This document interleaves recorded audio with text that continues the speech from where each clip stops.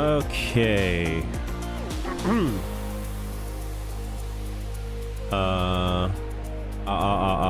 Why can't?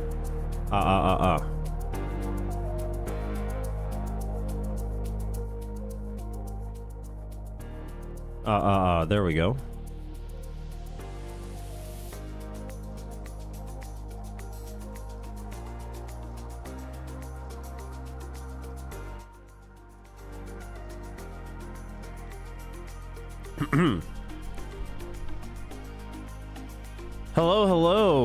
Hello YouTube, hello Twitch.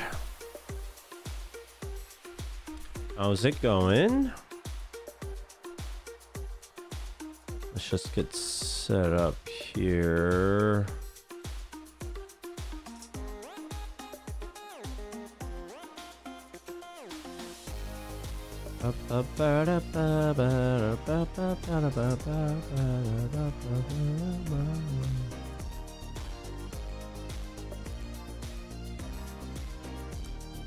It has been a little bit, huh? I didn't even realize, just because obviously I was on like the VCT Pacific broadcast non-stop.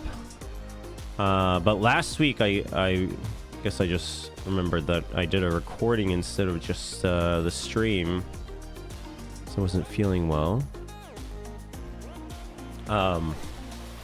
If you can't tell, my nose is still really congested, but I'm feeling like much better. Like going to the gym and stuff with a mask and whatnot.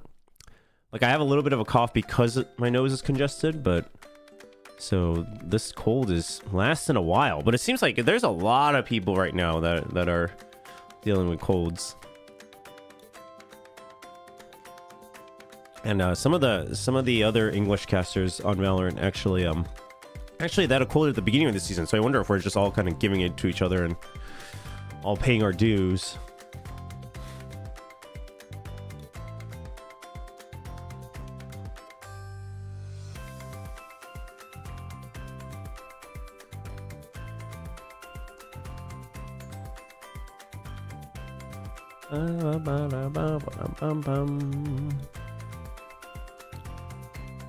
Let's see. Let me run some calculations on my pick'ems real quick. Hello, Justa. Oh, it's not because Korea's cold. It's just the like temp differences are like super volatile. Like one day it's like cool, and then the next day it's like hot, and then in the morning it's cool, and then in the daytime it's hot. I think that's part of it. So I think there's just like a bunch of different colds going around, but it definitely does not get anywhere near that hot. 52. Wait, this is even higher than like last week. I saw an article that it was like deathly record breaking. I don't know if it actually broke records, but like last week I saw an article that it was like dangerously hot in the Philippines. But I feel like at that point it was like 40 something. 52 degrees? 52? Is it even... Are you even... Like, can you even step outside for a second in that heat? 52 is insane. Hopefully everyone's doing okay. Hope you're all staying safe and indoors and cool, because that's crazy.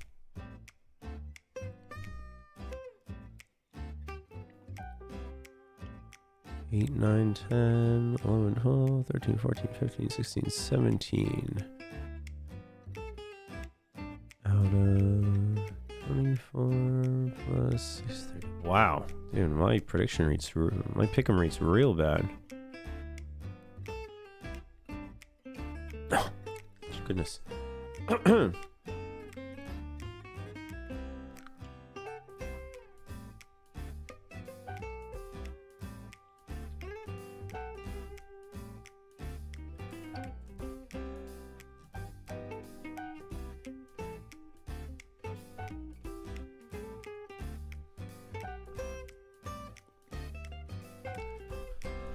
Yeah, 52 is insane.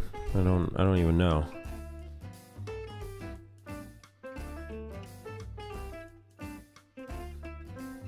What's up, Draker? Bleed is the most hated org in Vietnam. Dude, I don't even... Listen, that... I feel like there's probably so much more to that drama that I don't know, that I don't necessarily want to know.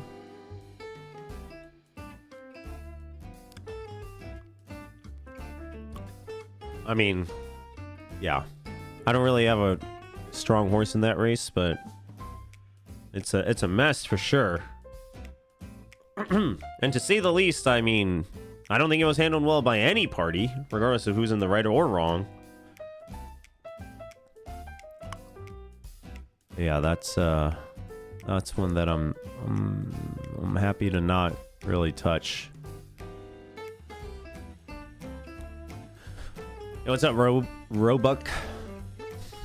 Charlie from YouTube, do you think we'll be seeing many player changes going into Split 2? For Pacific? Not many. I hope not many.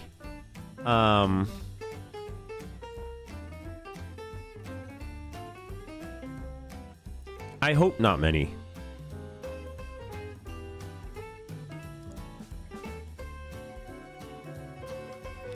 We'll see. That doesn't necessarily mean that like every team has the best players in the like that they can in Pacific. I don't think that's ever going to be true, but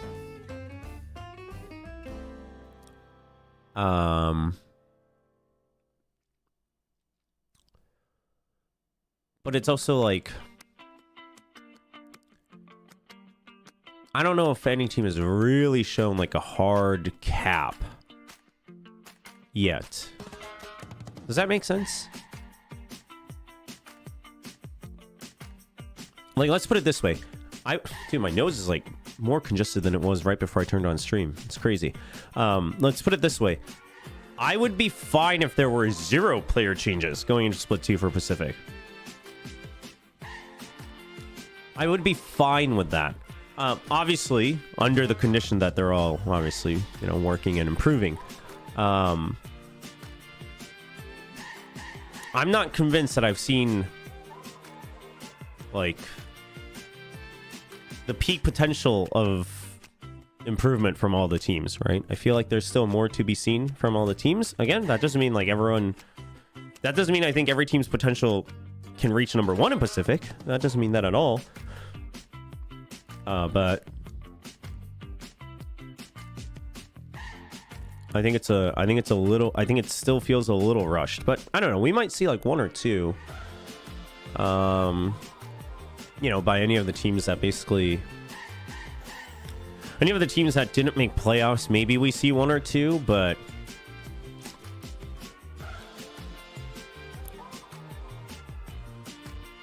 is RQ's biggest regret losing to GE? Probably.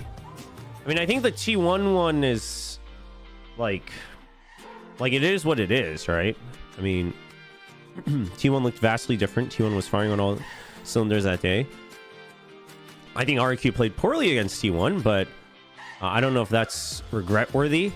And the GE one as well, I don't know if it's like regret-worthy as in like the RQ necessarily should have won that match, but obviously that one, like the circumstances were out of your control, right? Estrella fell sick and 2G had to step in, so... There's a desync with my mic and camera? No.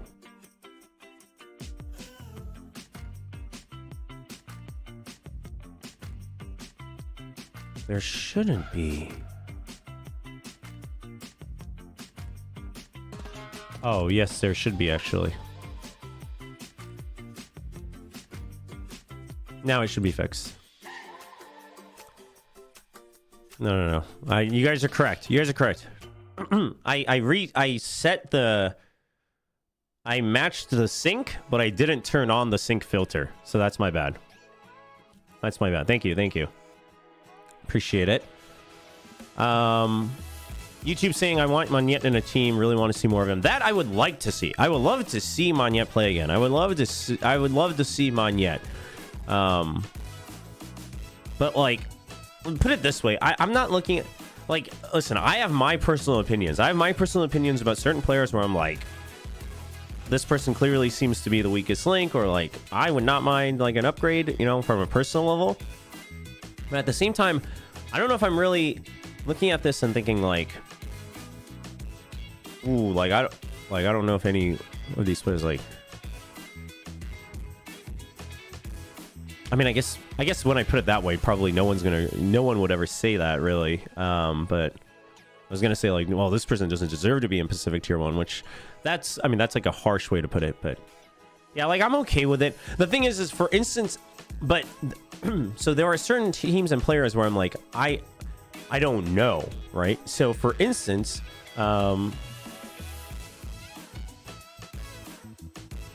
phone's like rotating, isn't it? For instance, like DFM, I look at that and I'm like, are some of these players, like, can some of these players get to a more consistent level? That I don't know. Like, we've seen their peaks before, but like, is it a personal mechanical thing, or is it like a comms thing? Right. Those are parts where I'm like, oh, well, I don't really know what the cause is, because certain causes, if it's like A, then I would love to see them work on it and improve it. But if it's B, then it's like, maybe that is a cap, right? So you were surprised when RQ went over Gen G, dude.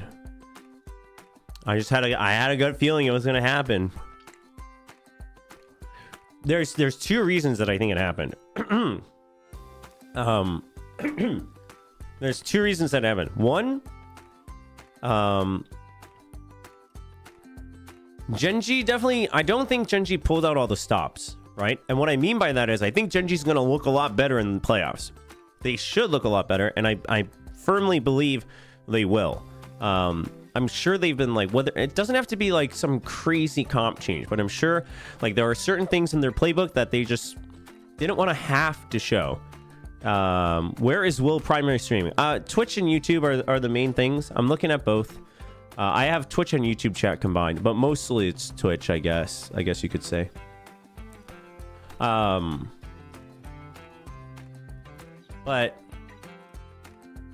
But that doesn't mean that I think Genji was like not trying, right? And I think Genji, so I think the takeaway for RRQ is they were strong enough to overcome the firepower of Genji and also the like defaulting of Genji, right? So I think it's, you know, like if you're a Genji fan, I don't think it's one to be like, oh my gosh, is Genji in trouble for playoffs? But also for RQ fans, I think it is a meaningful win. Will this be on YouTube later? Yes, all my VODs are on YouTube. Like analysis stuff, my live stream VODs are just under the live tab. Watch parties are under a watch party playlist. And then if we do like rankings or basically anything else that I like cut together for YouTube, that will be separately uploaded as a video. But like any VOD review and stuff we do, you can check out on the live tab after the fact. So go get your sleep. Go get your sleep if it's too late.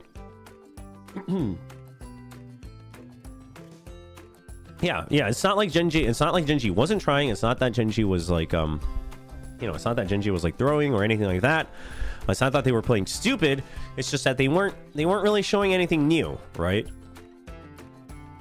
And it's funny to say that because Genji was like the beginning of the year, they were always a very default heavy team and a rotation heavy team. But even then, like there can be small set plays, there can be small changes in their util timing that they've been cooking up that they didn't use, right? So I think for RQ, it's like, okay, you had the right read on what Genji's shown so far. Now, did they get tested on? Can they adapt if Genji brought something new? No, and I think that's the test they failed against T1 as well. But obviously, I mean, hopefully they can prepare for that in stage 2. I think if you're an RQ fan, it's a good win. It shows that the skill and potential is there, but the real question remains on when the team brings out something that you didn't specifically prep for.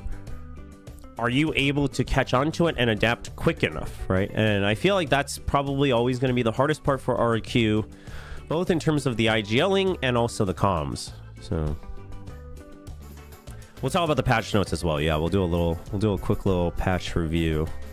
Well, it's not officially out, right? But it's like out, but it's not like officially out. I don't know why that always happens. But yes, I'm aware of the Viper nerfs, which I'm just gonna put this out there.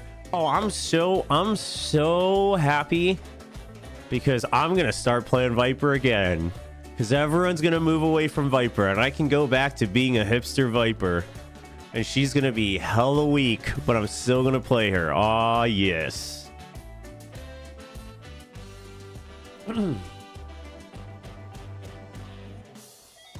Aside from that, I mean, we'll talk about it in detail, but it seems a little harsh, and obviously we can talk about the timing of it as well. That's a bit of a different topic. The timing I would not be happy about within the pro scene, but I am happy for it in general. Like, I think you needed to make a strong change for Viper, otherwise you just weren't going to shift the needle.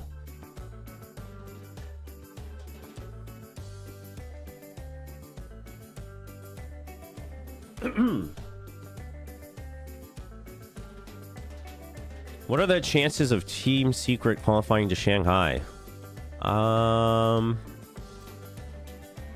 It's actually not terrible, because Team Secret has to play T1 and Gen G.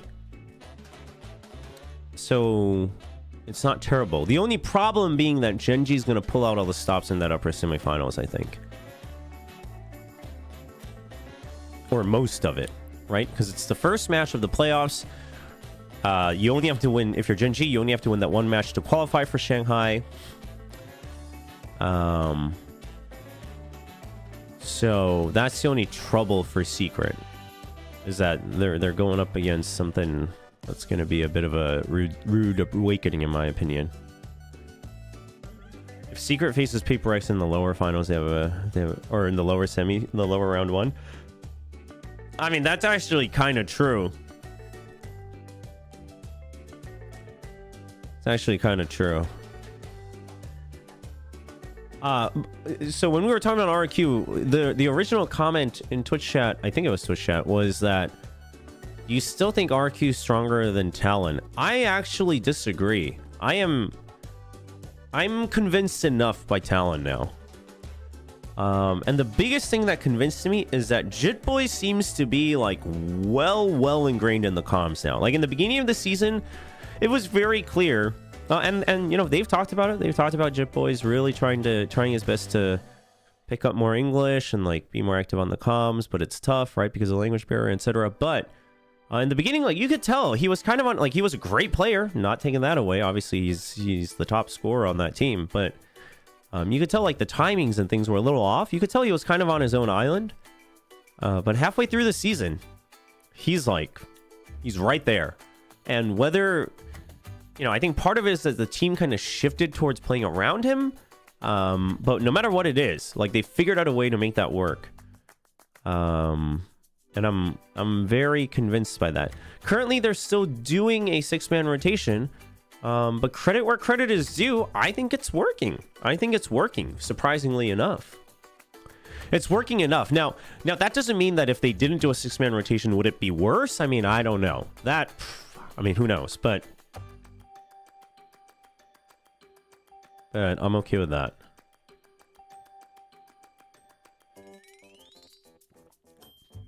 And yes, Marl from YouTube, I agree. Team Secret, it's a consistency thing, and I think it's a mental thing.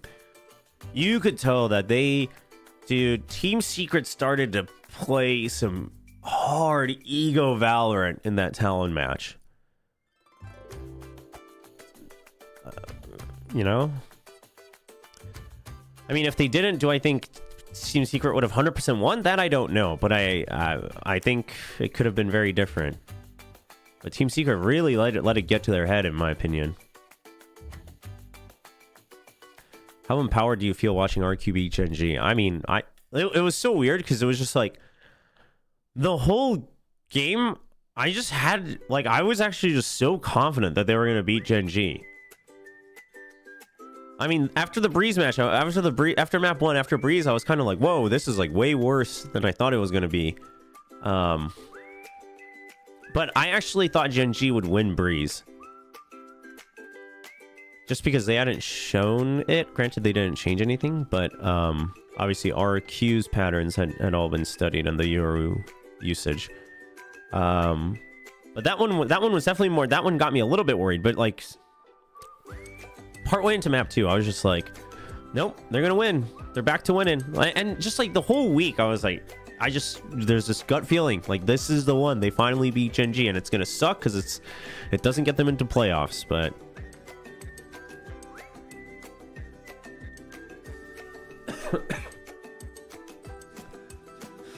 You know, I was kind of hoping for it. You know what I was hoping for, chat? I was hoping that Team Secret would beat Talon 2-0 and then be in contention and then eventually get first seed after RQ beats Gen.G. I was so hoping for that because my gosh, I would have loved to just see the Korean fan bases go rabid over a Gen.G T1 knockout match.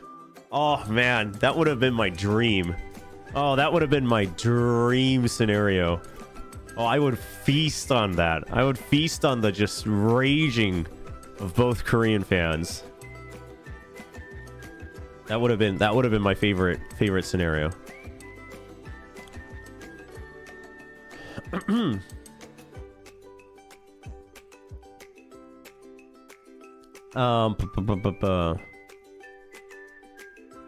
I heard that in the match of RQ versus Gen.G, the ideal.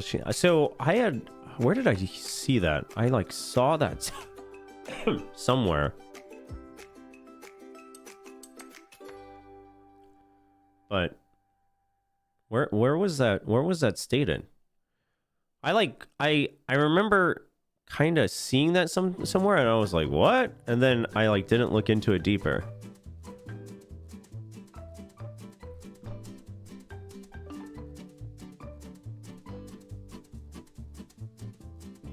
Dude, listen, Envy's a great player, but Twitch, I agree, man. It wasn't even just that one. Envy was ego peaking a lot. And here's the thing is that if you win, you win, right? Like there's a lot of games are decided by successful ego peaks. Like ego peaks aren't inherently bad. Sometimes you need an ego peak to win, but like if you're ahead or if you like clearly have a much stronger win condition and you ego peak, like if your ego peak ends up looking like an ego peak for the sake of an ego peak, oh, that's not good. And there were a couple of times that Envy was doing that. That was rough. Oh, did Estrella tweet it? Maybe that is where I saw it. I probably saw it like while I was still lying in bed. And I was just like, and then I just like scrolled through. Let me look it up. If I can spell.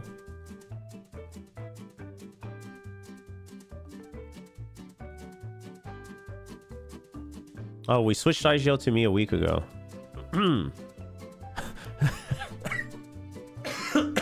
This is great, chat. Our journey ends here. Thank you so much for supporting us. We switched IGL to me a week ago. To be honest, I find it difficult to make phone calls in English.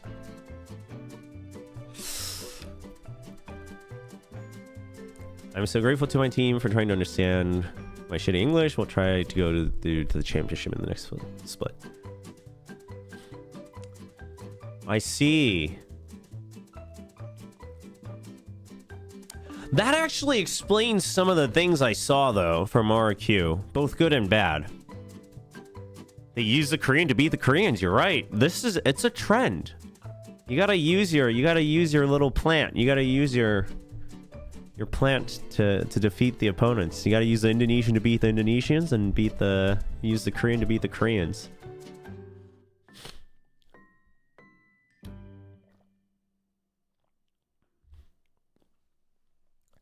How big is the Val fan base of T1 in comparison to other Korean teams? I would say it's still small, relatively speaking. T1 is obviously still very heavily a league. It's gotten bigger. But not as big, I think, as... Well, DRX is by far still the biggest. I think Gen.G has done a better job of, like, really trying to capture the Korean fans. And also, like, there's a lot of carryover for Gen G, right? Like, Meteor has been playing for a long time. Munchkin carries over fans even from his Overwatch days. Like, everyone on Gen G, you know, has a pretty big following already in Valorant in Korea, even when they were playing abroad. And then, you know, not to say that obviously, like, Saya, you know, has the same value over in Saya and Carpe. Obviously, Carpe has a huge following. Carpe probably brings a lot of the T1 fans, to be honest. Carpe and a little bit of Saya. But outside of that, like, T1 kind of has to start fresh and building a Valo fan base, so...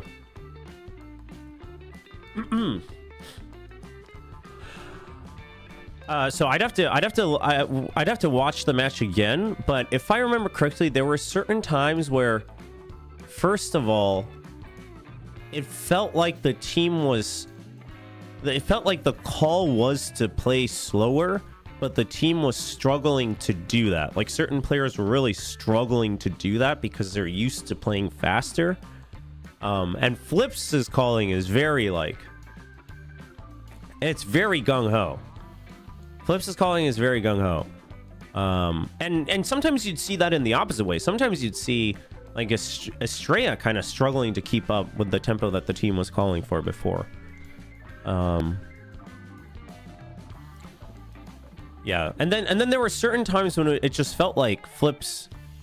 I think the thing is there were certain times when I just felt like Flips wasn't calling, right? Yeah, I'd have to go back, but now that I have that, now that we know that, I'd have to go back and look. I'd have to go back and look and really dissect if I think it was genuinely better or not. Gen G didn't really change or bring out new strats, maybe saving strats. Yeah, no, I mean, listen, I would... That's what I was saying. I was saying this at the beginning of the stream. I think RQ, I think you guys should be 100% happy that you won. Gen G still, you know, they still played. They still played the game. They still played with their 5 players that are individually gifted. They still played their defaults, which I think are still really good, right? It's just that people now know it, but that doesn't make it objectively bad. It doesn't make their calls and strats objectively bad.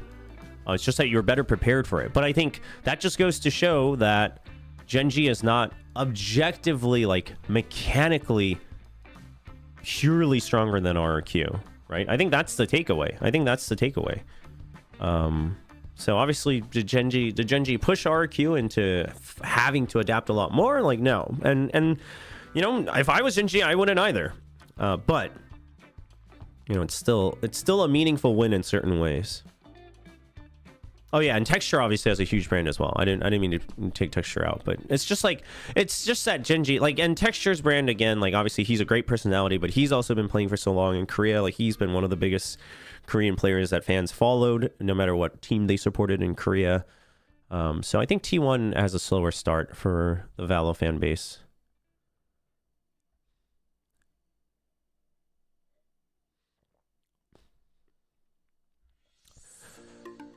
Man, you guys seem a little split on whether Secret has a chance to make Shanghai or not, but why is everyone talking about Secret? What about Talon? Any Talon believers in chat? I think it'd be kind of exciting to watch Talon go international.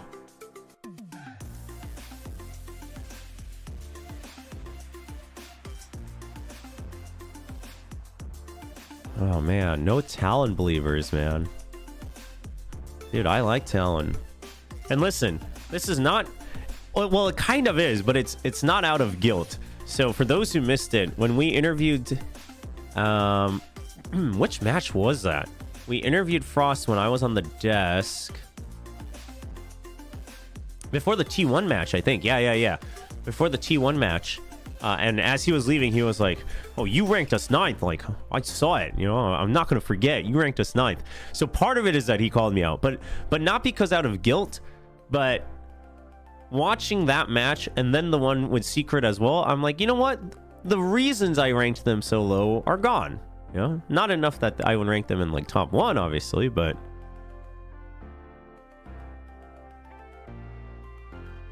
Dude, Secret and Talon to Shanghai would be crazy. You would believe in Talon if they didn't have Paper X in the first match? Yeah, but what if they beat Paper X?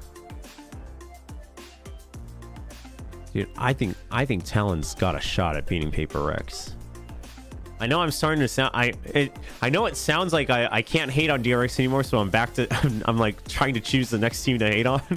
It's not it. Obviously, listen, never count Paper Rex out. Like, that goes to show that they're obviously a very, very gifted team.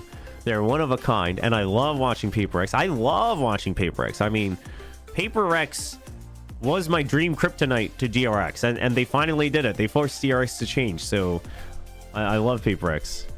And obviously, I love the Paper X team, the players, all of that. But man, I think Talon's got a shot.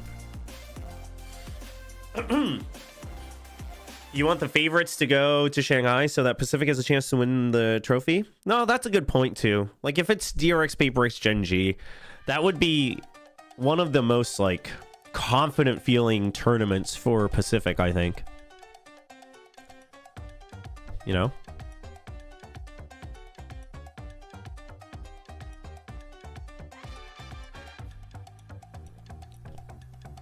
I think that'd be fun. Talon versus the Talon versus Paper X match should be a absolute slugfest though, for sure. If not, I think it'd be disappointing for Talon. I don't think there's any way that like Talon wins without a scratch. But there is a world where Talon doesn't show up and Paper X wins without a scratch, and then that would be disappointing for Talon. You think Talon's a lower version of Gen G and Team Secret is a lower version of DRX? Man, the thing is that was true in the past, but I don't think Team Secret's a lower. I think DRX has changed, man. I think in some ways, well, at the beginning of the season, I was gonna say I think in some ways T1 is a lower version of DRX, but that's T1's so lost right now that that's not even a fair comparison.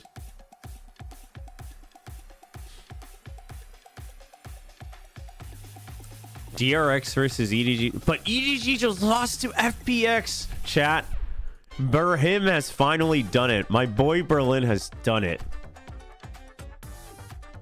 I mean, they've beaten EDG a long time ago, but they gave EDG their first loss this year, chat. FPX is undefeated. FPX is the new DRX of China. You can't take this away from me.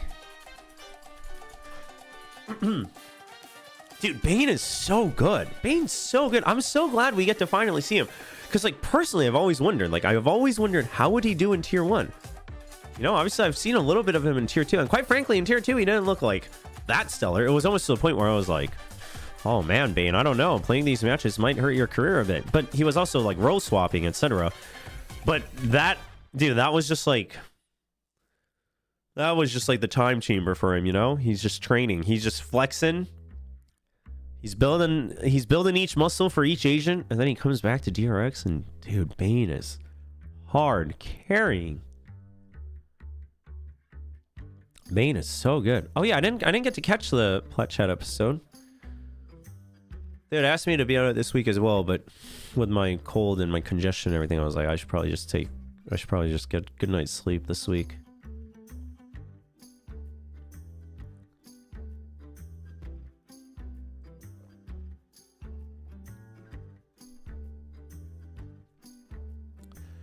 No, Termi really is the GOAT, and I'm glad that people are coming around to him, because he always has been. Like, did DRX struggle last year with various things? Sure, but the thing is one of the reasons I've never given, obviously, listen, I was a big DRX doubter, but I wasn't really a Termi doubter per se.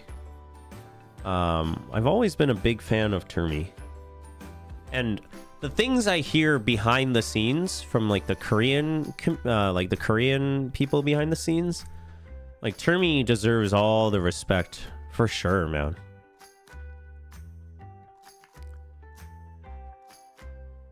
Bane might underperform in international lands though. You know, with some rookies, like that's always the question, but I feel like Bane's that guy who would just feast on it. You know what I mean? And I think that would be huge for DRX, because I think the pressure is one of the biggest things that used to get to the DRX players internationally. And I think Bane's the type of guy who's just going to be like, yo, whatever, man. We're just playing some Valorant.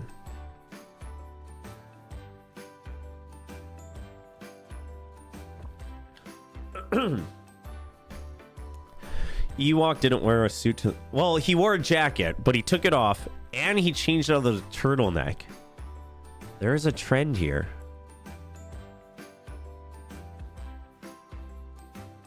But then again, Autumn switched to the uniform, and they still lost to Talon.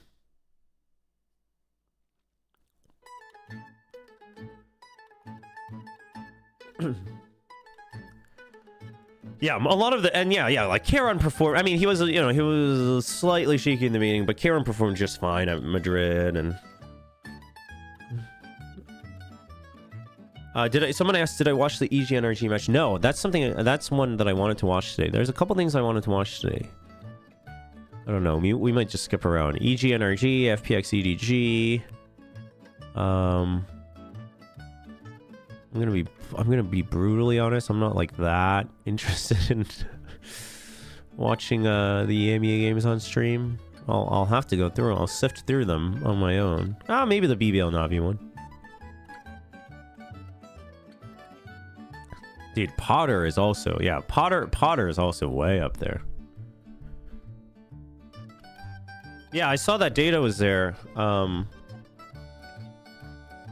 And Data in the interview said that they're doing some, like, role shifting in the coaching staff for T1, so I don't know how that's working out.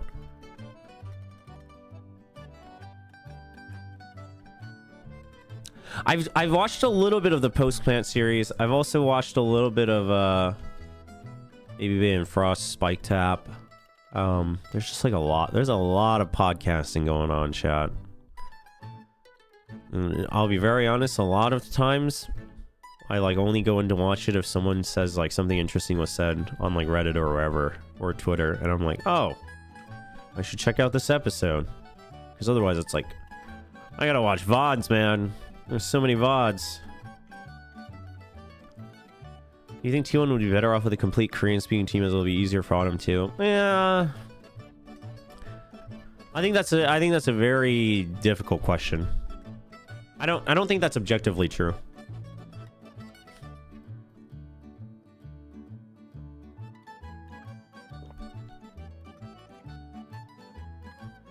Will Curate still be the IGL for Secret? I mean, I would hope so. Going back after, 2 weeks seems rough. Who do I think will win, KC versus Heretics? That's an interesting one. I think Heretics might have the edge.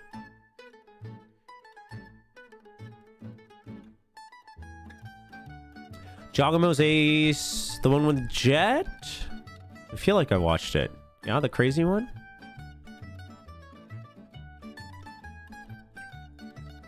I feel like that was Giacomo's, yeah?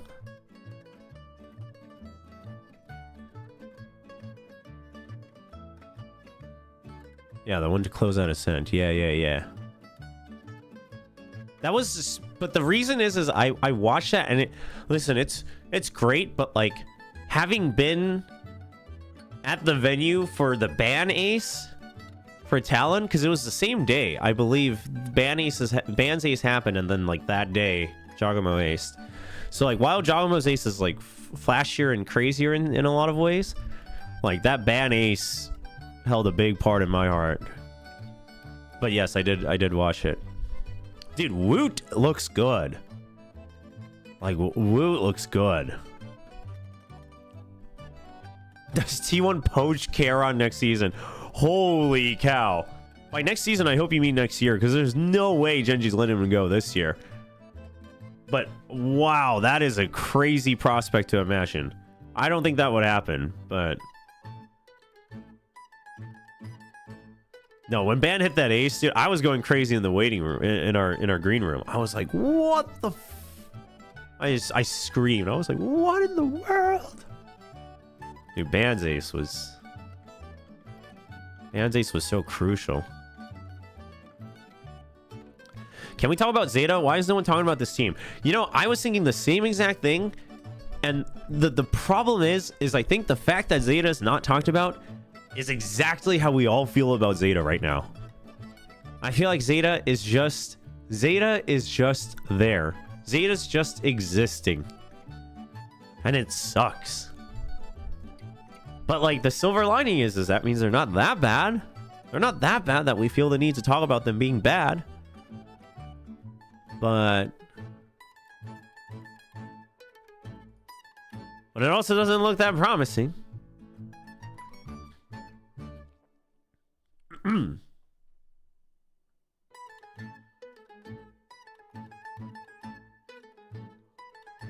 You know, Zeta won what, bind, right, against T1, but like, dude, T1's bind does not look great right now, which also that I don't know why it doesn't look good, but it doesn't. I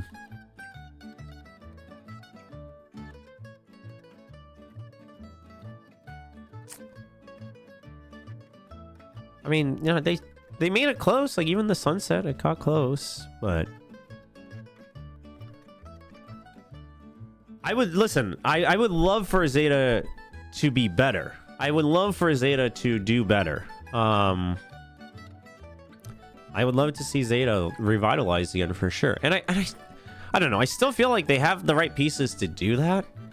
Yeah. Although I heard someone say, I read somewhere that Depp had mentioned on stream that he would consider going like shifting roles to a more supporting role, like an initiator or something, if another cracked duelist showed up in Japan, right? And like for his team. Obviously May is there, May exists, but and it got me thinking that like I wonder if Kaide, not the streamer, but the old Academy player / current Riddle player, I wonder if he could be that guy. He looked real good at Red Bull. I think it was Red Bull, right? Where he stepped in for Depp. Because, man, if he stepped in and Depp played a supporting role, ooh, I feel like that could be promising. I feel like Depp in a supporting role would be so good. I mean, Depp's so good as a duelist, but, like, if there's someone who can match him or, like, beat his potential, oh, I think that'd be good. Oh, thanks, Namor. You're jealous of how many controllers I have. I'm glad the controllers always get a lot of attention. I'm glad I set those up.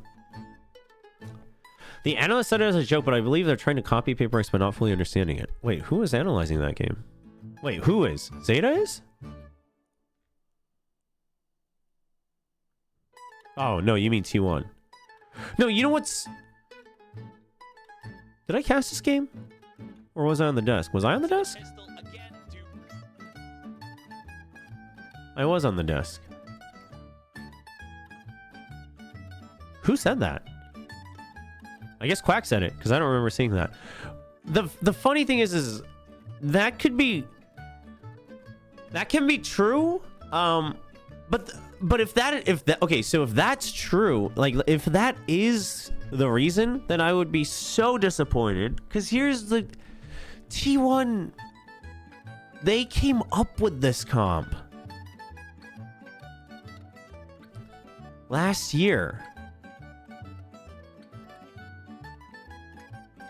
It's the same exact comp, if I'm not mistaken. Oh, I guess it has Gecko.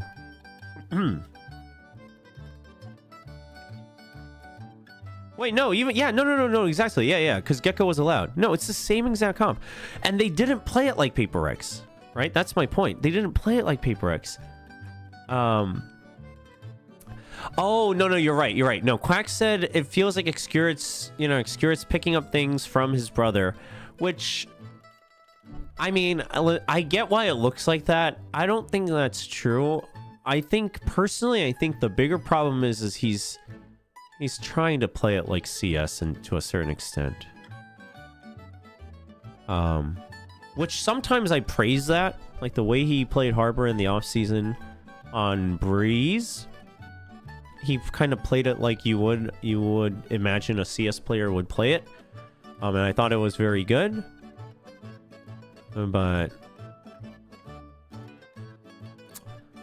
I think it might be just a mix of that. And maybe it is maybe it's a clash of ideas, right? Maybe Excurate thinks they should play it like Paper X plays that comp or a similar comp, and the other players feel like they should play it like they did last year. I mean, I don't know, but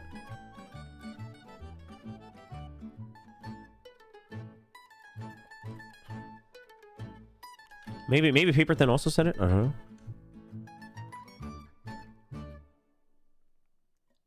I mean, there's a lot of other insane Japanese players as well, for sure. But I think what Depp's saying is, like, if he sees someone that he would admit is better than him and goes beyond him as a duelist.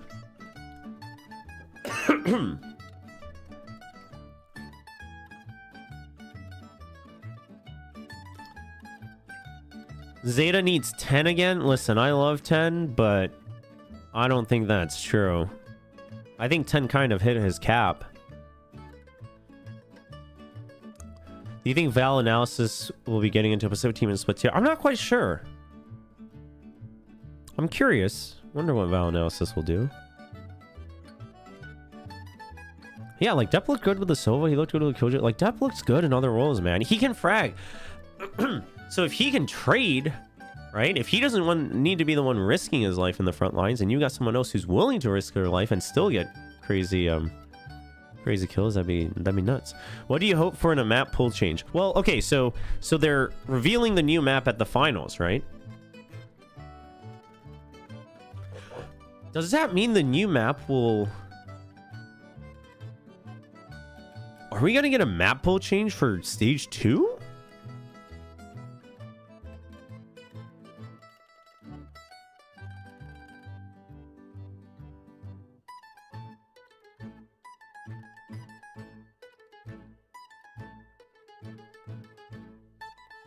Or I wonder if it'll be for champions.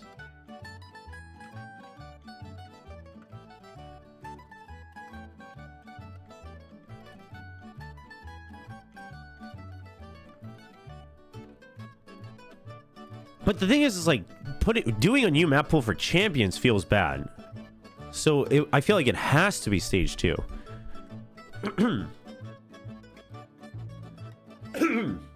Right? Because they revealed Clove at Madrid finals, and then Clove was supposed to be allowed in the second week, right? So I assume the map pool, but doing a map, introducing an agent in, like being a week late into the stage, fine. But doing a map pool change, not on the first week of a season, that'll be rough. Paper Thin yesterday on Platchet went all over Excurate. Oh, I'll have to watch it. Oh, I wasn't there to defend my boy. Dude, I wasn't there to defend my boy Excurate. Paper Thin, friggin' he took a shot when I wasn't there.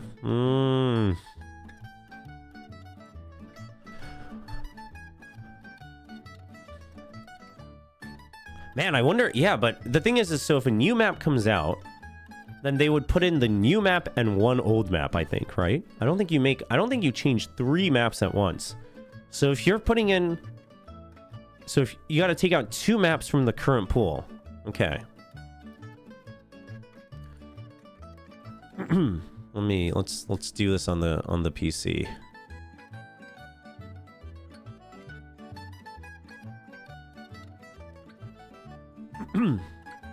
Sorry about my throat.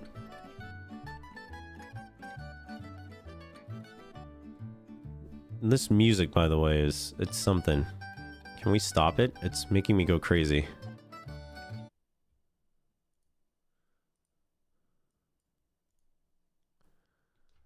Okay, so whoa! That's not what I wanted. Why did it change the zoom on my PC? Oh, my hotkeys are... Something is messed up. Oh, now it's not. Okay. So, what do we have right now? We have bind.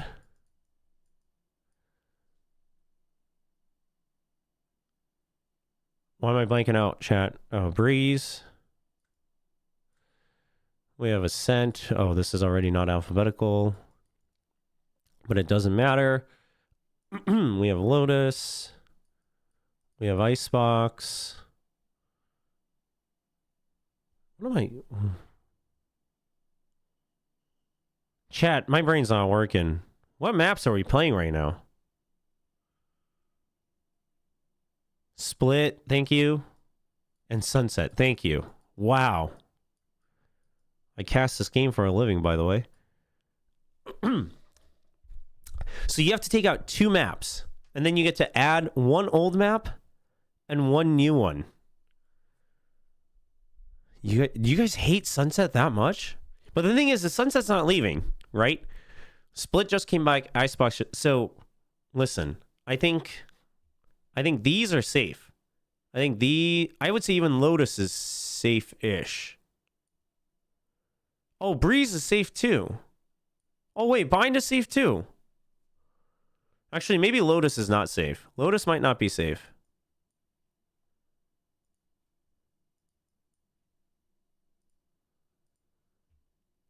But these are safe. When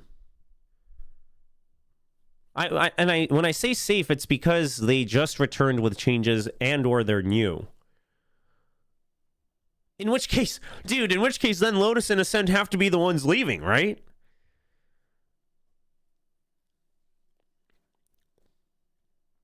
Oh, Lotus recently got changes, though. You're right.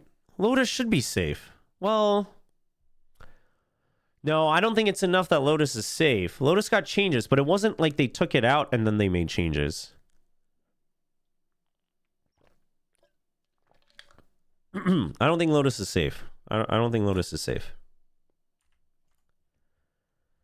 Split might not be safe either. You're not wrong about that. The thing is I don't know. I don't think they'll take out Ascent. Not yet.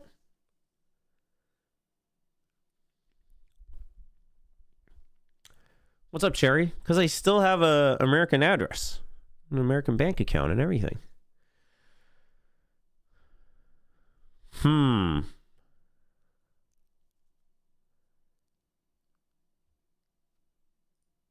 I don't know. So first of all, personally, so we actually talked about this on the desk on Pacific, actually, but there's two things to consider.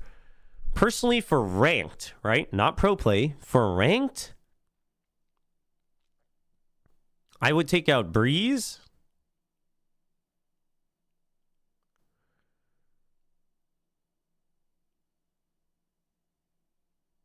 And Lotus, actually. Do I take out Lotus? I just hate Breeze. Especially in ranked. But for pro play, actually, I'm okay with Ascent being gone in ranked. I don't surprisingly I don't mind playing Icebox too much. It is a little bit annoying. But for pro play?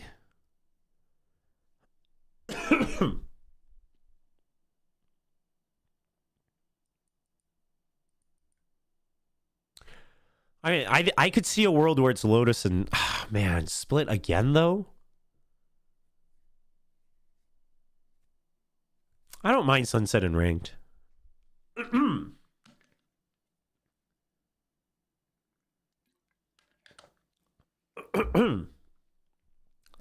Split's a great... I love watching Split. For pro play, dude, I don't even know.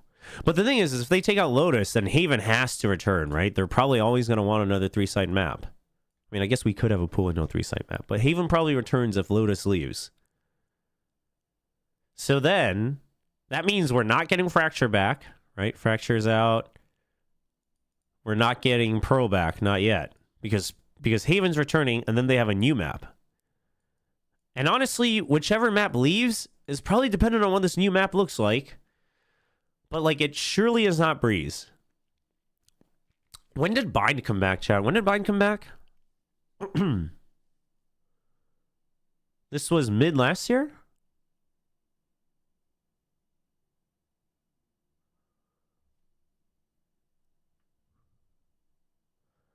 I mean, it's either the new map is also a very, like, standard looking map and Ascent leaves, or Split.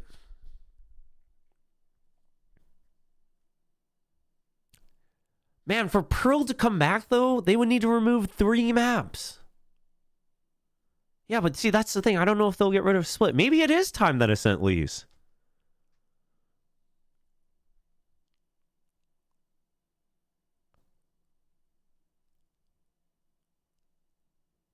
Maybe it is time Ascent leaves and the new map comes in.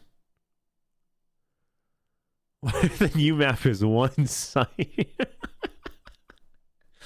Chat, we talk about this all the time. It's not going to be one site. That would be insane.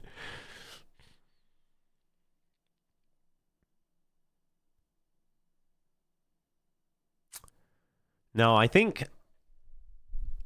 Oh, man. The thing is I think what... Okay, so as much as I actually don't... I've said this countless times everywhere. I'm a big fan of Ascent. I don't want Ascent to leave in pro play. And I don't mind it in ranked. And I don't want it to leave in pro play. So... I'm a big Ascent fan. But I could see a world where Ascent leaves and Lotus leaves.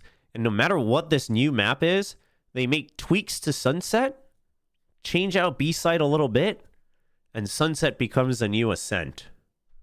Right? Standard 3-lane map. No craziness. Sunset's already a little bit more complex than Ascent anyway, so it's not exactly 1-to-1, but I could see that.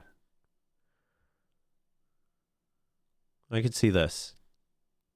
Man, not getting Fracture or Pearl back. I actually wouldn't mind either Fracture or Pearl. I actually like all the maps that are currently out of the pool. And I've always actually kind of liked them. Well, I hated watching Pearl, but I didn't mind playing Pearl. I liked playing Pearl. Oh, actually, I got kind of sick of Fracture by the end. But I'm okay with it now. It's been a while.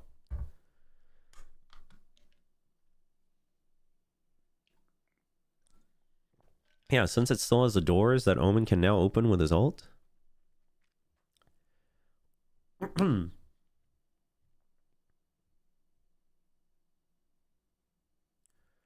By the way, you know that triple stack doesn't work against Omen ults anymore, right? I see teams still trying to do that.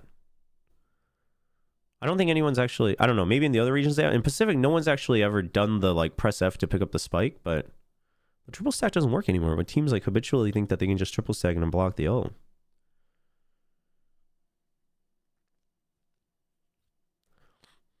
Yeah, playing ranked like solo queue Fracture, that's rough. Pearl with Viper changes would be good, actually. That would be kind of fun to watch. No. It would be 7 maps. It wouldn't be 8 maps. Just more maps would sit out. Wait, they did say, right? The new map will be revealed at the end of Shanghai. I swear I saw this somewhere when they announced like the new act is out. So there is a new map. Yeah, okay. Yeah, there is a world unless it's a TDM match. TDM map. Did they specifically say it was a new regular map? Because it could just be another TDM map.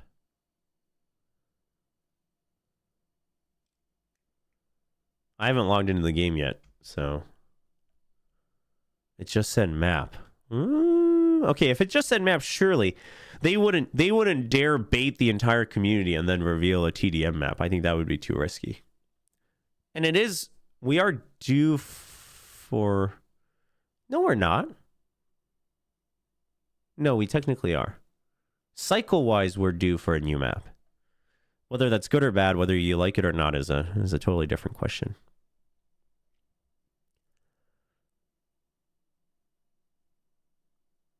You think are the Viper changes going to be live for Shanghai? That's not confirmed yet, right? I don't think it is. Did they confirm that? I'd actually be okay with another TDM map, but like a bit more zany.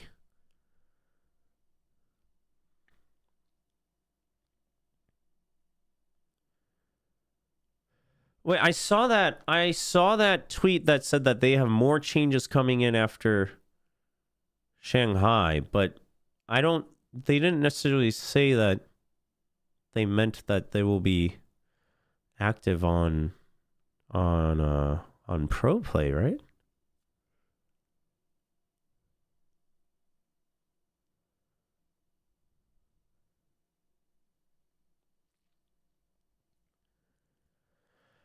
Could it be possible later for the map pool to become 9 or 11 maps at once? I think that would be crazy.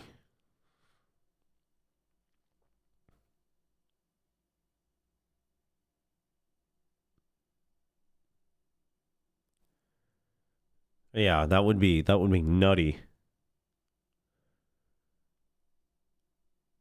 But we don't even have, the thing is we don't even have the official patch notes yet, right? So this is just the leak. But Shanghai, oh, well,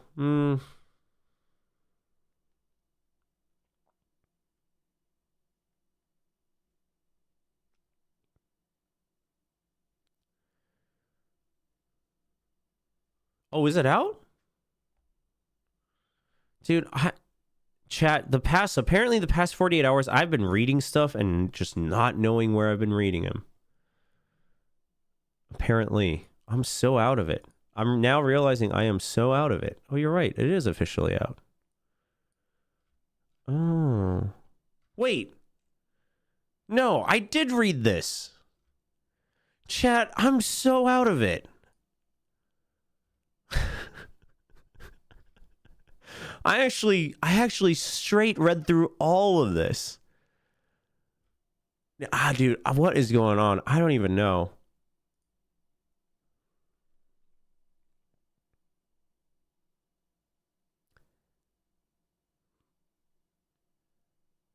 Oh, they are going to be playing on this on Shanghai?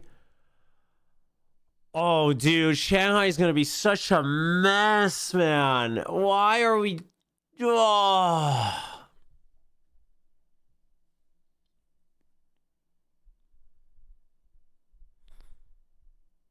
No, I actually didn't even. I purposely didn't even join Plant Chat so I could sleep well.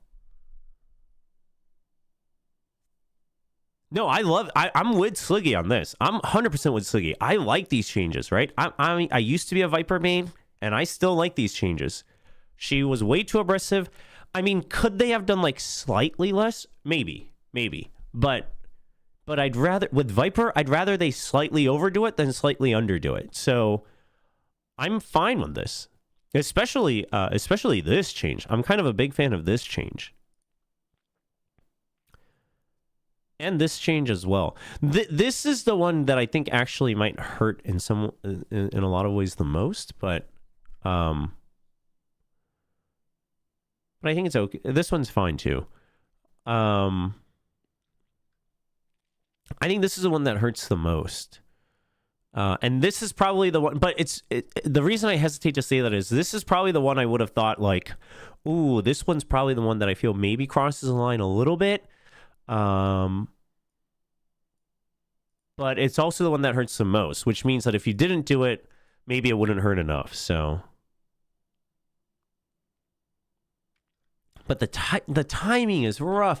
But so here's the thing. Okay, maybe we should do a video on this, right? Because it goes both ways. Because you either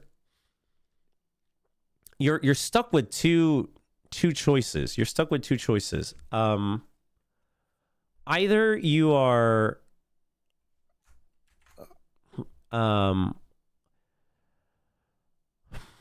what am I trying to say here? So you put out the patch so it applies at the Masters, and now the Masters is going to have an asterisk next to it because it's like, well, these teams aren't necessarily the best teams that played on this meta, and like, who knows? Maybe they're all going to suck at it because nobody knows what's going on. And now, like, this meta is not about who played the best and who's going to prep the most, but it's more about, like, who can just adapt on the fly the most. So that gets a little weird. But if you don't do that, then it's, like, by far beneficial for champions, at the very least, to not go to Masters Shanghai, right? Like, even with the first one, it's still somewhat beneficial to not go to Shanghai. But But in the first one, at the very least, like, you're getting hands-on experience with the new patch, so it's like, okay, I think that's like that lessens the advantage of not going to Shanghai. But then if you patch it afterward, if you make it apply after stage 2, right? But the patch is like already out, then it's like really rough. I mean, they could have also just not patched it until the end of Shanghai and then activated it for pro play.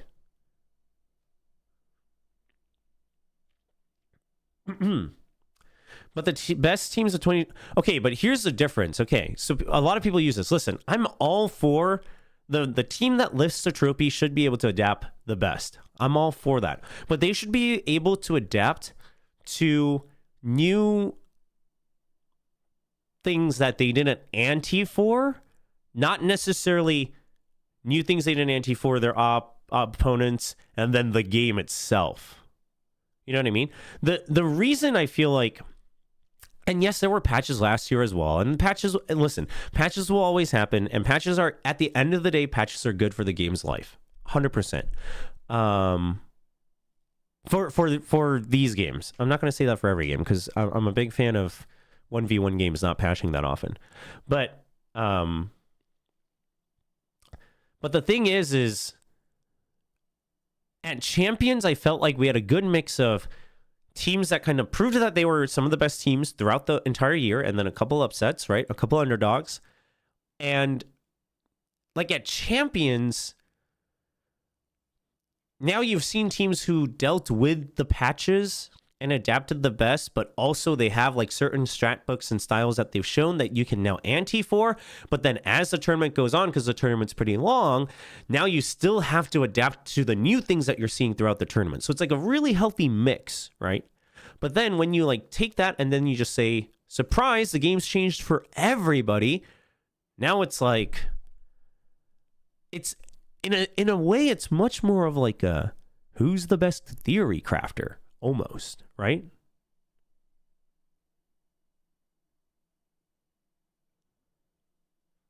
Yeah, I take back this whole statement about patches it's a very specific case scenario. Not patches aren't always good for every game. That one I kind of overspoke, but no, but the thing is I think the stage 2, I think a league play having an asterisk is much better than a masters having an asterisk. You know what I mean?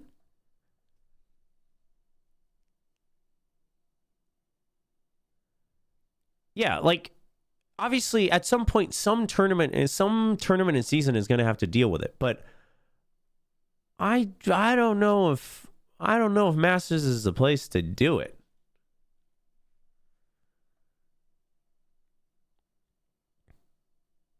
Yeah, I don't know. Not a big fan of the timing. There's never a perfect timing, but I think there are better and worse timings, and I think this is a worse. Now the other thing is so I would say, oh, I'm sure the guys in Plat Chat, I'm sure most of us all agree.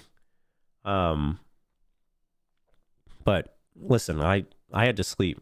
They asked me to be on, and I said no this week because I had to sleep because I'm still not feeling that well. But the thing is I haven't thought through this, so I might cancel this at the end. But in my head, a better way to do it is give extra points during Masters, right? Like have teams that go all get some benefit for championship points, and then patch it afterwards.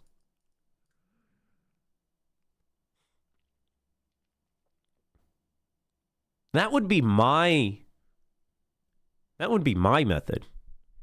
But if they're going to patch it before, you also shouldn't give extra points, because now like Masters is kind of a theory craft tournament. So the extra points are they feel kind of random, and the points will have an asterisk. So like if you're going to patch it before, then yes, you shouldn't have extra points at Masters.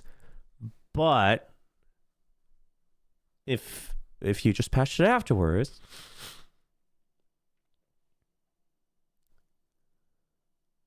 you know?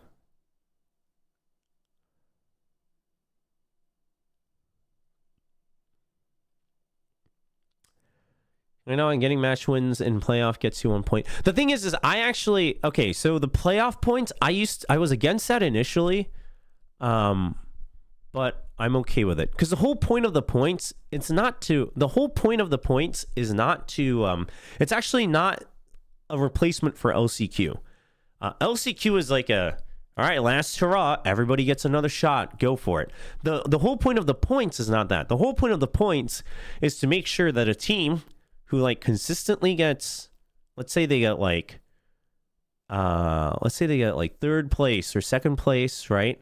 They get like second or third place in stage 1, and then they're like winning, but then they get like 5th at the playoffs of stage 2.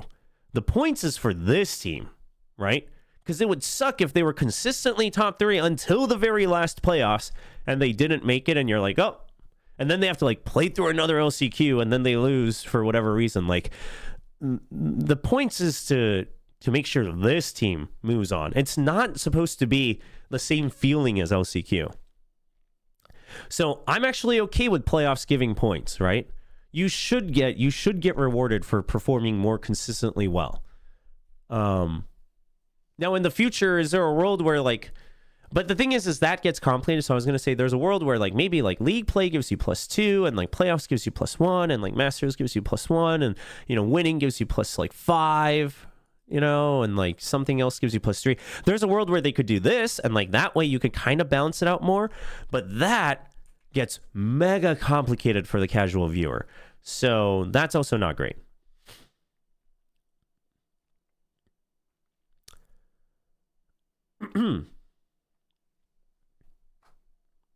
Yeah. So the extra point, the like all sorts of different tiers of points, I'm not a fan of. But the whole argument of LCQ is better for viewership, I mean, for viewers, like I'm all for that. Listen, the producer in me is like, dude, LCQ was great.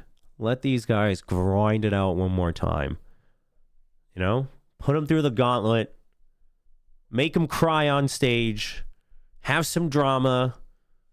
And let's get a good underdog dark horse story into champions. I'm all for that, but I think points is much more healthier for the pro teams.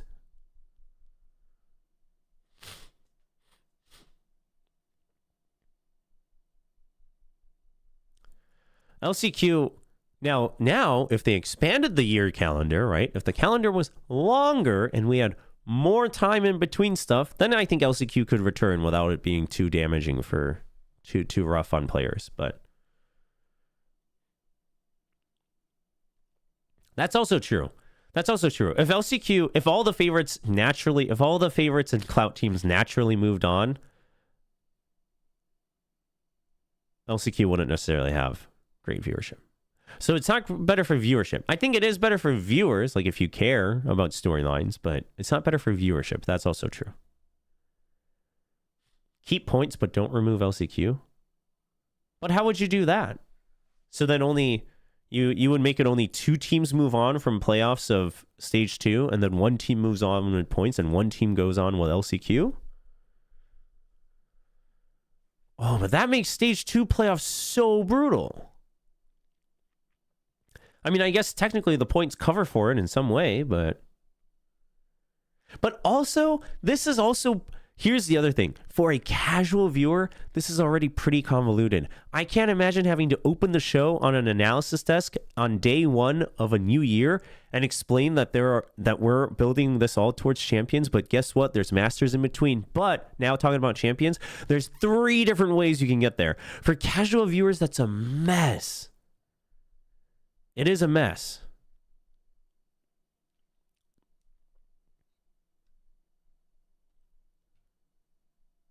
Yeah, even now, like sometimes us as casters, we're lost. We're like, huh? They do this? Wait, what? But, well, Dota has a very different system to begin with, right? Dota, the entire thing is already just based on points, so. But in Valorant, if you're going to keep stage 2 playoffs sending teams directly into champions, then having points and an LCQ on top of that starts to feel a little convoluted.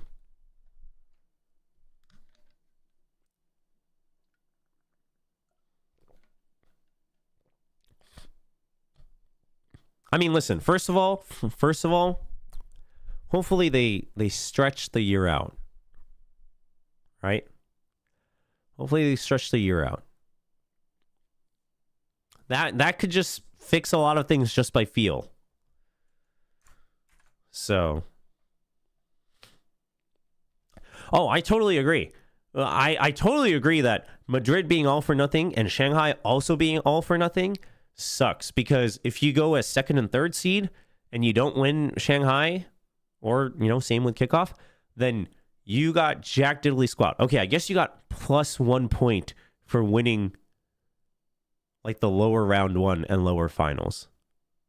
So you got 1 extra point. I guess you technically got 1 extra point. Now that I put it like that, okay. That makes it a little bit better.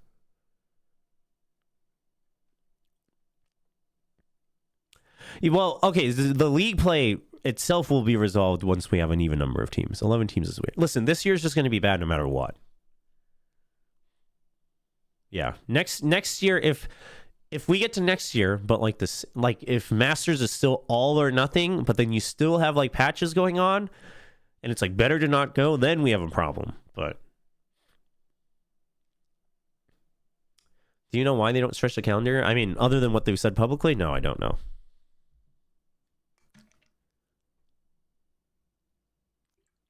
The other thing is I think 5 month is a little long, but like you do want time for third-party tournaments and for teams to be able to travel for those. I'm actually fine with that, but it would be nice if we had bigger third-party tournaments as well.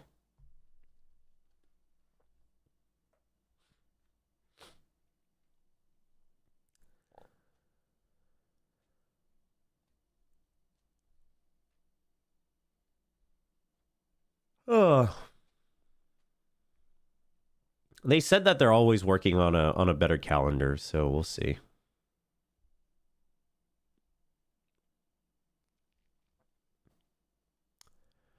Well, everyone assumes it's to also not clash with the League of Legends calendar, but who knows?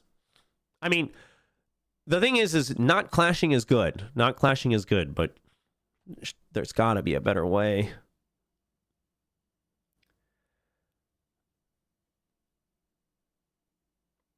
I also agree. I don't necessarily want more games per se, but I think we could not crunch it up too much is what I'm saying, right? Like maybe T1 didn't have to play 4 games in 9 days, right? Like that. I'm just saying. That would make it easier for us to catch up too, and not have to watch VODs like 24 hours a day.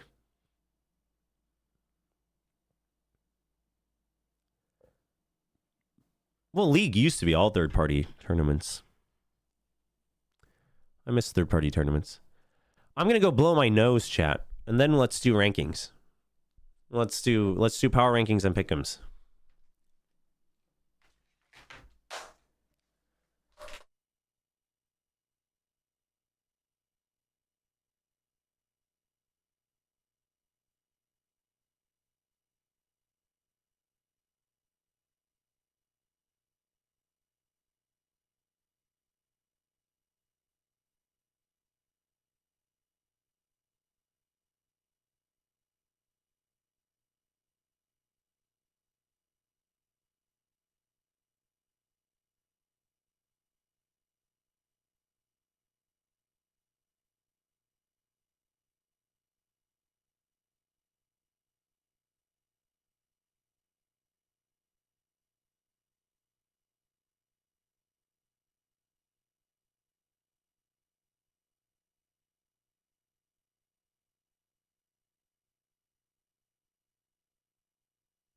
I am back.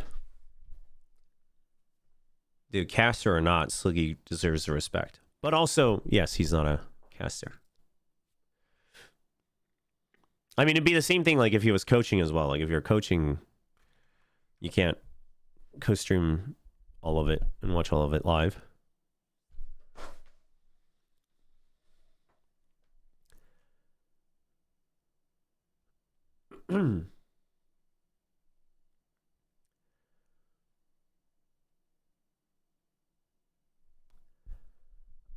Before we go into rankings, etc., That seems more like a Pacific issue. I mean, it was definitely more of a specifically Pacific issue as well. But for instance, like I feel like we could have had, you know, maybe like an extra week before, or, you know, after Masters. That way, like the patches could have a better cycle as well, right?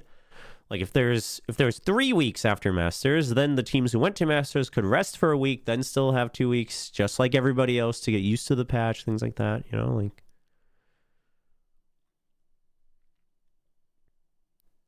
And obviously for viewers, like 3 weeks, yeah, it feels like a bit of a long time, but then maybe we could have other content that's like coming out during that. There's a lot of, listen, obviously the thing is I'm not saying this is easy. There's a lot of pieces and a lot of things to consider. And at the end of the day, it's a business. So there's even more things to consider than we would as fans. Oh, I haven't watched the Envy documentary yet, but that one just came out.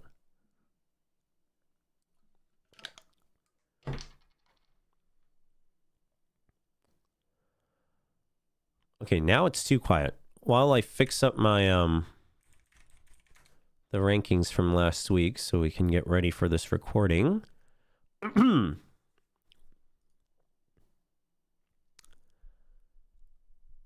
Let's listen to some music again.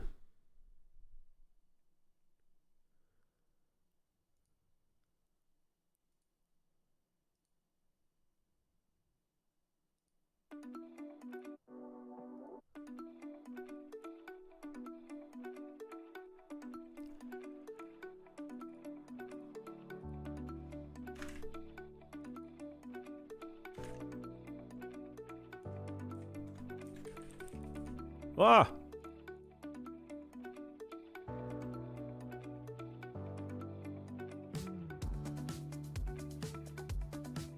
Line this up. Oh, the G video I actually want to watch. The G video I wanted to watch. They did like a recap vlog-ish thing, right? Oh, is the smoke... Oh, the Bader episode isn't out yet? I thought it was out. I wanted to watch that too. The Bader episode. That's so funny. It's so funny that that's just what they start with. No, I think after next year, I think the original plan they announced was after this year, it's 2 teams go up. And then from then on, it's 2 teams go up and 2 teams go down or something like that. But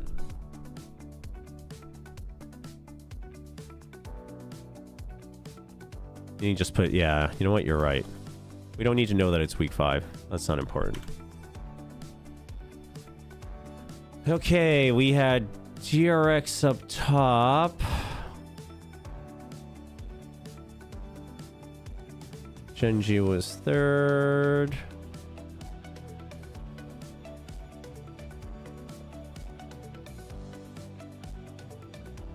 These aren't going to be aligned, but that's okay.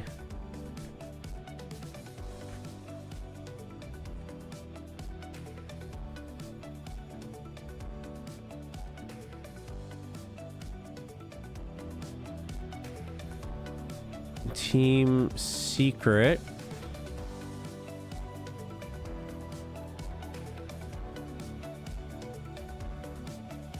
Dude, DFM, man.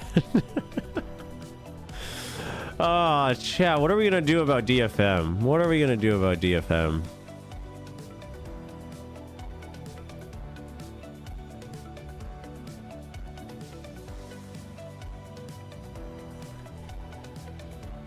I don't know, man. I want to have hope for DFM. I want to believe that the spark we saw, like, I want to wish that that spark was just enough similar to from what I saw from RQ last year that I can keep on going with the Hopium, but I just... It's hard. It's hard. I don't think I'm alone in this, but it's hard.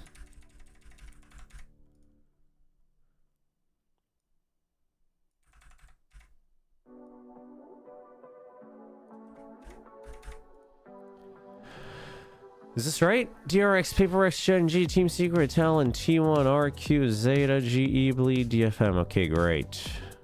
Now we can move these.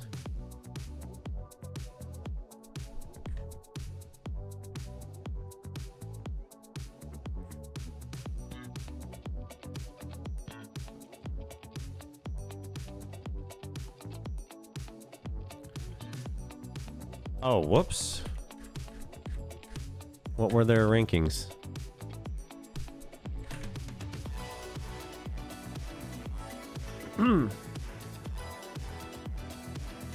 No, the thing is they gotta win. They fulfilled their goals for the year. You gotta drive 3 hours for a concert? Holy, safe driving.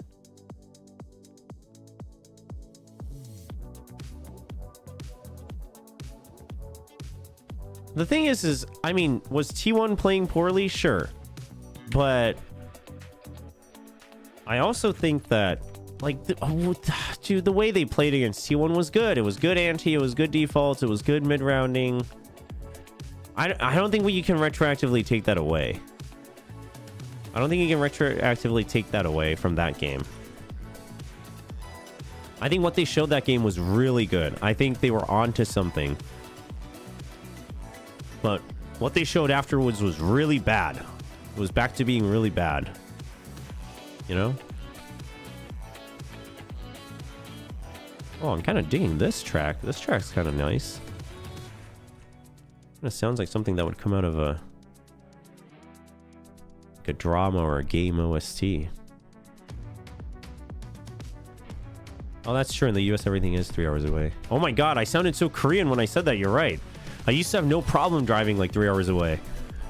Dude, Koreans were like, you drove an hour? That's crazy. And I'm like, an hour is like what I had to drive minimum every day to work in LA. Like, what? Everyone's like, yeah, but that city's like 2.5 hours away. We can't drive there. And I'm like, but there's a highway. Isn't that what it's for? Like, we can pay a toll and go eat at the rest area, and I think that's kind of nice. And everyone's like, no, we got to take the train. And I'm like, or they're like, no, we got to take the bus. And I'm like, yeah, but the bus and the car go on the same road. It's kind of crazy. I know.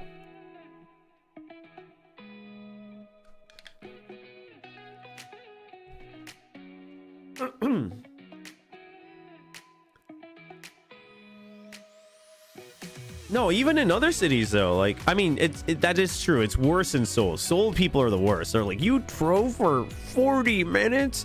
It was so funny because so my wife and I used to live like by car. Without traffic, it was like 40 minutes away. But with traffic, sometimes it would get bad. It would get as bad up to like an hour and a half, 2 hours. But like my wife included, but people around her that she knew, they would be like, wow, he drives like on average an hour one way like every day to see you? That's crazy. And I'm like, isn't that... They're like, oh, you this is the favorite. Everyone's like, wow, you guys are going through a long distance relationship. And I'm like, a long distance relationship? We basically live in the same city. A long distance relationship? We're not even in two different states. Like, what? And people are like, yeah, that's long distance. And I'm like, oh, this is crazy. No, I straight up told my wife, I was like, you know what? I think it's kind of fortunate that I was living in the States, because an hour drive is like nothing. Like, that seems very reasonable. And she's like, oh, wow, no, I think this is long distance. She's like, she said it herself too. She was like, I've never done long distance before. I'm like, oh, wow. Yeah, that's crazy.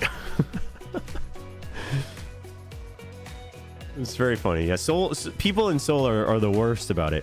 People outside of Seoul are, yeah, my friend who lives in Daejeon, which is like 2 hours away from Seoul, like, he's like, yeah, I mean, you know, if I need to, I can drive to Seoul. It's a little tiring, but it's not a big deal.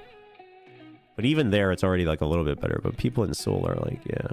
But then even in other areas, people like, dude, every time the idea of like going to Busan for vacation comes up, or like anywhere near Busan, I'm like, okay, let's go. I'll drive. And my wife and like any other friends are like, whoa, no, you'll drive to Busan 5.5 hours? That's insane. And I'm like, I don't know. Sounds like a nice road trip. Sounds like a nice vacation. I mean, yeah, I'd be a little tired that day, you know. Maybe I can't go to like an amusement park or something that day, but I don't know. You know, we go to the service area and grab some street food. It's kind of nice. And they're like, no. And then it's not even the train. It's not even KTX. They're like, no, we should take a plane. I'm like, we're gonna take a plane to Busan. That's crazy. But that's just what we do out here, apparently.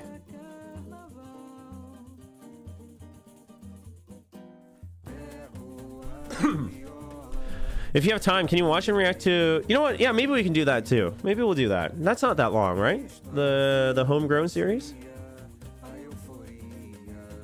Yeah, there's planes to Busan out of Kimpo. It's like 40 minutes or something. 30 minutes. You know? I mean, listen, we're very fortunate out here in Korea to have like high-speed trains and, you know, within Seoul, like great subways. And also, driving in Seoul is a mess. Like, it's, you know, just like any other, like, huge city. There's a lot of traffic jams, and so I get that. But yeah, the train... Oh, you know what? That's why. Yeah, it's because the train to Busan has zombies. You gotta take the plane, actually. No more trains to Busan. You're right. It's just around 7 minutes. Yeah, we'll watch that after this.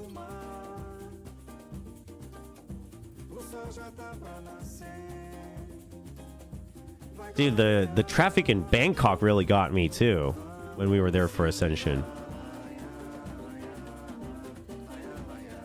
That was also grueling. I remember I slept on the way to the hotel, and then I checked in and I looked outside my window and cars were just stuck outside on the street. And then I took a nap and I woke up and they were still just stuck. And then it was 10 p.m. and they were still just stuck. And I was like, what is going on in this city? Oh, I've heard Jakarta's also bad. Manila, I've been to Manila once, but I guess I only took the shuttle to the hotel and then I never really took any transportation. We took the shuttle to like the venue, but it wasn't that far. So I didn't really experience too much of the traffic. I remember it being like very loud and messy, but I don't remember it being like stuck in there for too long. Yeah, I've only been to the Philippines once, and it was just for that one event. It was the Dota 2 event. And then, because it was so hot, we only stayed in the hotel. So.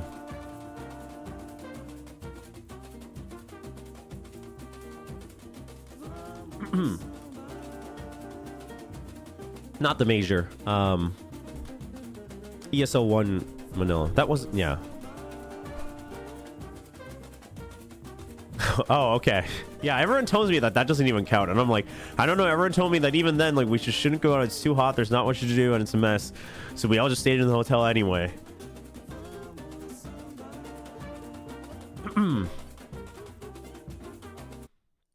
All righty.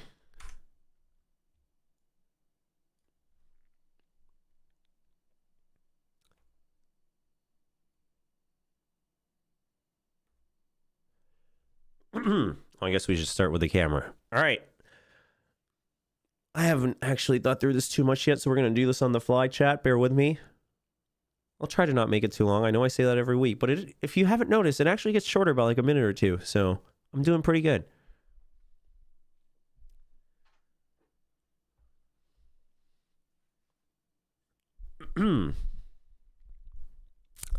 I will get to questions after this recording, but feel free to leave them in chat. But yes, I used to work Dota events kind of like on and off when I was part of ESL. Worked only a handful. Worked more CS events than Dota events. All right. Get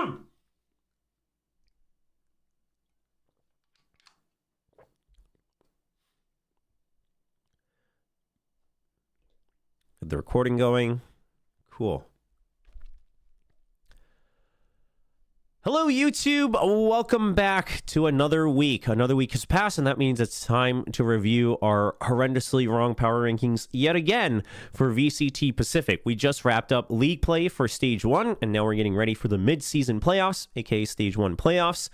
So now we're down to just 6 teams. But now that we've gotten a better look at all the teams, and we still had a couple, surprises here and there, I think it's a good chance to look at this. We'll do the power rankings now going into playoffs, and then we won't revisit it until playoffs is entirely over, and we'll see how things go. So we'll do rankings first. Sorry, blanked out there. We'll do rankings first, and then we'll go right into our playoff pick'ems. Let's jump right in.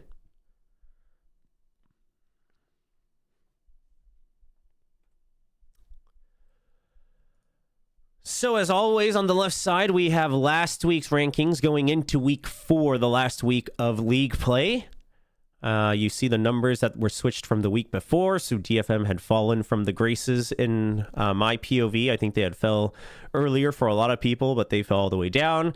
I finally gave up a little bit of copium for T1, but some people still gave me a lot of flack for still ranking them 6th. We'll get to that. RQ fell off a little bit. And DRX has finally reclaimed their spot as the top team in Pacific in my heart. It took them a little while, but they got there. Listen, they finally got over their toughest opponent, which was me. And now they stand as currently the best team because they're undefeated in league play. Let's jump right into this week. Where to start? Okay, let's start with the easy. Okay, let's start with the playoff teams. So obviously we have these 3 that moved on from their groups, and then we have Team Secret, Talon getting their way in, and perhaps the biggest surprise in a lot of ways, T1 making it into playoffs for Pacific. We're going to start with the big 3. DRX, PaperX, Gen G. I think I'm still ranking these 3 over these 3 pretty consistently. And quite frankly, I don't think anything changes. I think DRX continue to look absolutely amazing. And I firmly believe they still haven't shown us everything they've got. I think they're still able to just kind of play off of defaults and calls a lot of the times. Obviously, you know, they have a couple new plays here and there, obviously new players. But the biggest thing for me is like, dude, Bane is so invaluable for this team. It's insane to think that there was a world we might not have seen him. And again, the circumstances are unfortunate. And I do wonder, and I hope to see Flashback again sometime. But dude, Bane is invaluable. Like, Bane is MVP for me. For just all the whole league. Bane is the MVP for league play. Like, this guy is goated. He makes so many good individual decisions. He's got clutch genes. He's got great aim. He's got pretty good movement. He's flexing for the team. He'll fill whatever role he needs to. This guy's doing it all. He is doing it all. He's allowing DRX to kind of reinvent themselves. So I'm a big fan. I am a huge Bane fan. I am so glad. I mentioned when he was announced that I'm very glad we finally get to see how he would perform on tier 1, and he is absolutely exceeding my expectations for sure. So very happy with that. And then I'm going to put PaperX and Gen G. We'll get to Gen G in a little bit, but PaperX, I mean, you know, yeah, they fell to Team Secret, so they had a bit of a rough patch.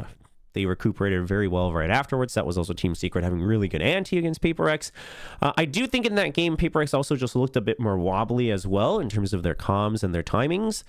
But again, 5 very skilled players, very unique style, and that hasn't changed. PaperX is still PaperX. So I believe that they should be a solid second. Could they still contest against DRX? Yes, I think so. But I think DRX is in a much better position this time around than they were last year when they had to face up against PaperX. So that is my power ranking so far. Gen G.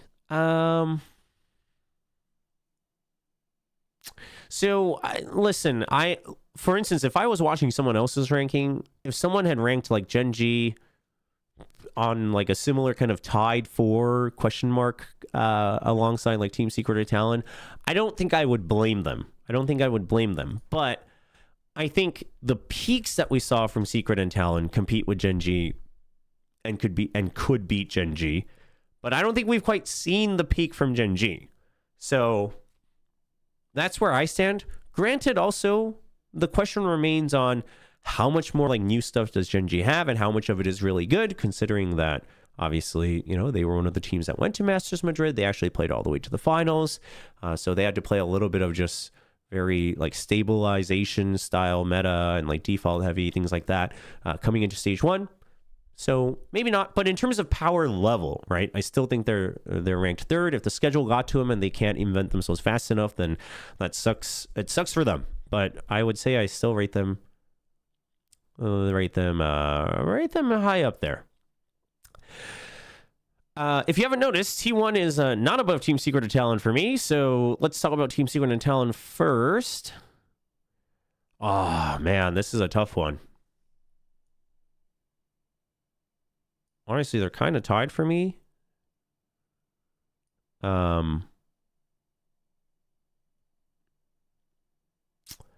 This is tough. Yeah, we might have to do the USBs again, chat. We might have to do USB. We might have to do the USBs again. The Southeast Asian USBs. Okay, so let me explain this first. I think I used to think Team Secret should still slightly, ever so slightly, have an edge over Talon in terms of just individual firepower and mechanics, right? Mostly because I rate Jeremy, and Envy has always been rated very high, but I also put Jeremy up there. I put Jeremy and Envy very high in my own personal standings. And I think NDG has stabilized enough that he can do, he does his job. And Jesse Vash has been back to just firing, right? Ever since he gave that mouse away, which, by the way, that might be the best move that any team has done in VCT Pacific so far, is giving that darn cursed mouse away after the 0-kill game. Because ever since then, Jesse Vash has been firing. And Borkum, I would say, has gotten more consistently back to like having decent clutch power. I still think it's not as much as maybe even in the older days, but yeah, I think it's... See, he's gotten... I would say he is in a much better light than he was for me last year. So that's where and this was nothing against Talon. I just rated like Jeremy and Envy super high. But then, watching Talon week to week, and obviously they also beat Team Secret, but I look at it and I'm like, you know what? No, you're right. Like, Governor has always performed pretty well. For some reason, I personally still rate Jeremy's peaks a little bit higher, but I also think they obviously play a little bit differently. Governor seems to be very capable of playing both a like sacrificial space creating type duelist versus a fragging out opping duelist.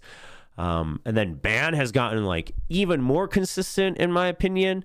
And he's also able to kind of pick and choose if he wants to go supporting role or carry role. Jit Boys, obviously, I would say Jit Boys was the one that I would like match with Envy and Jeremy before, and he's still there. Cruz is still doing very solid. And then Lenny and Surf, like the whole 6-man thing, it's working out. And neither of them are like always hard carrying in terms of frags, but they're doing their jobs very solid, and they have some clutch genes. And Surf especially, I mean, I'm happy with him being able to kind of be another, hey, I'll flex for the team, I'll switch roles for the team, and I'll play a bit more in the back lines, a bit more quote unquote boring Valorant, things like that. So now I think Talon matches. I don't think Secret is necessarily above, but in that sense, if they play like peak Valorant on both sides, I think they're evenly matched. But then Secret, we saw it in the Talon match, that mental consistency seems to still be a little bit unstable. I actually think Talon bests them on that front. I think Talon bests them in terms of, just in general, I think Talon might have a better mental consistency going on in terms of really being able to stay in the zone no matter what they're doing. I think that's there a little bit. I would say the calling... I'm a bigger fan of Talon's style of calling or like their movement, but I think Jesse is obviously very, very good at what he does on Secret. So it's very 50-50. I'm going to argue that personally right now, I think I might see a brighter future for Talon, but that's a bit of like that's an unknown, right? That's in the future. So for now, we'll keep them tied. We'll figure out what we want to do with them at the end. T1. So here's the crazy part. Do I think T1 is solidly 6th? No, I don't. They're in playoffs. They are in the top 6 teams. But do I think they are solidly 6th? No. I just don't. I don't think so. I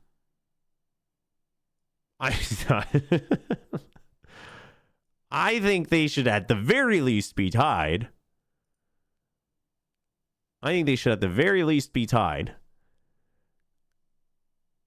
Obviously, T1 beat RQ, but Some people in chat are saying they think RQ should be above T1. Chat, I'm just going to put this out there, by the way. I've like successfully RQ pilled Plat Chat. I've successfully RQ pilled all of you in chat. I've successfully RQ pilled all the VCT Pacific casters. I have done my job. I am so proud of it. I'm so proud of it. But yeah, obviously, so Estrella posted on Twitter that they switched to him IGLing a week ago. And you know, he was able to lead them to a victory over Gen G. It was hard fought, but obviously a successful victory there, a very meaningful one, finally beating Gen G for the first time. And I do think RQ comes up with better ideas. I do think RQ comes up with better ideas. But man, like, the thing... Maybe. We'll stick with this. I might review this at the end, but we'll stick with this. The reason it just feels better is like, just on paper, T1 shouldn't be this. Just pure individual firepower should get them above this. You know what I mean? They've squandered it so much. They've squandered it so much. I don't know. I don't know. But anyway, we'll leave this for there. I mean, I think RQ being right in the middle of the pack, though, I think it's very reasonable. Personally, I have higher hopes for them in stage 2, especially like if this new IGL change, etc., is something that they're happy with. Okay, then give it time, let it build up. I'm down to watch that. I'm down to watch that change. Oof. Okay, I'm sorry for GFM, but we're gonna go with the easy one first. We're gonna go with DFM down here.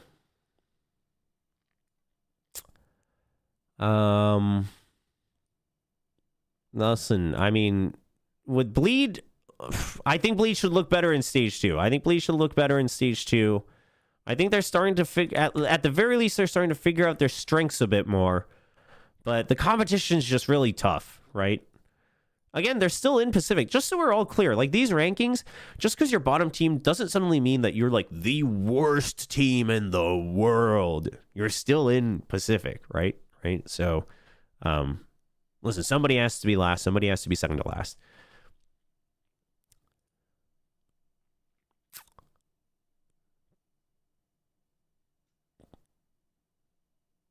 But the thing is did DFM show, like, okay, so they took they take a map off. Does DFM shows better ideas than Bleed? And Bleed has admitted publicly that they are not able to try to, like, come up with more ideas, right? They have to focus on perfecting the very basics right now because of their comms, etc., etc. I totally get it, and I respect it. You know what? You gotta fix it from the ground up. That's fine. And I still believe that the ideas that DFM showed against T1 were very good. I thought that was a very good foundation. I thought it went to show how good their prep is, and the direction of their coaching and their practice seems to be in a very good direction. I firmly believe that. But for one, they just haven't really been able to recreate that magic. And two, even in that T1 match, the attacking was so weak. It was the defense that really carried them in that match. But then on top of that, the defense hasn't really shined much more. Like, the mid-rounding is still pretty weak. So now, once they get red and once they get outpaced a little bit, they struggle. Now, Medusa's lurking, etc., has gotten a bit better. That's fine. But then, bottom line, the firepower is rough. The firepower is rough, in my opinion, for DFM. And again, is it a consistency thing or a personal cap thing? That I could not tell you, right? Because I don't know what they look like in scrims, et cetera, et cetera. And I just think if Bleed can at least just say, like, worst comes to worst, let's play to our strengths. Like, everyone just, like, frag out individually. Like, we just play super basic default. The firepower alone, I think, should carry them over DFM, in my opinion, right? Like, Zest and Scary, even Ye, we've seen some more glimpses of his old self. Still not there consistently. Obviously, still playing a very different style and meta. But Retla's been picking up a lot of slack. I would say Darion's still just kind of doing his job. So personally, I rate Bleed over DFM just ever so slightly, just because I think if push comes to shove, if both of them are like, oh, like they get lost. If they're playing against each other and they get lost, I think Bleed's individual heroics and firepower would carry them further. And this is not just because Bleed beat DFM. I just think just overall what we saw in their last games, I think Bleed just showed that, okay, worst case, they can just play very, very basic default and play to their strengths. And, you know. Now, G versus Zeta is an interesting one. But at the end of the day, I'll finally. This is one of those times that you'll see me referencing this, but I think just the crazy firepower that Depp and Laz brings, absolutely puts them over GE. I think GE has shown some good ideas. I think they've shown some great calling. I think they are on the road to improvement. I actually think the ideas that GE brings are better. But, like, Depp and Laz are just... They are so ridiculously good. And I have trouble imagining that can't carry them above it. Above GE.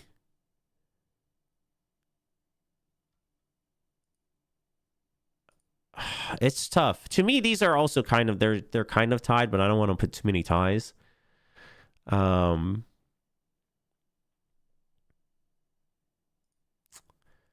But like, listen, in stage 2, if you told me who do you think will show even more improvement, I mean, maybe I would say GE. But as much as GE is showing better ideas, here's the other thing. Benkai is still pretty weak, right? Granted, you know, he's often in a position where he's not in firefights, but he is still very quiet, relatively speaking. He's still very quiet. I think Povi's finally found a little bit more, how to put it, like exactly the best way to play his job for his team, like the best way to successfully carry out the style and the prep that they've done. But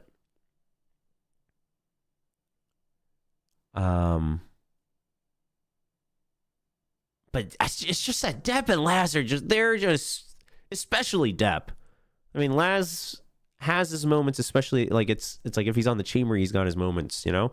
But like Depp is a freak of nature, man. Depp is, yeah. No, I don't think I have to defend this any further. Listen, I love what G's been showing, and I think they should continue to improve. The question will always be, can they improve faster than some of the other teams? Because a lot of these teams are improving, other than, you know, a couple.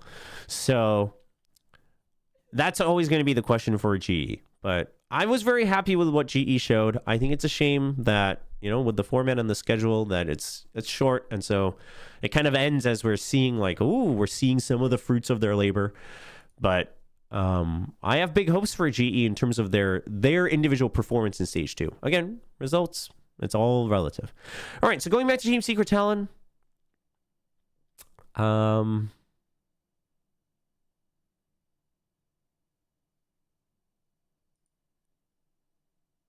Oh.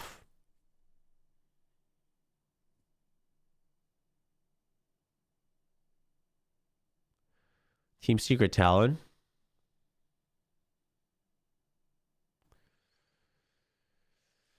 Oh, man, are we going back to the USBs, chat?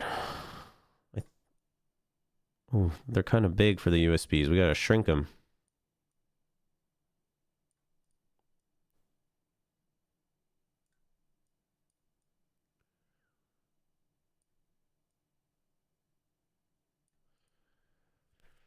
I think so. I think it's got to be this. I think it's got to be the APAC USBs. It's just hard to choose. I mean, I could choose, and here I'll even put this out there. If you told me I had to choose, right? If you said you absolutely have to choose, no USBs allowed, I think I would put Talon over them. But do I have strong proof? Like, do I have a very, very solid reason? No, I just kind of like the Valorant they're playing currently a bit better, right? That's really it. And it's really, on that note, it's really just their last 2 matches that we would be basing that off of. So listen, I'm on the USB. Yeah, listen. Some people aren't going to be happy with that, right? They're going to be like, well, we just beat them. Well, what's going on here?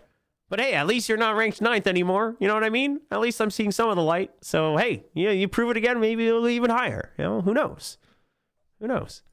Listen, I know they beat TS, but do I think they could? The reason I'm saying, okay, let me just clarify this one last time. They beat Team Secret, so Talon moves up in my head, but I think them beating Secret does not necessarily bring Secret down. You know what I mean? I think Talon moves up from 5th to 4th, but I don't think it brings Team Secret down, because if they fix that mental problem, then, and quite frankly, I think the mental consistency block they had against Talon is very different from the mental consistency block they had of closing out games last year. I think that match, it was absolutely an ego problem for Secret. I'm just going to put that out there, okay? I think it was absolutely an ego problem. And if you can fix that, then I think we'd have to wait and see again. Now, if we see it happen again, right, even against like other teams, okay, then I would be like, all right, Team Secret, you're once again the great gatekeeper, and you are going to be 5th and 6th forever. But I'm willing to give him a just one more shot. I'm willing to give him one more shot. All right, let's put in the numbers. We got no changes in the top 3. We're just gonna we'll put a +1-ish here. Put a 0.5. Oh, we can't do that. We won't get too crazy. We'll just put a +1 for Talon. RQ gets a +1. T1 gets a -1. Dude, T1 and DFM, man, breaking my heart nonstop, and everybody else is the same. Okay, so mostly it's been pretty, it's pretty stable. So I feel like we had a decent read last week, which makes sense, right? We saw 3 weeks, we saw some big upsets, we saw kind of the upswings and the downswings. Okay, so these are my power rankings, right? How I rate their overall power level going into playoffs. I am emphasizing this because we are about to go into our pick'ems, and I have some opinions about my pick'ems. Ready? Let's get to it. Okay. All right, chat. You ready for this? I have some thoughts to share with you. Where did my pick'ems go? I had it open.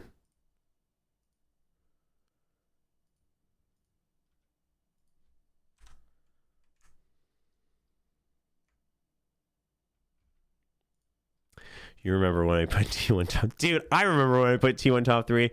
I don't even want to talk about it. Listen, those were some dark days, okay?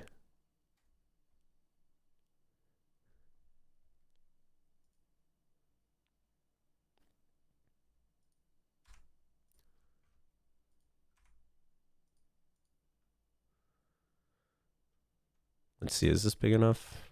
There we go.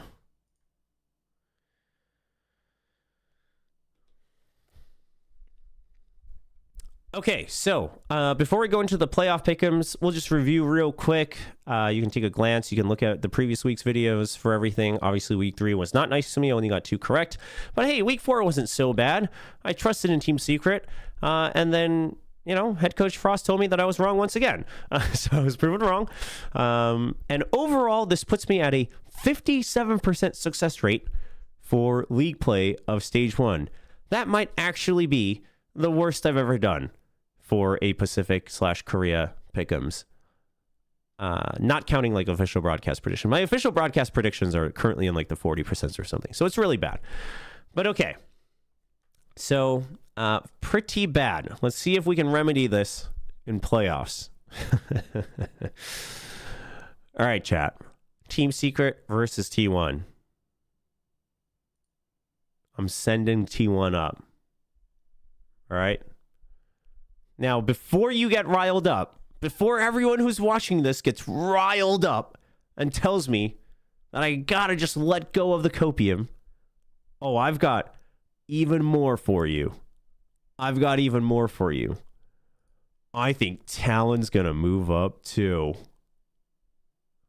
How do we feel about that? All right, everybody.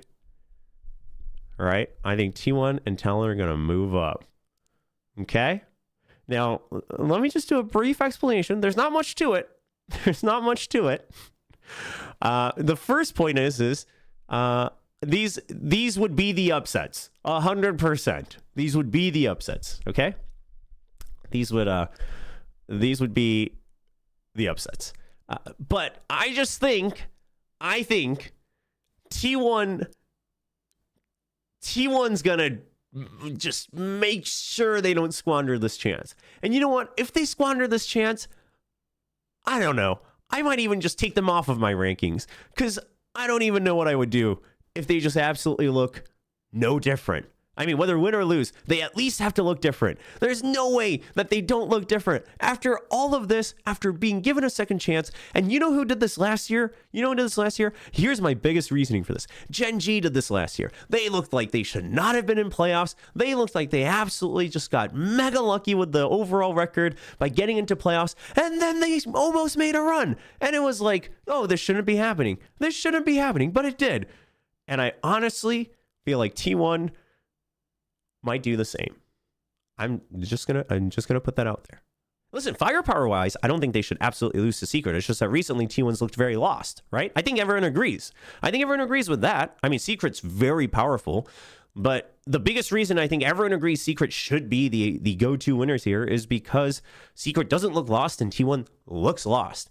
But hopefully they found the map and they can now find their way. And Secure can tell them turn right, turn left, and then they can find their destination. And their destination is Gen G. All right, we're gonna leave it there. Okay, Talon versus Paper X. I actually think Talon players have the capability to match Paper X in terms of tempo. I don't think they're going to be too shaken up by the tempo. Whether Cruz's calling can keep up with it is, I think, going to be the biggest test. And I actually think there is a world where, like, if Surf's playing on some maps, maybe Surf has to be kind of calmed down again.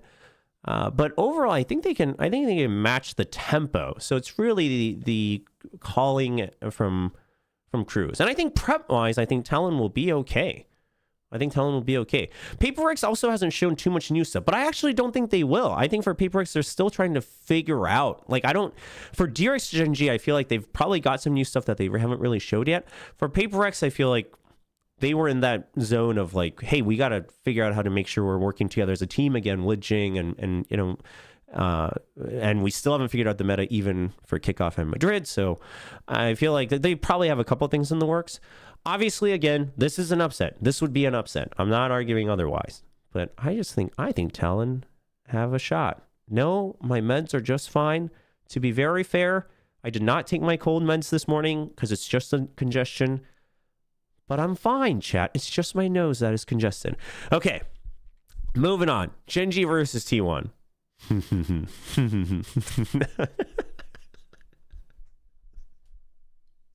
I want to do it so bad. Oh, I want to do it so bad. I really want to do it. I really want to do it. I really do. No, it's not even the T1 cope. I just can't imagine the turmoil that the Gen G fans would fall into if T1 beat them. 0% pick him. Get out of here. Oh no, I don't think they can though. I don't think they can. I don't think it's happening, chat. That's where the copium ends, chat. I don't think it's happening.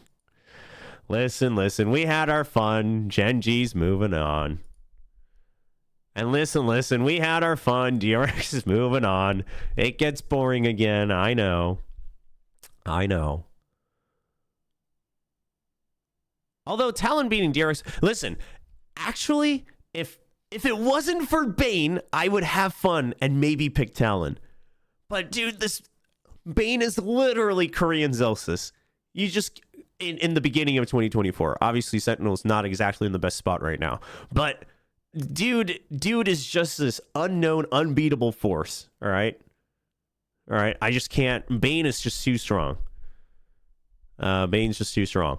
And then going into the lower round, I think they would beat them again, quite frankly, because you would have seen if T1 did anything crazy here, you would have seen it. So I think Talon would beat them again. In which case, chat, Talon is going to Shanghai. Woo! We have a new team going to Shanghai. Not necessarily all new players, because Surf and Cruz have been there before. But that would be hype. That would be hype. All right. Listen, I think DRX wins this. And this one, at this point, this one in a best of 5. Ooh, in a best of 5? In a best of 5. Frost is not in this room, chat. Don't worry about it. No. That would be that. I would have too much fun. I would have too much fun if I put Talon over Gen.G. But in a best of 5? But Talon hasn't played a best of 5, right? So I think Gen.G wins. And then I think DRX wins. I'm so DRX pilled. From number 1 Korean DRX doubter to now being mega DRX pilled. And DRX can thank Bane for that. This is literally all Bane. Bane has made me an absolute believer. All right. So, yeah, in a best of 5, I think Gen.G wins for sure. Maybe Talon. Like, if it was a best of 3, I think it's like, ooh, like Talon could have a chance. But if it's a best of 5, I think Gen.G wins. No, it's okay. The biggest thing for me is that JitBoys now feels like he's really part of the flow. And if your best player who was always performing best, even if he wasn't always part of the flow because of the comms, is now part of your flow, I feel like Talon's in a really good spot to be able to continue to improve as a team now. You know what I mean? Like, I think they can continue to be on the up and up. Obviously, and Governor and Ban showing that they can both be like hard carries when needed, but also like supporting roles. That's really reassuring as well. So I really like where this Talon roster is going. Again, this would be an upset. I don't know if this would be an upset. It would really depend on how T1 looks during playoffs, but I don't know if this one would be an upset if it got there. But this would be an absolute upset. It would be an absolute. This would be a bigger upset than this in some. Actually, no, I take that back. T1 looks so lost right now. This one might be a bigger upset. But Paper Race is also so strong. So they would both be very similar levels of upsets. I'm not denying that. But I think there's a chance. Listen, chat. We're going to submit it, and my pick'ems are going to rise to the top.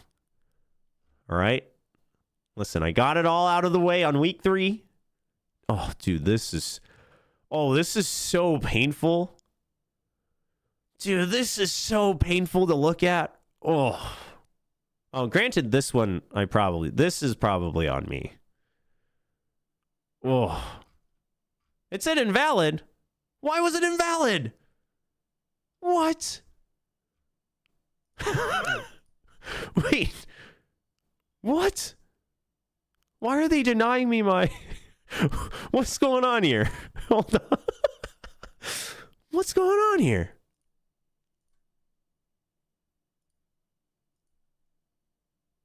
What?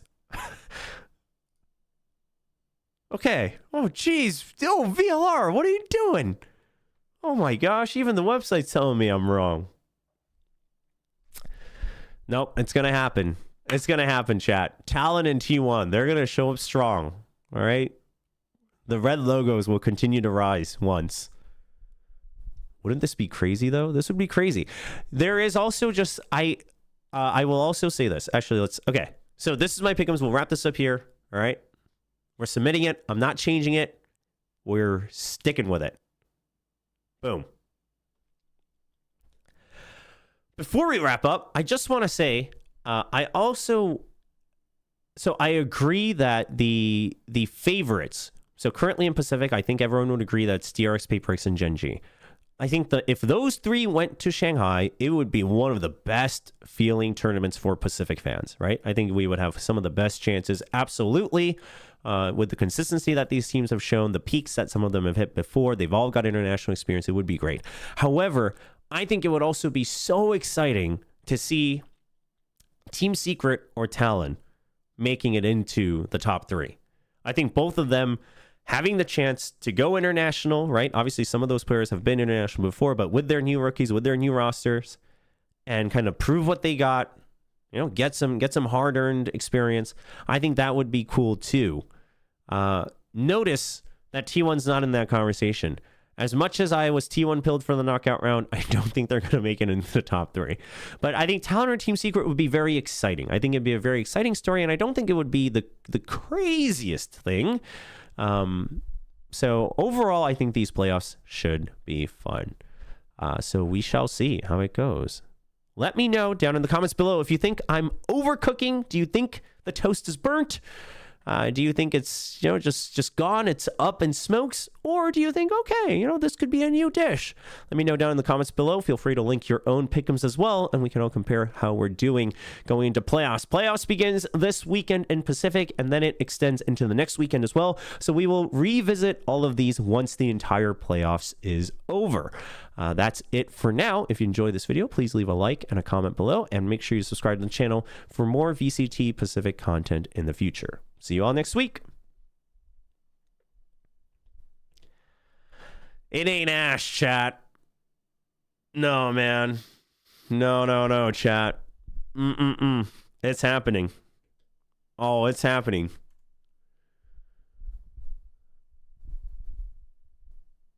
This is these one of these is gonna happen. I can just feel it in my bones. I can feel it in my bones. Team Secret beating both RXs and then losing to some bottom tier teams.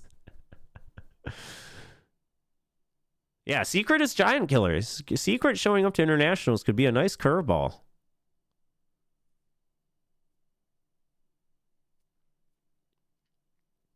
It's like putting T1 in third spot in your power rankings in week 1.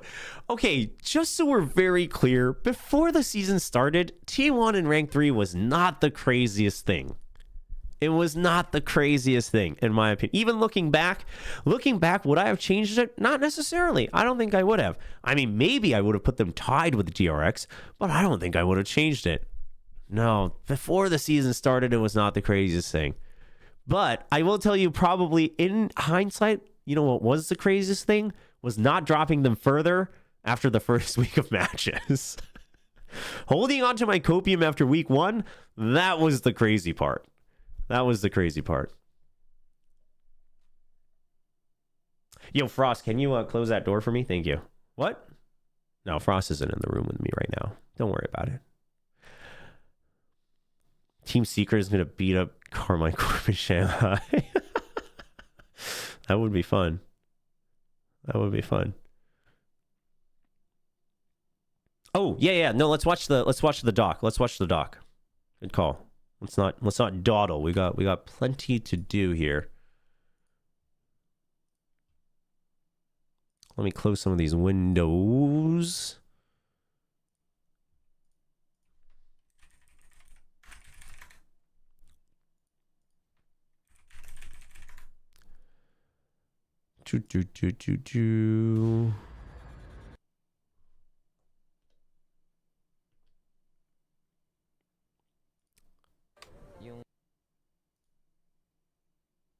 Yung mom and dad ko dati nagko-computer shop din sila. Nadami din siyang kinikwento sa akin na nag-tournament din siya. Hold on. I gotta read the subtitles for this one. Yung mom and dad ko dati Yung mom and dad ko. Oh wait, sorry. What was that? I gotta know if it's Glow calling timeouts. I don't think so. I mean, I'm sure he's hoping, but I don't think so.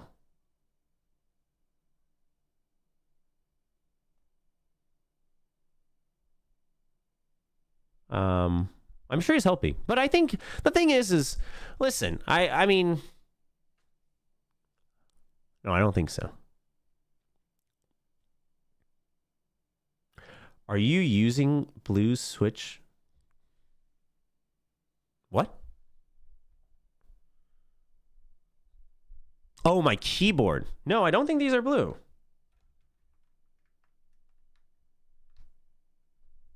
Oh, actually, no, they were. Oh, I did change them in the last second. It's been a long time since I ordered this. Wow, how'd you know? What? That's crazy. Yung mom and dad ko dati nagko-computer shop din sila. Oh, gamer parents. Nag-tournament din siya, mga ganun. So, wait, what? Really? Sinabi ko sa sarili ko na gusto ko din maglaro sa parang ganung stage in front of people. Ayan ang apo ko. Honestly, he has one of the best utility usage in all of VCT. That's Warbirds. Dude, I'm kind of down with this 4x3. Oh, I'm down with the vibe. Taga LA ako talaga. LA means in that opening. Antipolo, which is the place or the city I live in. So basically, yung lower parts, parang part na din siya ng Metro Manila. Is that a chow chow? Wala, parang same lang siya as mga ibang tao, like ibang kids play with friends ganun. Pag immediate family, 3 siblings kami. 3 siblings. Yung mom ko. Yun lang yung immediate family namin. Pero yung mga relatives namin, madami sila. Yung bata pa lang siya kasi, pagka yung pinagagalitan siya ng mama niya na... Oh, just like everybody. Lumalaya siya sa kanila. Lumalakad dyan. You would leave and go to grandma. Mama, hindi na naman ako pinagagamit ang computer eh. Dito na lang ako. Yung mom and dad... Dude, that's crazy. That's crazy. That he would just leave. They'd be like, nope. No more PC time for you. You'd be like, you know what? I don't have to listen to you. You just leave and you go over to your grandma's. And then his grandma's probably cool with it. That's crazy. Dad ko dati nagko-computer shop din sila when they were in their 20s. Tapos natutuwa sa akin yung mama ko dahil parang yung nilalaro ko ngayon parang... Oh, what? Parang yun lang ginagawa nila dati sa childhood nila. What?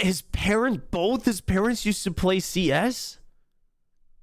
His mom used to play CS? Wait, how old is Envy? Hold on. Who knows off the top of their head? Who's a stalker?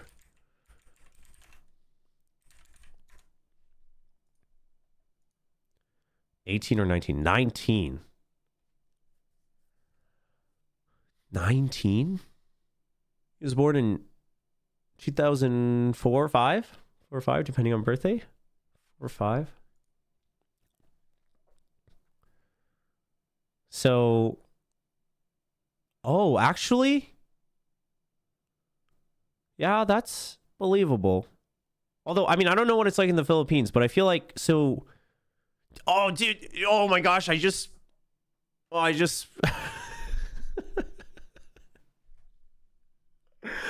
was about to just say something, and we were gonna go back to the whole you're older than Angel and Sleeky conversation.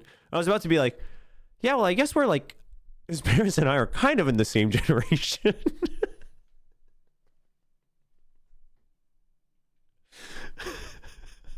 And then I was like, wait, what?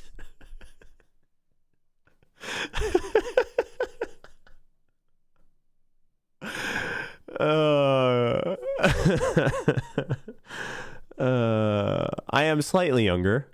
No matter how early I could have gotten married, my kid would not be 19 right now. But so even if his parents got if they got married young, they were, let's say, like 25-ish, so 80. So, but I don't know what it's like in the Philippines, but at least for like my generation or my older sister's generation, they would be like girls playing CS at that time at PC cafes, LAN cafes, would have still been a very rare sight, right? So again, I don't know, maybe in the Philippines it was a bit more open, but yeah. So that's still pretty rare. But like someone said, obviously moving on in the future, actually, there's going to be a lot of gamer parents, right?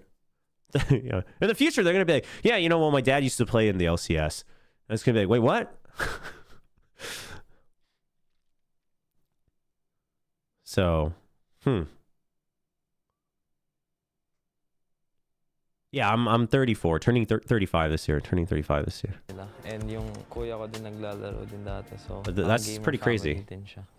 Bata pa Well, they're a ako, gamer family, nakikita though. ko naglalaro sila kasama yung high school friends niya from dati. Which is Dude, that dog is so cute. same subdivision lang din sa amin. Pupunta sila dun sa computer shop na malapit and sumasama lang din ako.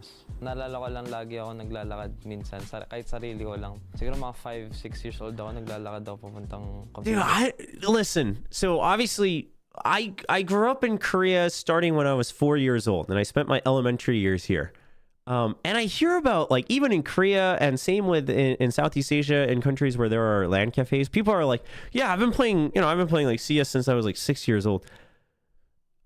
Dude, I can't imagine myself, or like even StarCraft or League, like I can't imagine playing those games at 6 years old. When did you start playing like PvP online games? Because like when I was six, I was just playing my SNES, and then when did Kart Rider first come out? Really? You guys all started playing when you were like 6, 7? You guys started playing FPSs when you were 6? You played Warcraft 3 when you were 6? Wow, you guys are all crazy. I mean, Hello Kitty Adventure is a game, but that's not the type of game I was talking about. Yeah, like, you know, Oregon Trail and like, I mean, okay, but also if you were playing Oregon Trail when you were 6, you're probably my generation or older, so I guess we didn't have as many PvP games back then either. But wow, really? But were you playing it like knowing what you were doing, or were you just like clicking heads? I guess like I can't wrap my head around that.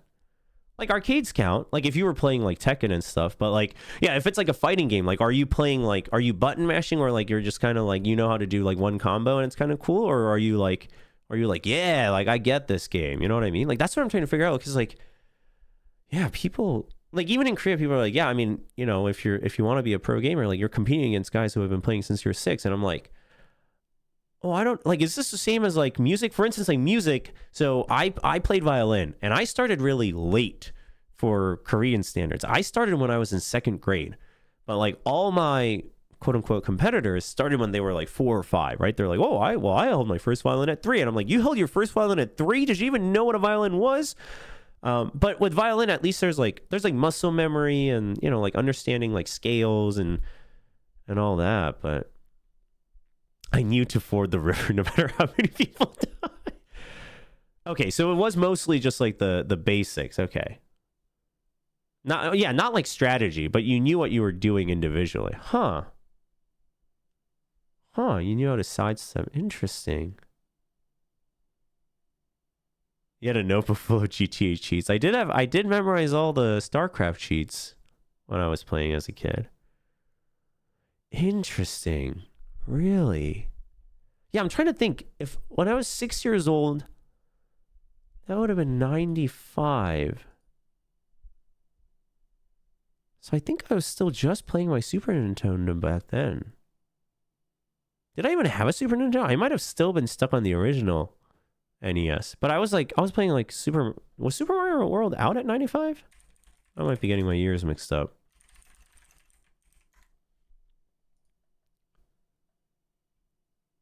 Oh, yeah. Well, in Japan, it came out in 90, so I guess I could have had it earlier. Yeah. 95 is like the big Game Boy with 4 batteries. Yeah. I had the original Game Boy. I did get it from my cousin, I think. Yeah. Wait, 1942 was 95? Battlefield 1942 was 95? Really? I only got into Battlefield with Battlefield 2. Wow, that was really early, huh? You understood the throw. Okay, so you understood like some basics. Interesting. I mean, yeah, like I played single player games. Like I analyze them to no end. I like, you know, try to memorize like boss patterns. I'm like learning how to play Zelda and stuff. But like, I can't imagine if I don't know.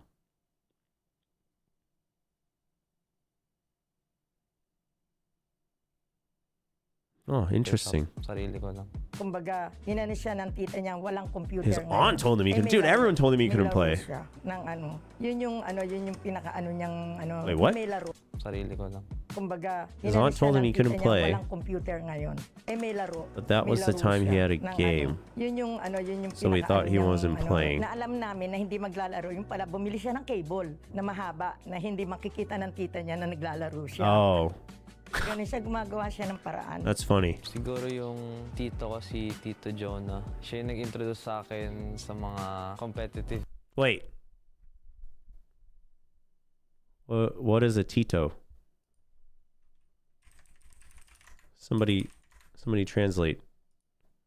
Uncle, thank you. teams na may esports establishment na, which is CSGO. Sa Australia kami nun, parang bumisita kami sa kanila for like 3 months. And then... In naglaro Australia? sa PC niya. Oh. Actually, alam ko naging pangarap niya din yun. Pero masyado na siyang matanda. Oh, dude, he was para born in a ma-achieve yung family dream of na yun. gamers for sure. Marami din siyang kinikwento sa akin na nag-tournament din siya. Wow. So, siguro yun, big influence din siya sa akin. Oh. Nanood ako ng isang tournament sa CSGO, ano ata yun? ESL Cologne 26. ESL Cologne 2016. Was I there? Yes. I was there for 2015. Was I there for 2016?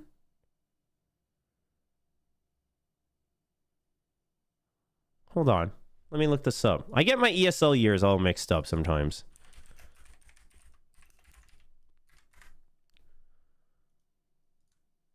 I think I was there for... I think 2016 was the last one that I did.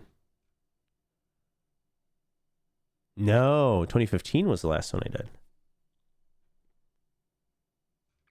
I bounced around.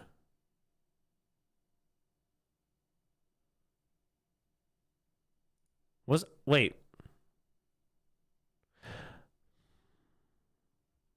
Was I there for 2015? Am I mixing things up?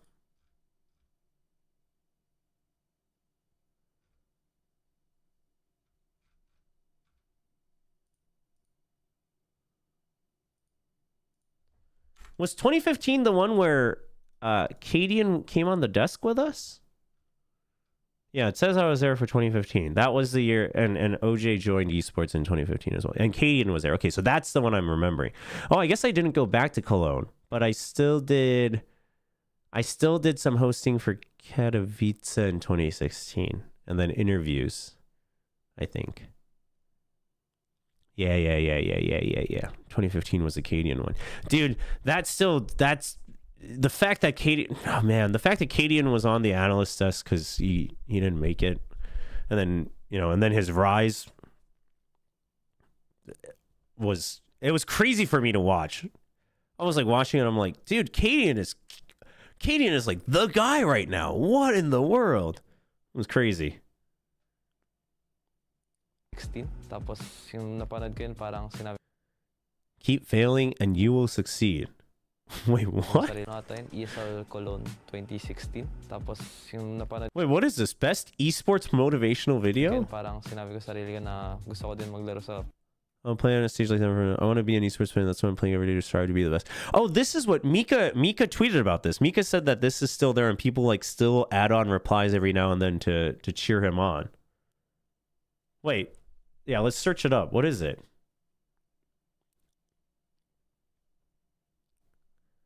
What was the title? Keep failing and you will succeed. Keep failing and you will succeed. Esports. Is this it? Is this the same one? Here. Oh, it is. That's him. Yo, that's actually so crazy.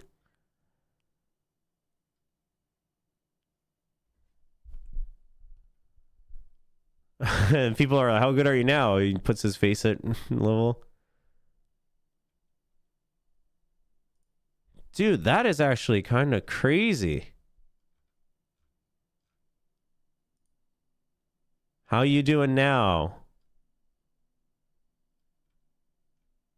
Same here. Did you make it?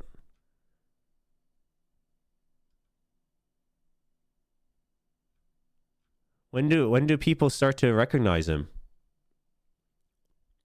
He still replies? Oh, 3 years ago, somewhat. I'm currently pursuing Valorant right now. I'm posting highlights montages. Dude, this is so sick.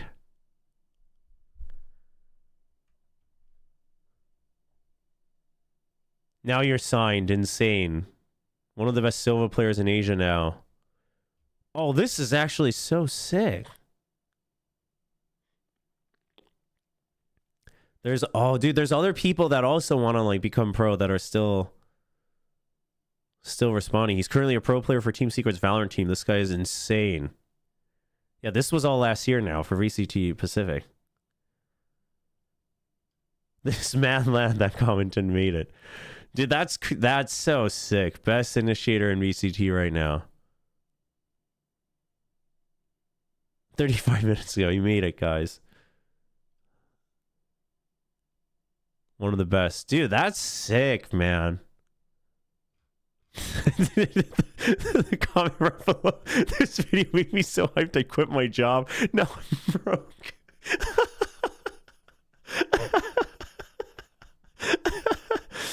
That is sick. Wait, what is this video? Right now, at this moment, because tomorrow you want to be somebody greater than the person you are. Dude, today. World Elite, that's a logo I haven't seen in a long time. Today, you see yourself succeeding. You have a vision. These are all Katowice. You have a dream. Congratulations. You're already 10 steps ahead of 95%. Chat, maybe I should have watched this video friggin' 10 years ago. Imagine if Michael Jordan was scared of missing. Dude's got a good voice. Imagine if Steve Jobs was afraid of people not liking his product. Is this really that can stop you? All those negative things people say will mean nothing. Is this really just a speech? Better than giving up a month from now. This is all ESL footage. Numbers. That's funny. You want to talk about numbers? You get right back What is up Carmack and doing keep going. And this time, you're going to be stronger, wiser, and you'll be more driven than ever. But it has like league players in here too. Every 10 failures, you'll land one success. No, there's league and it's just like ESL Katowice footage. Fail 10 times before you can There's succeed StarCraft once. too. Yeah, that's StarCraft. That's how a winner Be successful is an attitude, and that's what our coach told us. He said, "Feeling. It's an awesome feeling." When Wait, is this also a made-up speech or is this actually from somebody?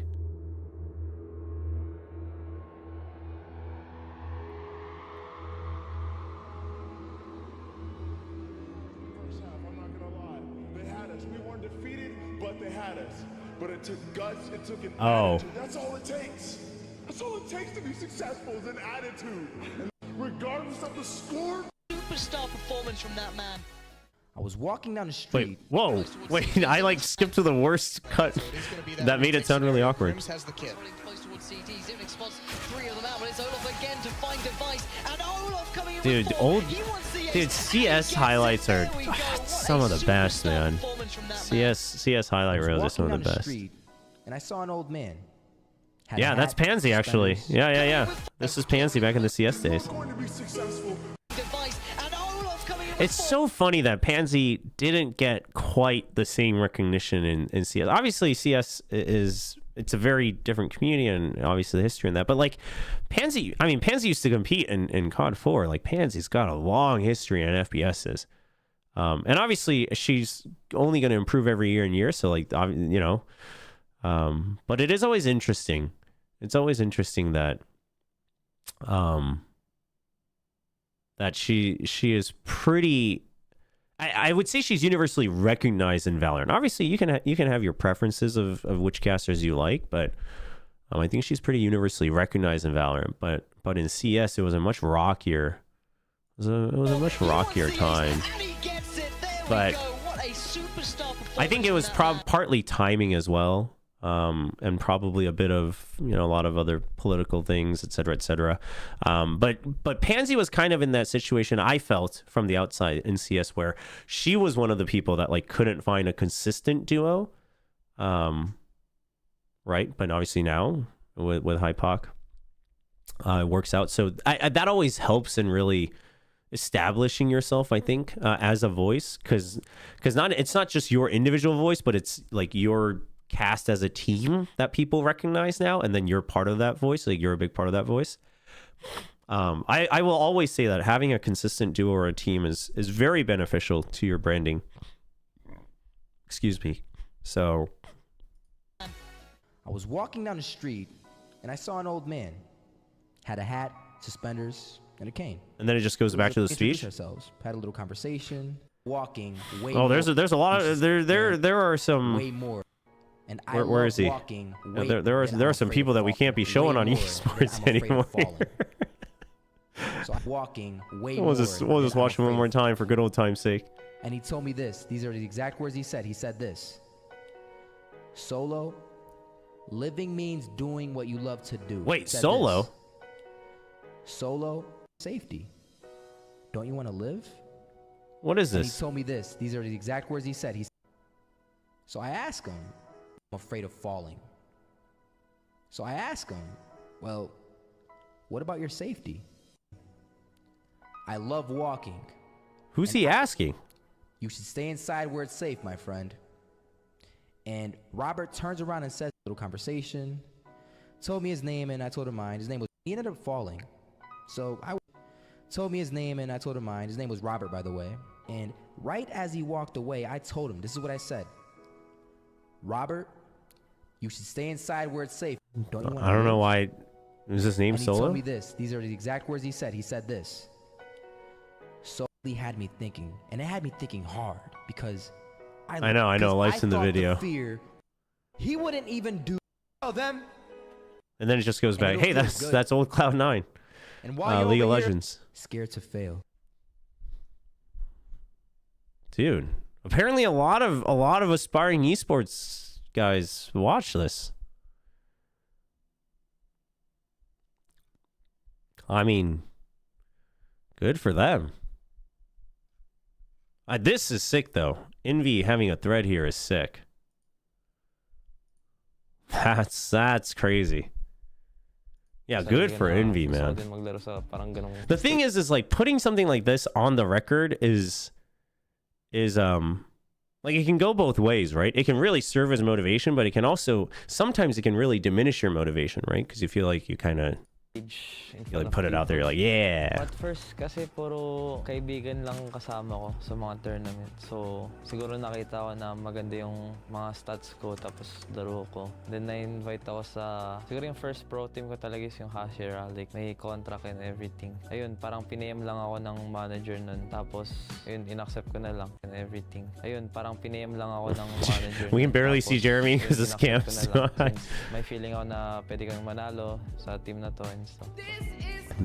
Oh, remember the new or the old UI chat? Oh man, remember the old UI? Kind of takes me back, honestly. I still to this day miss the pizza slices. You know, kind of miss the pizza slices. Oh yeah, this was before they were this was when they were Bren, before they were Team Secret. Yeah, Borkum playing Reyna? Oh, what's going on here? Honestly, the old UI wasn't that bad. I mean, you know, the new UI has a lot more, and that's always helpful for casters, but the old UI was okay. It was serviceable. In some ways, you know, I like that it's all like just little squares. Feeling ako na pwede kang manalo sa team na to and stuff. This is crazy. Jeremy just signs out. He's like, done. Mic drop. At that time, puro buo lang na team, like friends lang. Gusto ko din mag-level up sa mga team na malalakas din. Si Envy, siya yung in-game genius sa In-game team namin. genius. Siyang kapatid. Masabi sa kanya is ang bilis rin niya mag-react sa game, siya mag-adapt. Honestly, he has one of the best utility usage in all of VCT. I mean, I would agree. He's very quick. His individual decision making is second to none for sure. First trophy ko din and first champion sa big stage. Parang yun yung most memorable yet, Predator League. Maganda yung feeling dahil madaming nanonood. Makikita ko madaming nagsusupport sa amin. Madami talagang nag-i-engage sa esports. So natutuwa ako sa ganun. Masaya kasi first It's time. funny how Madaming nanonood. it's funny that this is what sticks with him, right? Because this is, and I get it. Like this, it makes sense that this was a very meaningful tournament for Envy. But it's funny because from the outside, you look at this tournament, and you're like, dude, you guys played a bunch of best of ones, and all you did was play Haven and Breeze. Like, was that even great practice for the off season? But no matter the actual matches, etc., getting to play on it was a very fancy stage for an off season tournament, right? Like in front of a home crowd and in front of a lot of people, and to like get that moment, I'm sure was very meaningful. I actually just never really thought about that. So I'm kind of glad that he talks about it here, because from a purely like analytical standpoint, you look at this tournament and you're like, this was kind of a gimme for Team Secret. Ganda yung feeling dahil madaming... But obviously he didn't get to, they always missed the mark last year in Pacific, so I'm actually glad that it meant a lot to him. It's good, it's important to kind of get that feeling. Yeah, and know that there are people supporting it. Yeah. And he gets to show his family, like that's cool. Ang daming maingay, di ba nagsisigawan. Eh, di tuwan-tuwa kami. Minsan niya sabi ko nga, yan ang Yeah, like that's a very important moment for sure. 2 to 3 years, same lang din, working hard para ma-achieve yung goals namin. Probably naman, nandito pa rin ako, like naglalaro. Hopefully, by then in like 2-3 years? Yeah, I hope he's still playing. Trophy sa Masters or Champions man, in the hopes of ipalaki yung esports scene sa Philippines. Everyday puro Valorant lang din, tapos practice or manood man or interview. Let's kick off. Lahat sa Valorant. So feel ko in some way parang talagang nag-iba talaga yung buhay ko sa Valorant. Everyday yun lang yung ginagawa ko. Hindi ko na siya sa sistema ko. Kung wala yung Valorant, ano sa tingin mo yung ginagawa mo? Parang at this moment. I think that's Mika. I think that's Mika's one. Word essay. I'd be writing a 3,000 word essay. That's such a real ending. He'd be in school writing a 3,000 word essay. That's funny.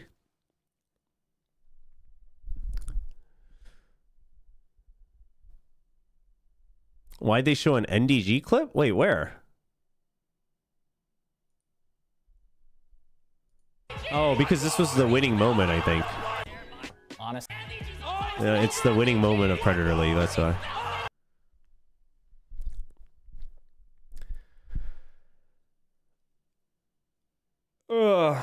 No, Sliggy loves Envy for sure. Yeah, Ryan too. And I don't blame. I mean, listen, I think Envy's pretty goated. I agree. I think everyone agrees. It's just a matter of how much we actually talk about it. But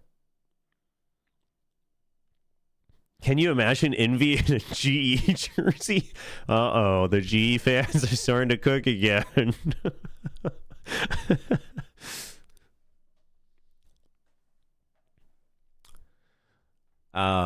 No, Envy's pretty goated. I mean, yeah, I don't know. The thing is like,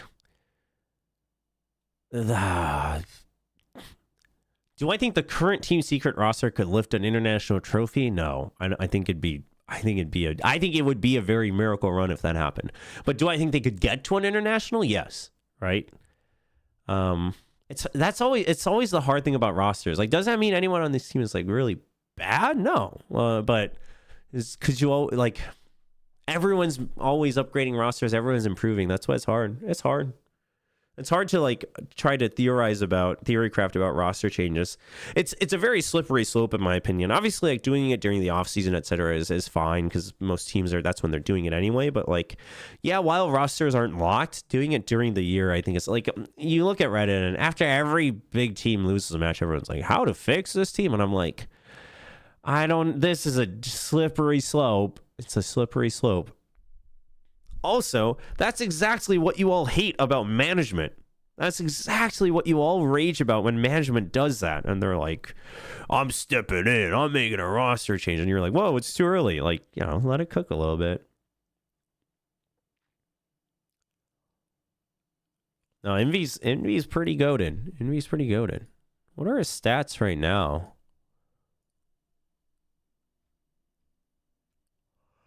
Dude, isn't this insane?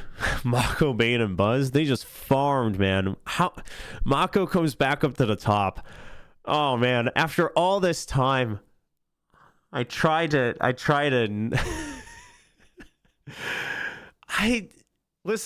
if I still had to pick, if you told me I can take any one player from DRX, this is nothing against Mako, it just wouldn't be Mako. I mean, currently it would be Bane. But before that, it would have been Buzz for me. I don't know. And that's not because I think Mako is like bad. It's just what I would prioritize. But listen, let's wait until after playoffs.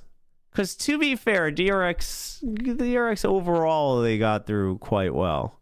But this is an insane KD. I'll give it to him. 1.47 in 245 rounds that's a pretty insane KD. He's a full 0.17 ahead of Bane. Bane having 1.3 is pretty insane. Dude, Jeremy has 281 kills, but they played way more rounds. What's his total kill count? 201.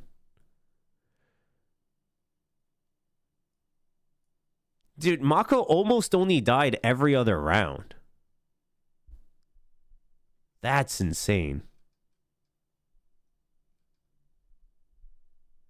Bro saying Envy is goated after beating T1 against Team Secret. Listen, Team Secret, I think their power levels are higher than T1.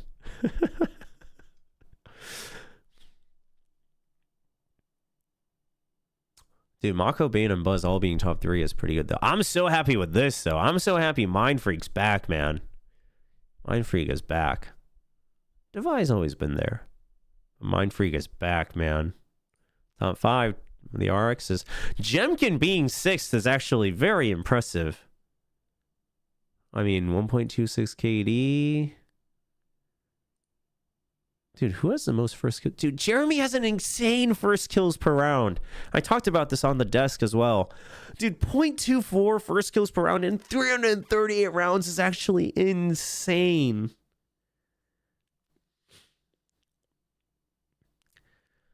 That's actually so crazy. Granted, he also dies just as many times first. That's the part where it kind of makes it a bit more human.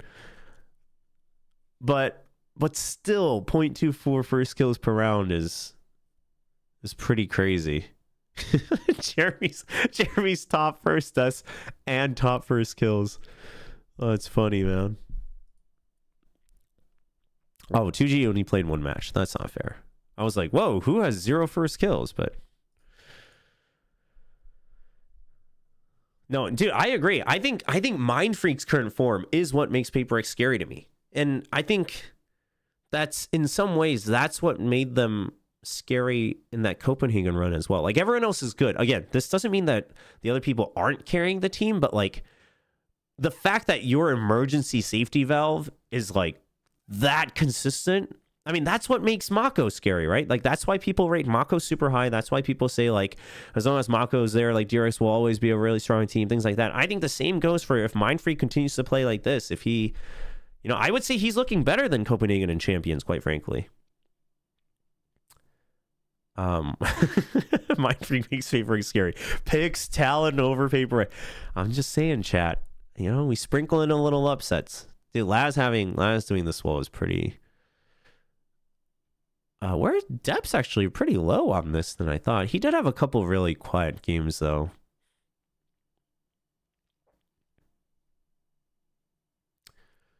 Jeremy also. Yeah, when you do it with just in-game stats like ACS, Jeremy's top 2.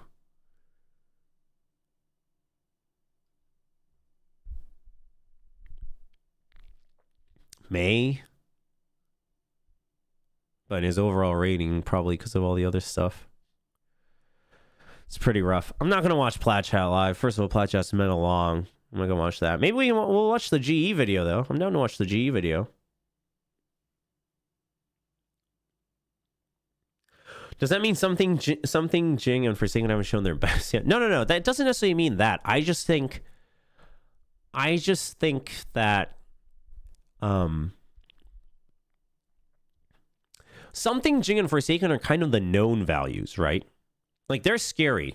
But what makes it scary is they're not like you can beat them, but then you still have to get past Mind Freak. Like I think that's the best way to phrase it, right? And Mind Freak isn't the one that's playing like super fast. So, oh yeah, I finally got the Tactibear. They finally restocked it. It was out of stock for like 3 weeks. This is the normal one. This is the small one. This Tactibear is small. It was 39,000 Korean won. So that's like with current in current currency exchange, that would be like $30. But I don't know what they sell it at international events. $35. There you go. The big one's like $60, $70. The big one's pretty big. Like you can actually hug it, but yeah, this one's yeah, finally got it. Yeah, that's the small one. Well, there's only 2 sizes. There's big and there's small, and that's the small one.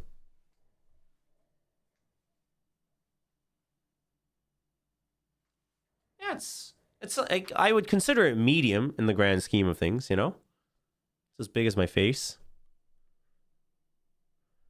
I mean, yeah, if you're thinking like just in general, you get a plushie, is it a bit on the expensive side for just the size? Then yeah, I guess so. But it's Valorant. Hey, his sunglasses come off, you know? You can make him take his glasses off and he's still got his eyeballs.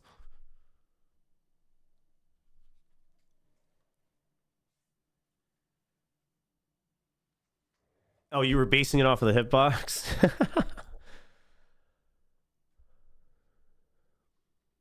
Oh. All right. Let's watch the GE one. Global esports. It's this one, right? Something is happening here that is meaning that you cannot execute basic things that you are completely, utterly capable of executing in the usual script condition. If we don't ever get to the bottom of this, we are never going to beat teams. Oof. That's so real. So in terms of schedule, we have the guys arriving at the office at 12. Holby, for example, will come in at around 11. He'll be doing aim training and his morning routine.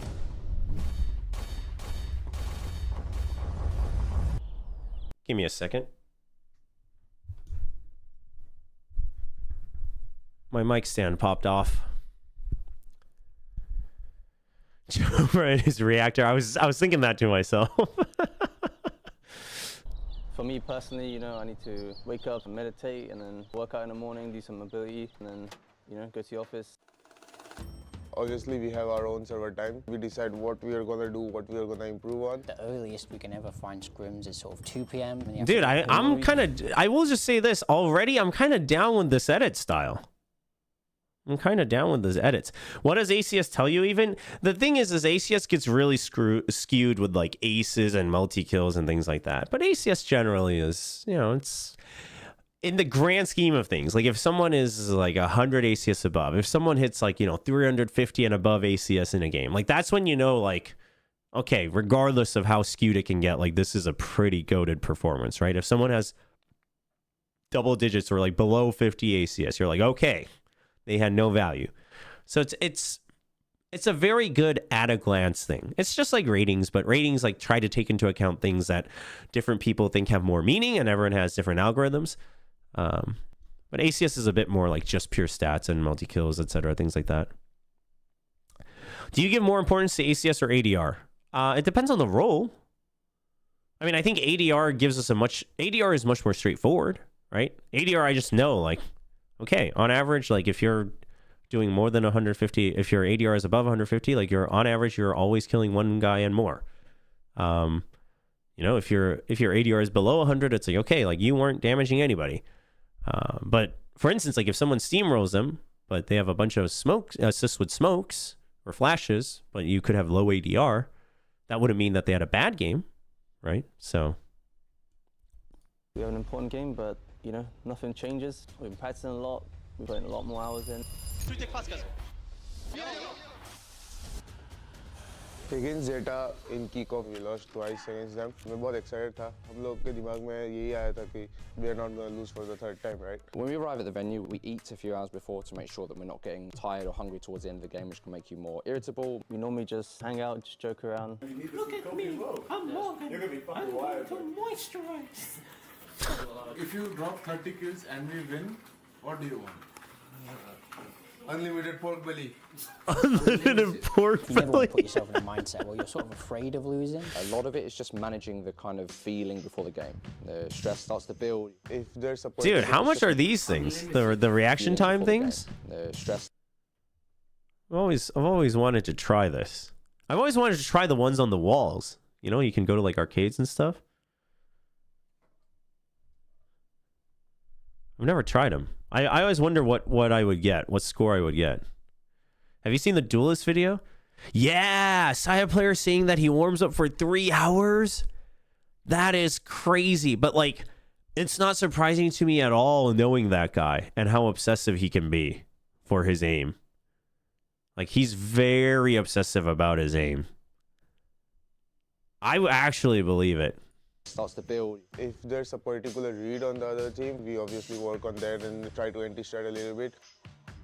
उसके बाद हम लोग warm up करते हैं and we play the game. I don't know why I'm still like hard reading the captions. I can actually understand them. They actually speak my language. Sorry, chat. I don't have YouTube Prime. So everyone was filled with revenge, the motivation to win against Zeta. Global esports, they are that hope for South Asia. We want to see them step up. They have shown us quite a bit, and they keep showing us their improvements. Pacific States 1 continues. We felt like we'd learned a lot since then. We'd improved since then. We felt like we were a better team. I'm lying. That's true, boys. The first map didn't go well, I guess you can say. 13-1. That one hurts, man. The 13-1 hurts, man. We had to reset ourselves from a very bad loss. It's fucking good, man. We don't give a fuck. Like, that whole game, like, we literally knew what they were doing. We were getting on sites and stuff, okay? Everything was going good. It's just the outcomes, but I think we're just struggling up. It's a fucking fight, okay? It's a fucking fight. As soon as the map 2 came, it was Icebox and it was one of our best maps. We will do the exact same and even better. 13 fucking 0. Going into the second map, we feel refreshed and we felt like, oh yeah, we're gonna... That's literally 3 close maps of Valorant. Yeah, I mean, I don't know if he's like, I'm sure he like gets up to go to the bathroom and like stretches and, you know, like maybe like looks at a couple things in between, right? Has to be. There's no way he's like just clicking for 3 hours. But yeah, like he would, yeah, exactly. Before matches, he would stream like death matches for a few hours. Like you can always see him like playing death matches like non-stop before his matches. He's like streaming right before matches, things like that. So Bazzi did not play once this season, correct? What is this? Reaction time? Oh. But this is like a one-time reaction time thing, right? This is like a you wait and you like click once. I wanted to do like a both reaction but also hand-eye coordination test kind of thing. What's the fastest everyone gets? Oh, I feel like that was really slow.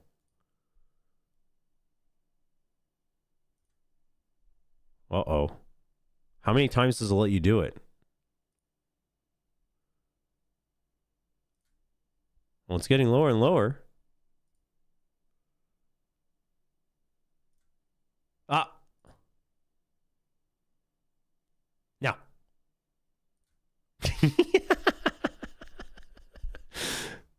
The average reaction time is 273. Oh, really? Huh. Okay, I'm not too bad. Yeah, I'm not too bad. Probably at my like best, it probably gets a little bit slower, but probably like the fastest I would get is probably like 175-ish at my best.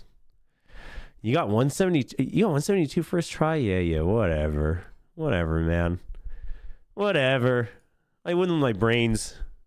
I win the game. 3, 2 more. One more. I should see if I can grind some comp Q again this act. And we went in and won that map, obviously. Dude, I don't know if I could ever play with people screaming. Like, getting hyped up and stuff is, you know, it's great, but like, I don't know if I could do it. Playing better individually, they call better individually. Go, ace, go, ace, go, ace. Put us ace.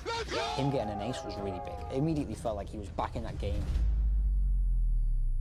When there's 2 of them and there's 4 of you, they have to make a play. They have to win the round back. The communication wasn't good about who was going to hold where. Last comes through the smoke, gets the kill on the only person who's holding him. Russ, who's looking to the right side, he gets killed, and then Gary tries to trade with the Odin. He gets the 3k, and then it's just a 1v1 essentially to win it. Oof. Those rounds are the ones that, you know, played a big part in the defeat. That hurts. We're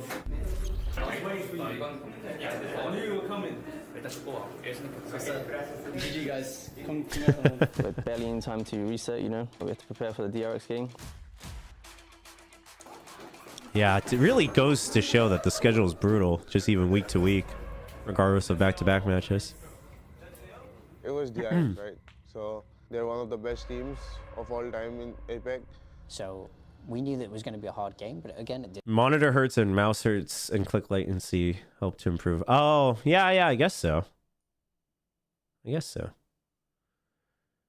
get 200 on an office setup, but like 140 on a gaming setup. Really? That drastic? Really? Oh no, the 100 Thieves comp was like, I couldn't. Even if I was like coaching that team, I couldn't sit there and listen to that, man. I can't. I mean, some teams do it. Some players work off of it better, but Didn't feel particularly unwinnable. Because of some rounds that we threw, we lost all our momentum. And oh, that was my voice. Capitalized on the loss of composure. 8-2, whatever the scoreline was at that point. We brought it back to like 10-8. Just wait on B. He's gonna peek on B with the op, okay? Nice. And then we had a major blunder on that 10-8 round. On HP, let's go down, flash him. But also, freaking Bane, man. Game, we just got smacked, man. We just got smacked. That spiraled and we lost the game. Something is happening here that is meaning that you cannot execute basic things that you are completely, utterly capable of executing in the usual script condition. If we don't ever get to the bottom of this... But this is a good thing to remember, right? Because you have to believe that, like, if you feel like as a team that you're not even able to showcase what you did prepare, regardless of whether that works or not, like that's... We're gonna fucking crumble every game. You have to figure that out for sure.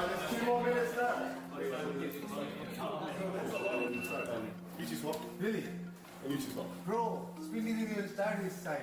The key thing is that people can't be migrating this at all. You know what this feels like? It's speed dating. You know, you have a timer. You gotta get to know each other. And it's just like, all right, next. You just rotate.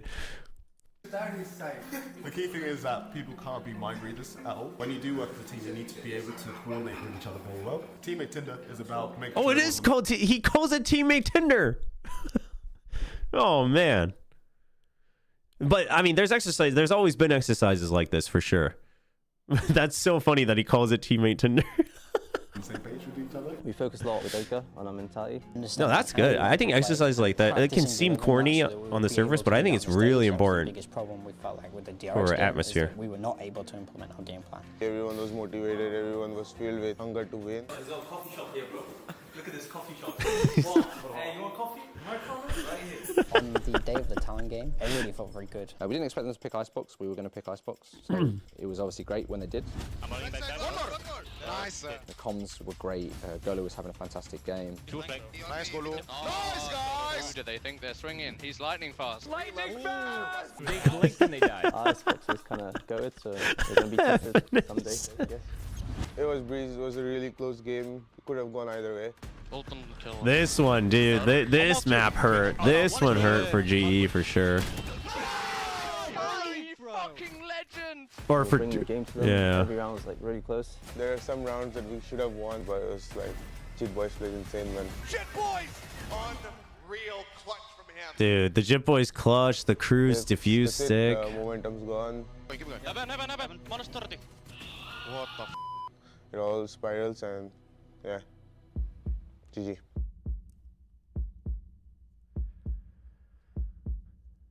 Everybody kind of blames himself in a way. If only I'd done that one. Man, wait, hold on. Obviously, this is just for fun, chat. You know, I think results all stand for a reason. But what if they had beat them?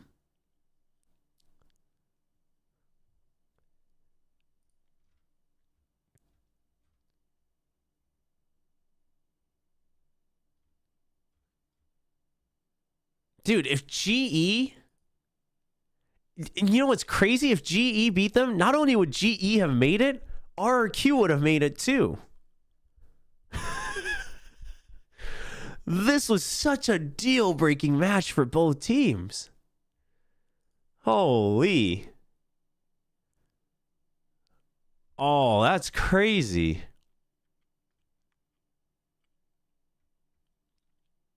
Jit Boys, that one, I mean, listen, obviously, again, this is just for fun. You could do this with it. You can cherry pick any match and do this.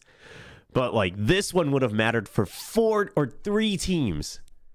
This one would have mattered for 3 different teams. Or 4 teams, because T1 would have been knocked out. That's crazy, man. Yeah, because this, and then if they had even just won here, like... Right, this wouldn't have happened. If DFM would have won more, it's like, I mean, because here's the thing. This is a map. I would say this was a map that GE could have won. That doesn't mean that I think Talon would have like lost their future games. That doesn't mean that Talon would have been like a completely weaker team. But this is not a commentary in Talon, but this is a commentary in GE. If they could have closed out this map. And everyone remembers the Jit Boys clutch, but for me, man, it starts here. It starts with the defuse hold, man. That defuse hold by Cruz, man. I mean, sure, G takes it back right after, but that was kind of like a what?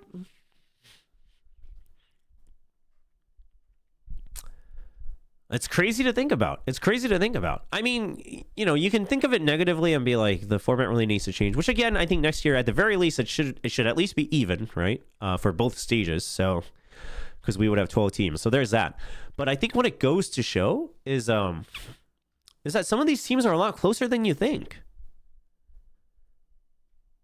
Like, I think GE could have won this. I don't think it would have been, I'm not looking at like a 13-6 map. I'm not saying they could have won it on Lotus, but they absolutely could have here.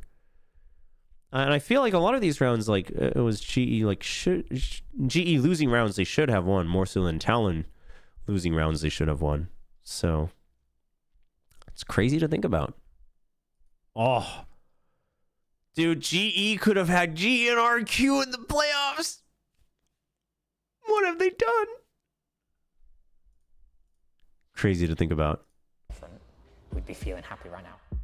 The worst part about it is our room and Talon's room are adjoined. You share a wall, so you can hear them really happy and laughing, and we're sat feeling sorry for ourselves. Oh, really? That's their setup? I've actually never visited the team waiting area. I've never had a reason to walk by. That's rough, man. That is rough. That's rough. Speaking of the cargo elevator, yeah, so that's the only elevator we have backstage for Pacific right now. So even us as Talent, we take the same elevator, so we share the elevator with players and stuff. But yeah, this is rough, man. We're sat feeling sorry for ourselves, so.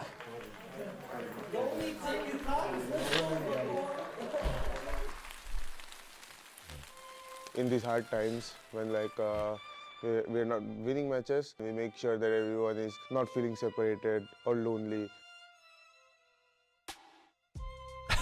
What is this edit?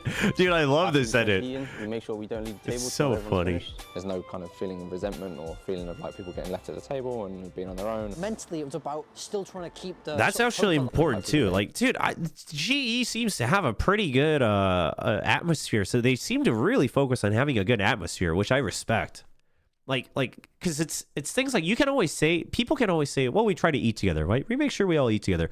But the fact that they point out that we want to make sure no one's being left on their own, no one's getting left at the table, that's actually really important, and that's harder to do than you imagine. You know what's funny is recently there was a lot of drama in the Korean national soccer team. For anyone who follows soccer or football, for all you people who aren't American, which is I think most of you.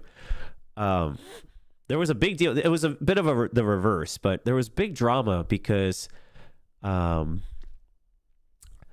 basically one of the players like wanted to finish eating early and go play ping pong for like free time.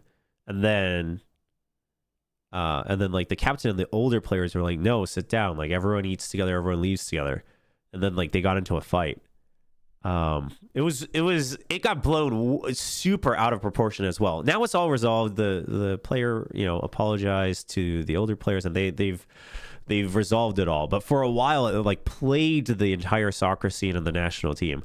But it's small things like that can really make a difference, right? Of like, it's not so much that playing ping pong would have been the most terrible thing, but it's the fact that you're starting to create a fracture within the team, right? And a bit of a fault line within it, to use Valorant terms. See what I'm doing here? But it matters a lot, and it's harder to do. It's easy to be like, yeah, well, of course we all eat together. You're a team. We're a team. Like, of course everyone eats together. But like, how often do you really make sure no one is getting up early or staying behind? Like when you're eating with a group and stuff, it's left at the table. It's not as easy as it sounds, especially when you do it every day. Still trying to keep and you like you're living together, etc. Positive, because even though you're 0-3, like nothing was over yet. Getting that strong, ready for the RRQ game. The team still feels confident, but the only thing we're missing right now is just that one win. I have to watch this. One win that will push us forward.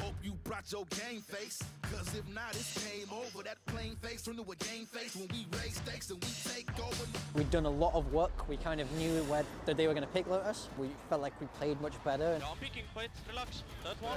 IP man. When there's a lot of narrative about us being bad from the outside, you don't ever want to go winless. Getting a win makes you feel like you can win. Global esports picks up their first win.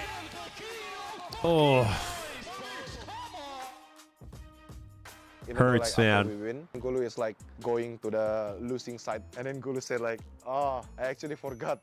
This is how you feel when you win. That's funny. I honestly am scared of Paper X. I'm not gonna lie.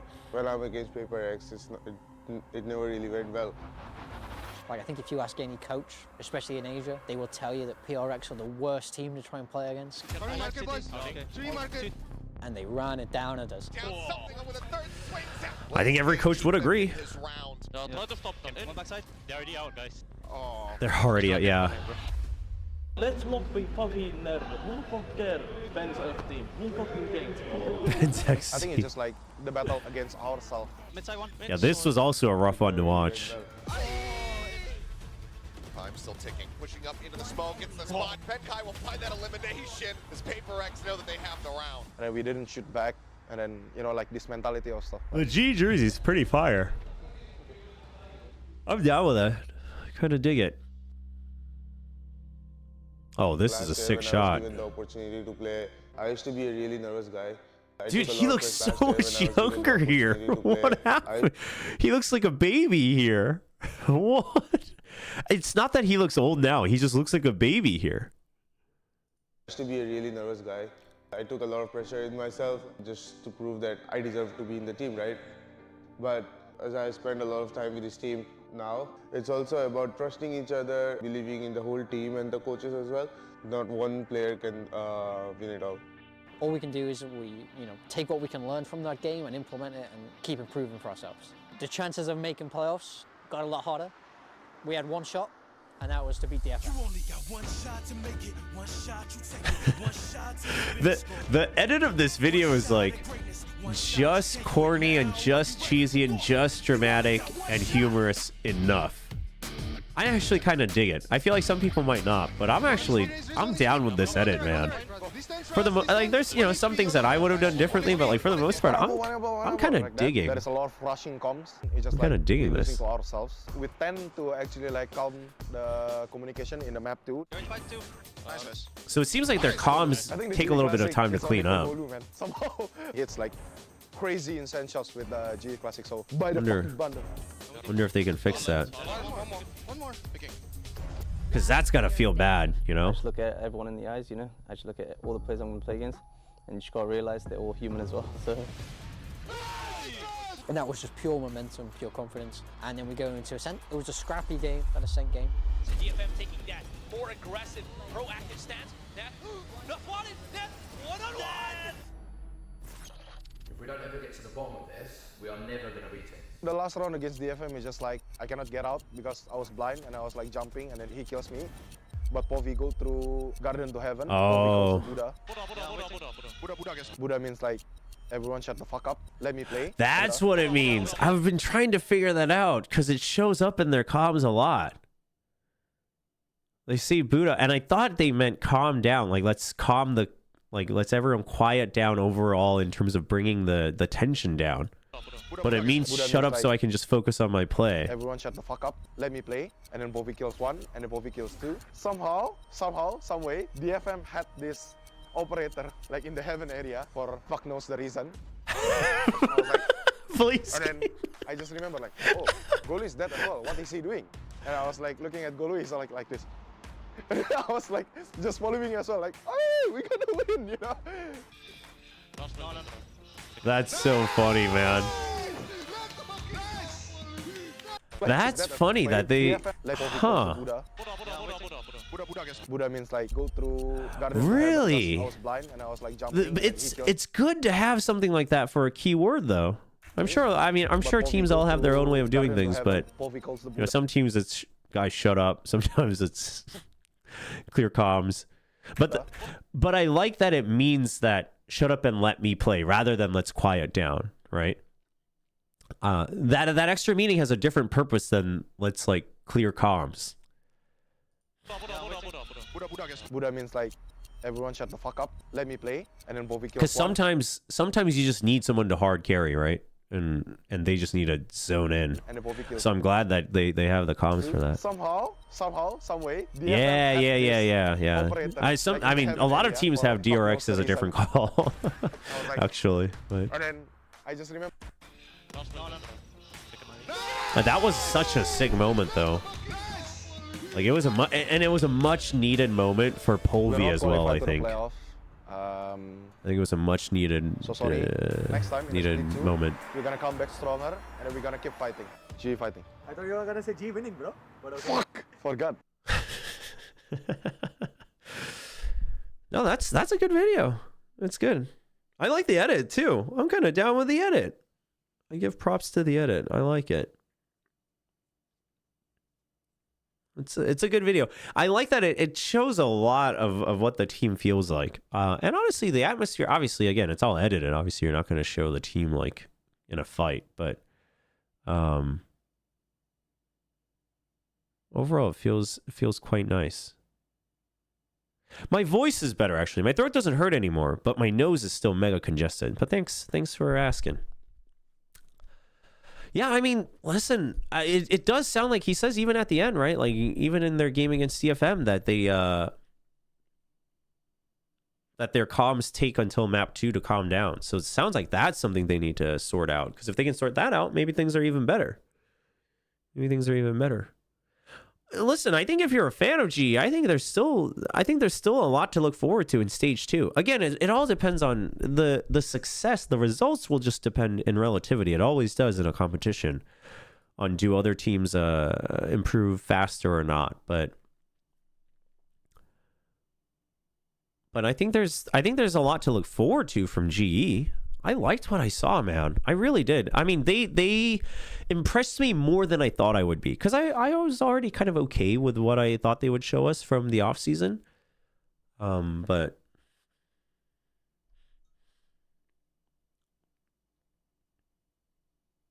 no, actually, no, I haven't seen that. I keep up with I see try to catch on to things now and then from CS, but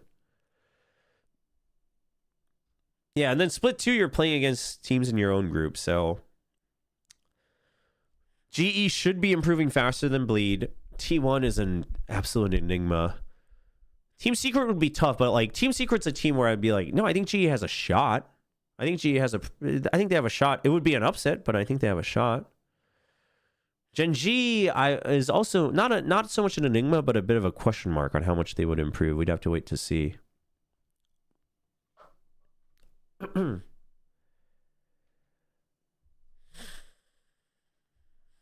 Yeah, I mean, in terms of whether they can make champions or not, yeah, because they had the longer stage 1, and that's why with 11 teams, like even in the stage 1, stage 2 split, even though everyone plays 10 matches, obviously it's a little rough.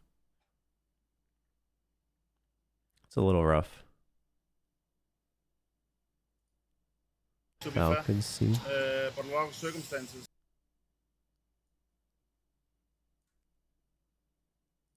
What is this?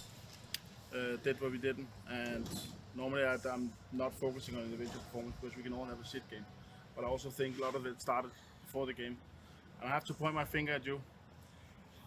Changing mouse when you had a tournament where you played really well, it's a risky move in my opinion. I don't know if it's the same mouse or if it's a new mouse.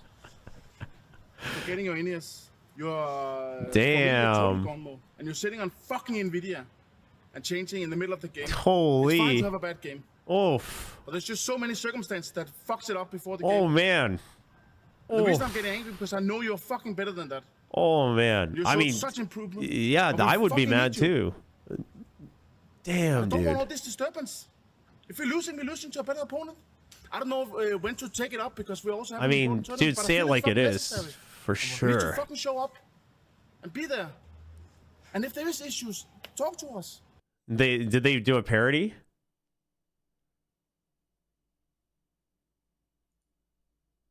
Listen. Of course it's Sponge.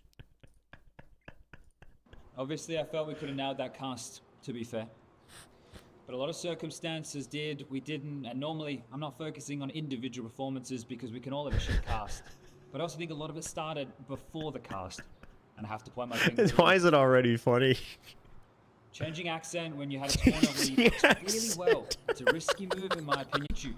I don't want all this overcompensating. If we're boring because of VP or Spirit. We don't need stupid fucking accents. We're boring we don't know because when of to take it up because we also have 3 weeks of broadcast. But it feels fucking necessary.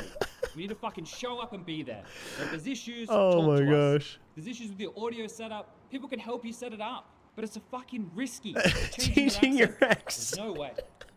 Point is, my weakness is my analysis. Your weakness, your strength, is your analysis. At the fucking Katowice, you had the most insane color commentary. So good. Some of the most insane. Wait, in the original video, do they all go in on him? Because that is... Oh. I have ever seen. We didn't It's finish the enough. original. Don't change an accent before the cast and waffle because of it. The thing with changing accent, it also tilts me. Like I watch you, bro. I'm off shift green room. Harry spotted you take the tack and you're waffling 20 lines in a row. Waffling around. I've never seen you waffling. And this is probably because of your changing accent and mic settings and watching Chad settings. And it just makes you feel uncomfortable. Stick with your accent. You're constantly insane, bro. I know Mo would never miss those narratives. 20 lines in attack. I think there Oh are too my many gosh. disturbances. Oh it just doesn't my make sense. gosh. This is EPL. I mean, Dude. 100% commitment. Waffling, I don't man. go fucking Reddit and talking about a fucking accent. Are you gonna say anything? Dude, how did... Why you all fucking yelling at me, blood? Why can't I fake a fucking accent if you fake one every day? Because people don't want to hear an Australian accent, you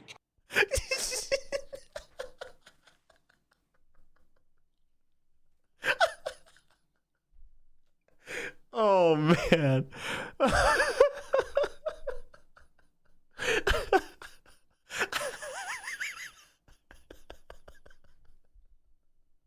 Oh, that's so good. That's so good. Yo, what's up, Sharam? What's up, YouTube? Dude, that's so funny. Dude, Moses' accent. Dude, the fact that they decided to parody it with... I was wondering what they were going to do it with. I thought they were gonna do like something with the mic, or the mic covers, or mic settings, or like your monitor setting. That's so good. That's so good. The accent is so gold. Oh my god. And Sponge really sells these too. Sponge is a really good. He's a really good actor. He knows, man. He knows how to do it. He knows how to sell it, man. I'm always very impressed. Sponge toes the line so well too. Chad's really good. Oh man. I mean, everyone in the video does a good job, but Chad really sells it. Sponge really sells it. He always has. Whew, that's funny. But dude, in the original video, everyone goes in on him, and they kept it in the video. That's wow. No wonder it's controversial. I mean, to be fair, like Zonic going in on it, like that being in there a bit, I think is okay. I think from a production standpoint and from a team standpoint, I think that could be even good. But, and quite frankly, like as a coach, I would totally agree. But dude, if everyone's going in on it and you keep it in the video, that is rough. I can't believe everyone went in on it. That's kind of, I mean, the coach going in on it is one thing, but dude, the whole team going in on it is. But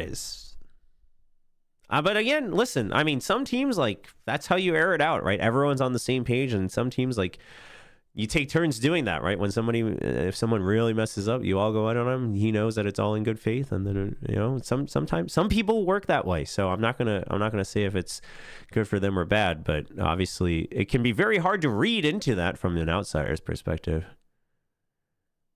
Let's. Oh, you're right. Kakuka does say that.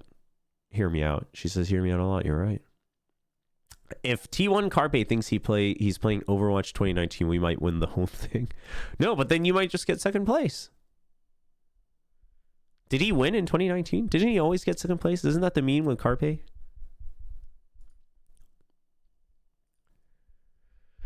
Dude, that accent video is so good, though. That is actually, I mean, ESL's CS crew does very well with parodies, but that might be one of the best. That might be one of the best. That's gold, man. It's also just like just imagining a caster trying to change his accent before a cast. It's just so funny. It's just, immediately I just picture Moses in the green room like practicing a new accent. It's also just funny because people always everyone loves like certain accents on a cast as a viewer. Oh, that's gold. Whew. That is pretty good. Listen, we got a little time. Tomorrow, I'll be streaming it tomorrow. Tomorrow we'll kind of go through some of the Pacific team VODs. Maybe I'll pick out a couple clips, a couple maps, a couple rounds here and there. And we'll do kind of like a preview day of like, all right, here's what to expect. Here's how these teams can win in playoffs, things like that. So tomorrow we'll do that. So today I'm thinking maybe, I got like an hour, 30 minutes to an hour. We can skim through like one map or so.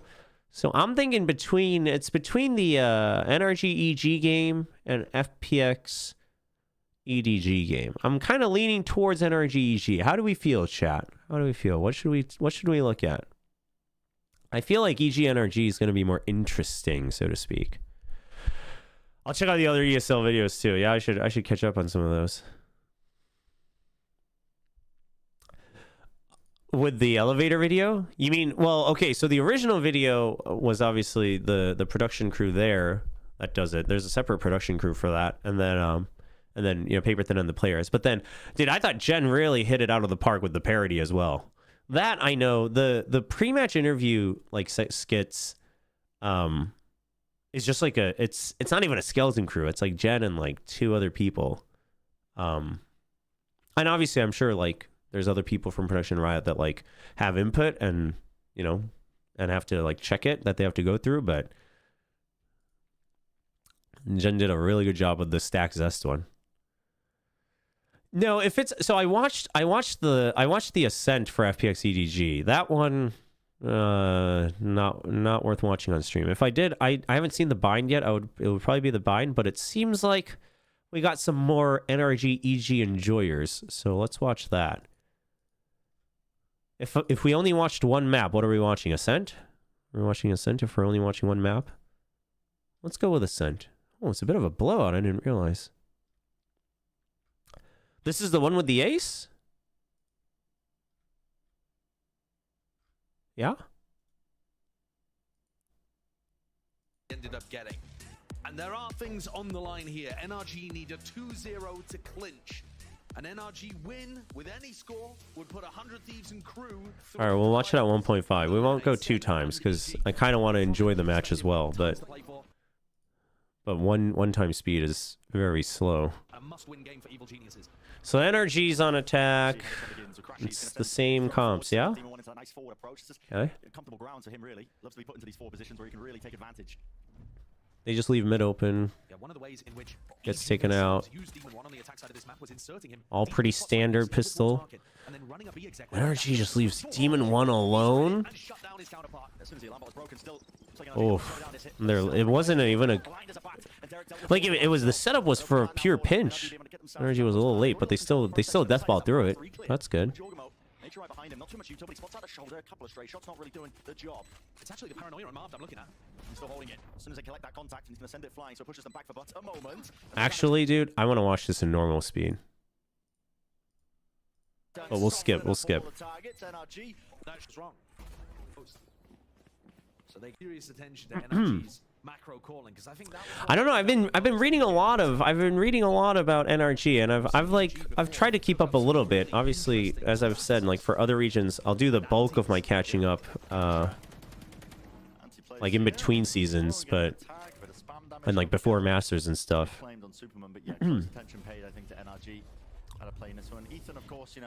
But I heard I didn't get to watch it yet, but I heard Sean went on a bit of a rant about, well, I don't know if rant's the right word. He went on a bit of a monologue about the EG players and like what worked for them last year. I saw that there was a thread on that. I actually want to listen into it because I assume he said something similar to what some other of us are thinking as well. Got a lot of acknowledgement of EG just loitering around the A site. Right, but it's like that perfect chemistry, etc., that worked. Isn't there a hotkey for video speed? There probably is. What is it, chat? Heading into the stronger site, but it's only classics on the other side. How bad can it really get? Somebody tell me, and then we can use that, so we don't have to skip 10 seconds at a time. 30 seconds in NRG. They can't really pivot. And Jogamo pre-aiming for the dart position here. A couple of shots now fired into. Yeah, NRG playing like, dude, on an anti-eco playing like. NRG had a play in this one. Ethan, of course, he's very experienced with those gaps. And I actually think NRG have looked really good on defense rounds, on a little bit of an experience differential right now. I mean, playing like Zeta, I hate to say it, but old Zeta doesn't instill a lot of confidence. Of EG just loitering around the A site. 50 seconds onto the mark into this round. You got to start making decisions soon. It's the carrot key? Oh my god, it doesn't work for me. Why doesn't it work for? Oh. Heading into the stronger site, but it's only classics on the other what? Side.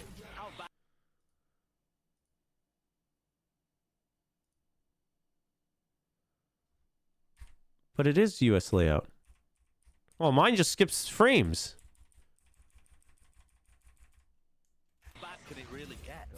Oh, shift.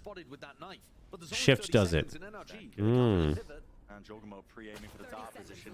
Yeah. Just as frame skips.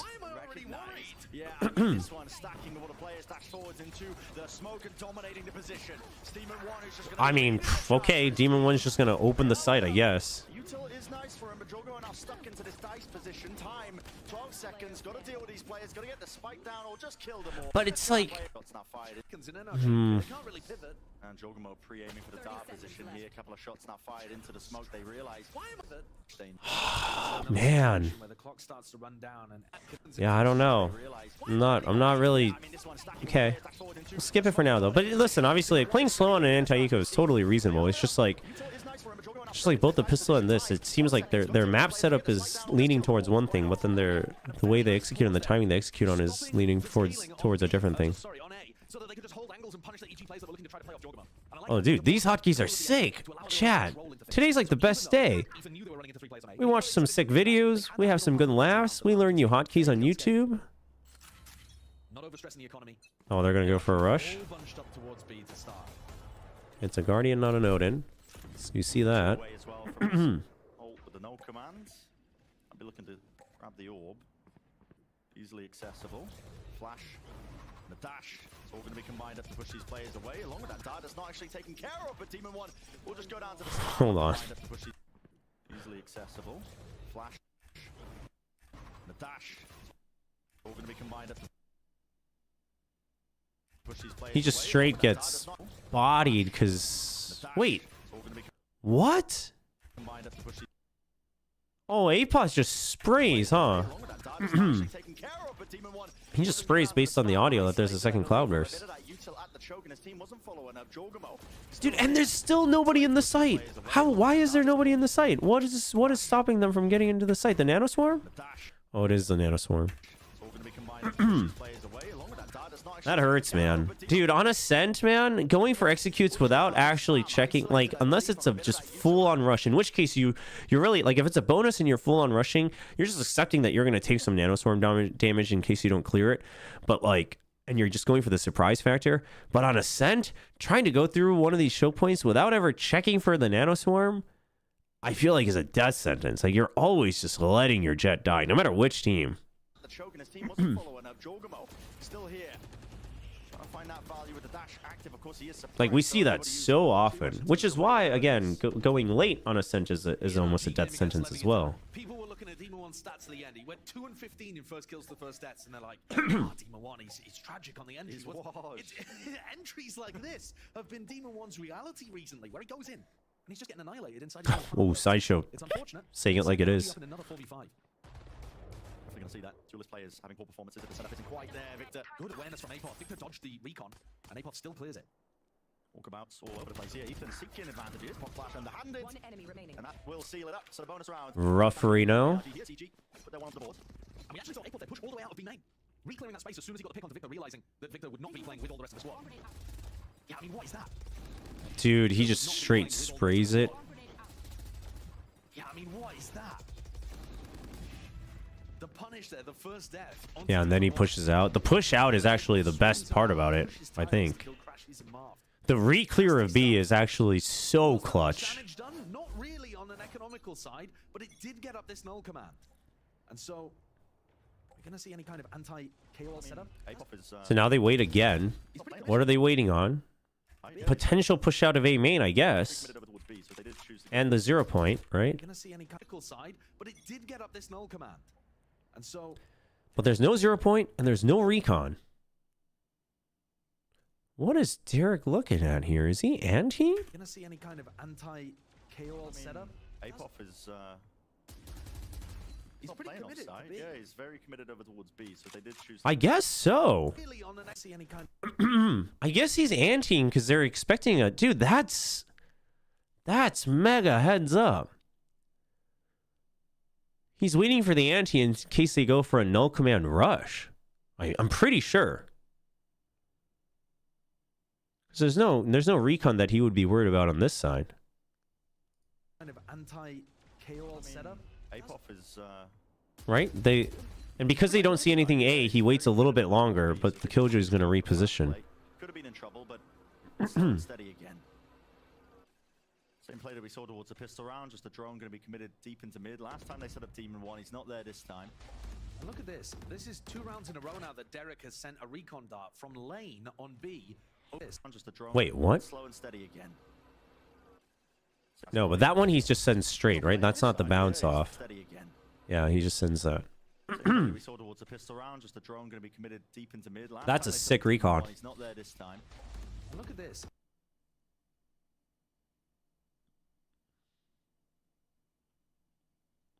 Is this the one where FNS made that bet for the gifted subs? Dude, that is brutal. This is 2 rounds in a row now that Derek has sent a recon dart from lane on B over to Cat for a mid player to play off. It's a cool idea, but he's used it twice now, and NRG is starting to get the idea of where it's coming from and what its purpose is. They're walking down Cat now. Nano Swarm. Sent flying here for Superman as well to take up that space into main.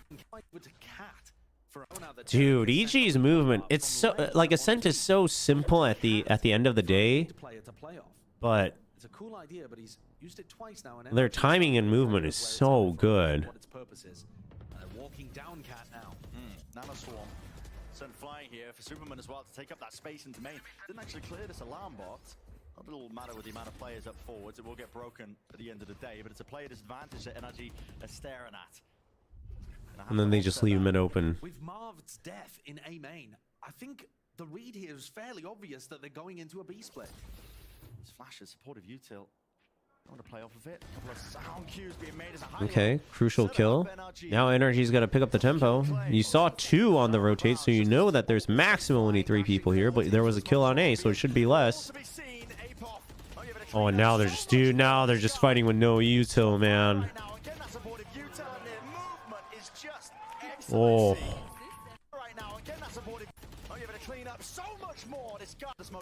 Is Shock Dart the only ability that... No, well, so this one they would have they're assuming that their nano was good, right? in trouble, but playing offside. It's slow and steady again. They're not able to check if it cleared or not before. Well, I guess they didn't see it die to the nano, actually. But they're not keeping their eye on it the whole time. As well to take up that space into main. Didn't actually clear this alarm bot. Not that it'll matter with the amount of players up forwards. It will get broken. Yeah, so I think they just thought that their nano cleared it. But if you're talking about future rounds. But the thing is so here's the thing. Not focusing so much on NRG's badness, but so if you look at this round overall, is in the beginning on B they're ready for a rush, right? So you've got the anti ready for the flash and then the null command run in. So your Killjoy is just gonna they're looking to hold on B, right? As soon as you hear that null command, you're gonna activate this, and then you're gonna watch for the first wave, probably take a pop shot, the flash comes in, and then you're able to swing around. And then on A, you're just gonna put up the one way. Now, because you don't see anyone past the one way early, he holds that ante for a bit longer in case it's a delayed rush, right? In case they were waiting for some of the spam, etc. Yeah, he's very committed over towards B, so they did choose to fast play. Could have been in trouble, but and then they hear the drone. So you're hearing the drone. During all of that, because you saw nobody, the Killjoy's now coming over. They're going to hear the drone. They're ready to play off of the alarm bot. And everybody resets to a very simple default from EG. And then you send this recon, right? You're trying to see, okay, if it's not here and it's not a rush on B, and you still have this turret, right? So you're not worried about checking this with the recon because you've got the turret watching for it. Oh, well, could they have taken mid? And here's the thing, is that this recon isn't even to know if it's going to be like an A rush or not. EG just wants to know, like, do you have control, right? Like, do you have information? Because if you're not here, you don't have information. So then they go through that. Then the turret gets activated, so immediate shock dart comes out just to push them away. That draws away the Killjoy, and that means the Jet has now positioned to play off of mid. But because no one was spotted here, NRG's like, okay, so EG is stuck here, and then they're stuck here, right? And they've been backed off a little bit because of the turret and the shock dart. So they know that like NRG doesn't really have any information, right? They might be looking here, but they don't actually have control of it. They don't have control of this. They don't have control of this. Obviously, you're watching that as well. So now you know you can just hold the default. Then you get tagged with the 0 point. But you're thinking, somebody was here, nobody is here, nobody is here. So like, what's going on, right? You're thinking like, well, this isn't like a 0 point to rush in. It's to check wine, sure, but nobody's rushing in. So then Superman starts to peek and he immediately makes the call.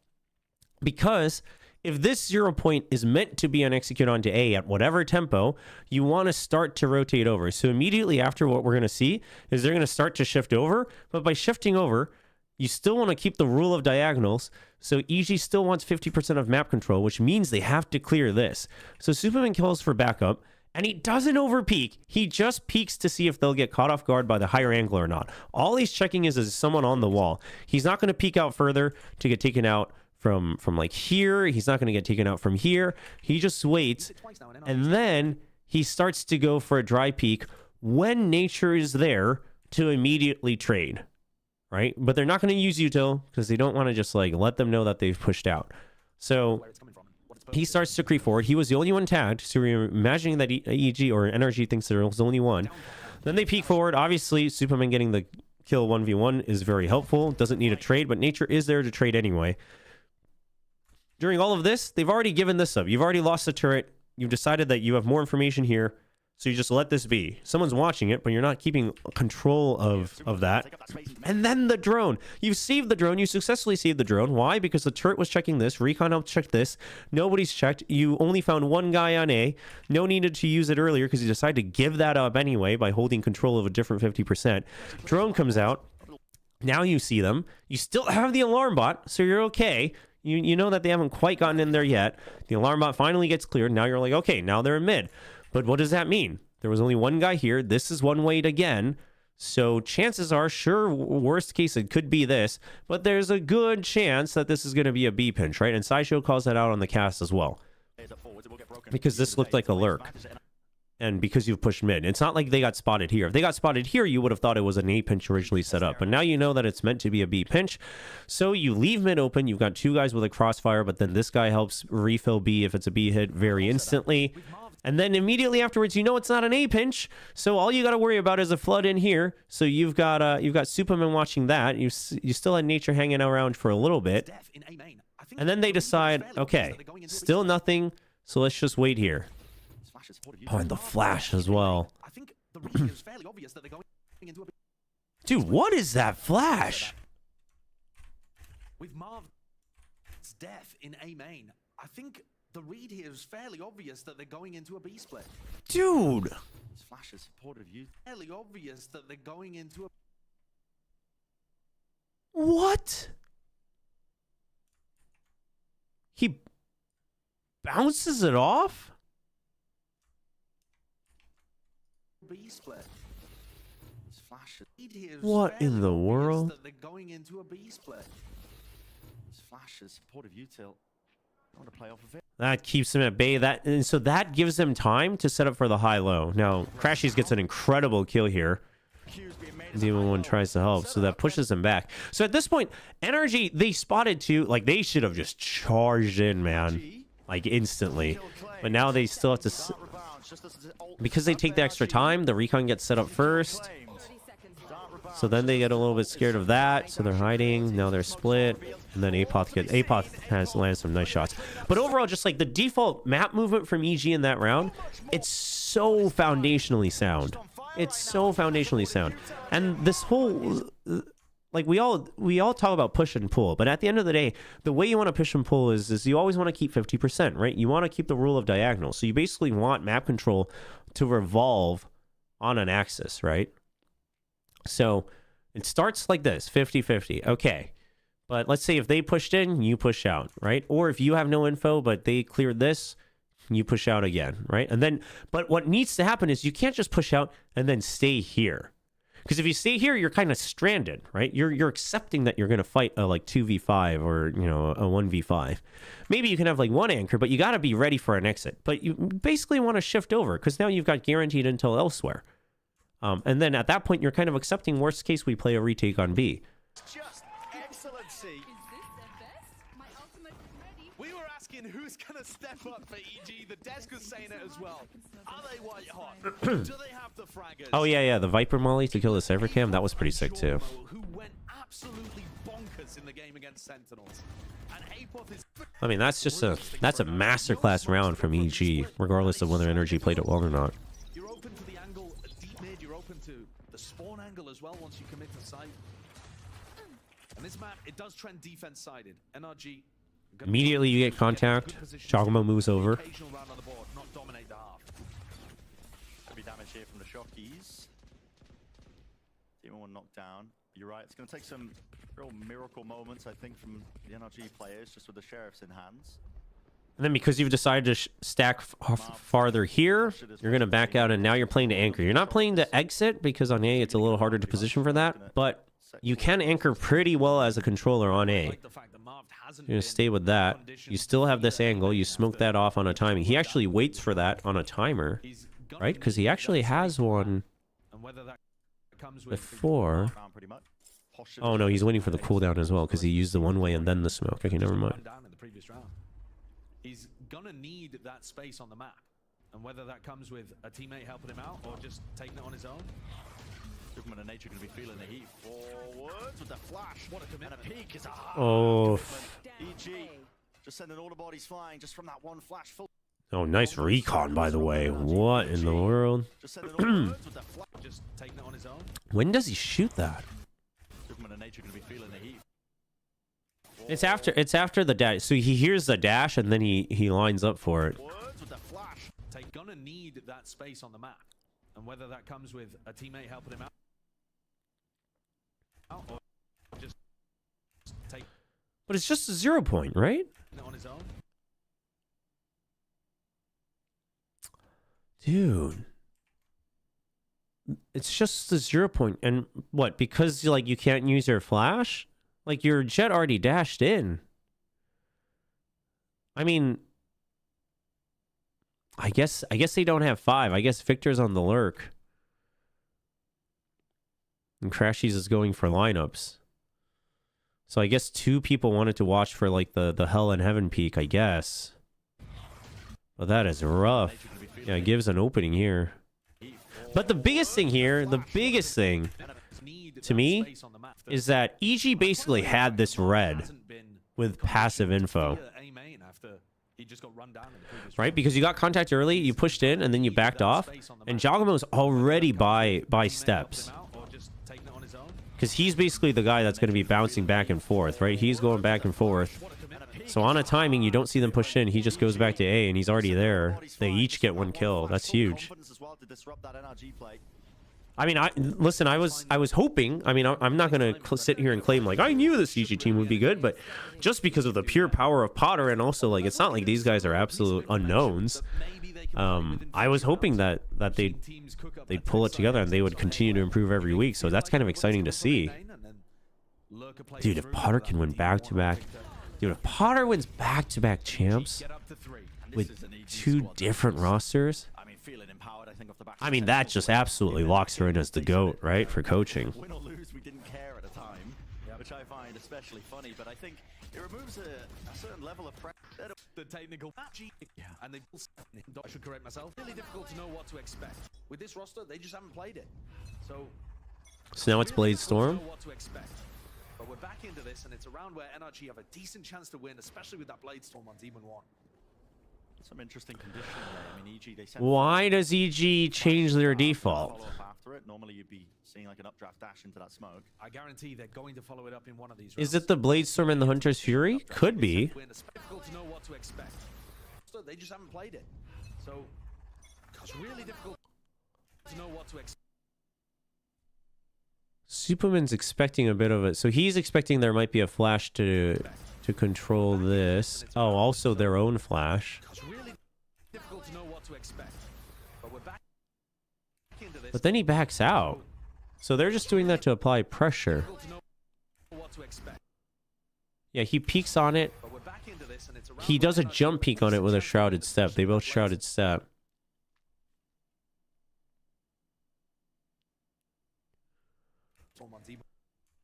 So it was always intended to be jump peek and fake pressure on A, but back out, right? Make them have to re-clear all of this, because the shrouded step, it's even meant to force them to clear wine, right? So EG is putting a lot of pressure and be like, all right, if you're coming A, you gotta clear all of this and this. So then they decide to just back out, and I do wonder if it's a response to these two. Although the Hunter's Fury response being here is interesting. But this push out could very well be to counter that. Some interesting conditioning there. I mean, EG, they sent flying flash and a dart, but no follow-up.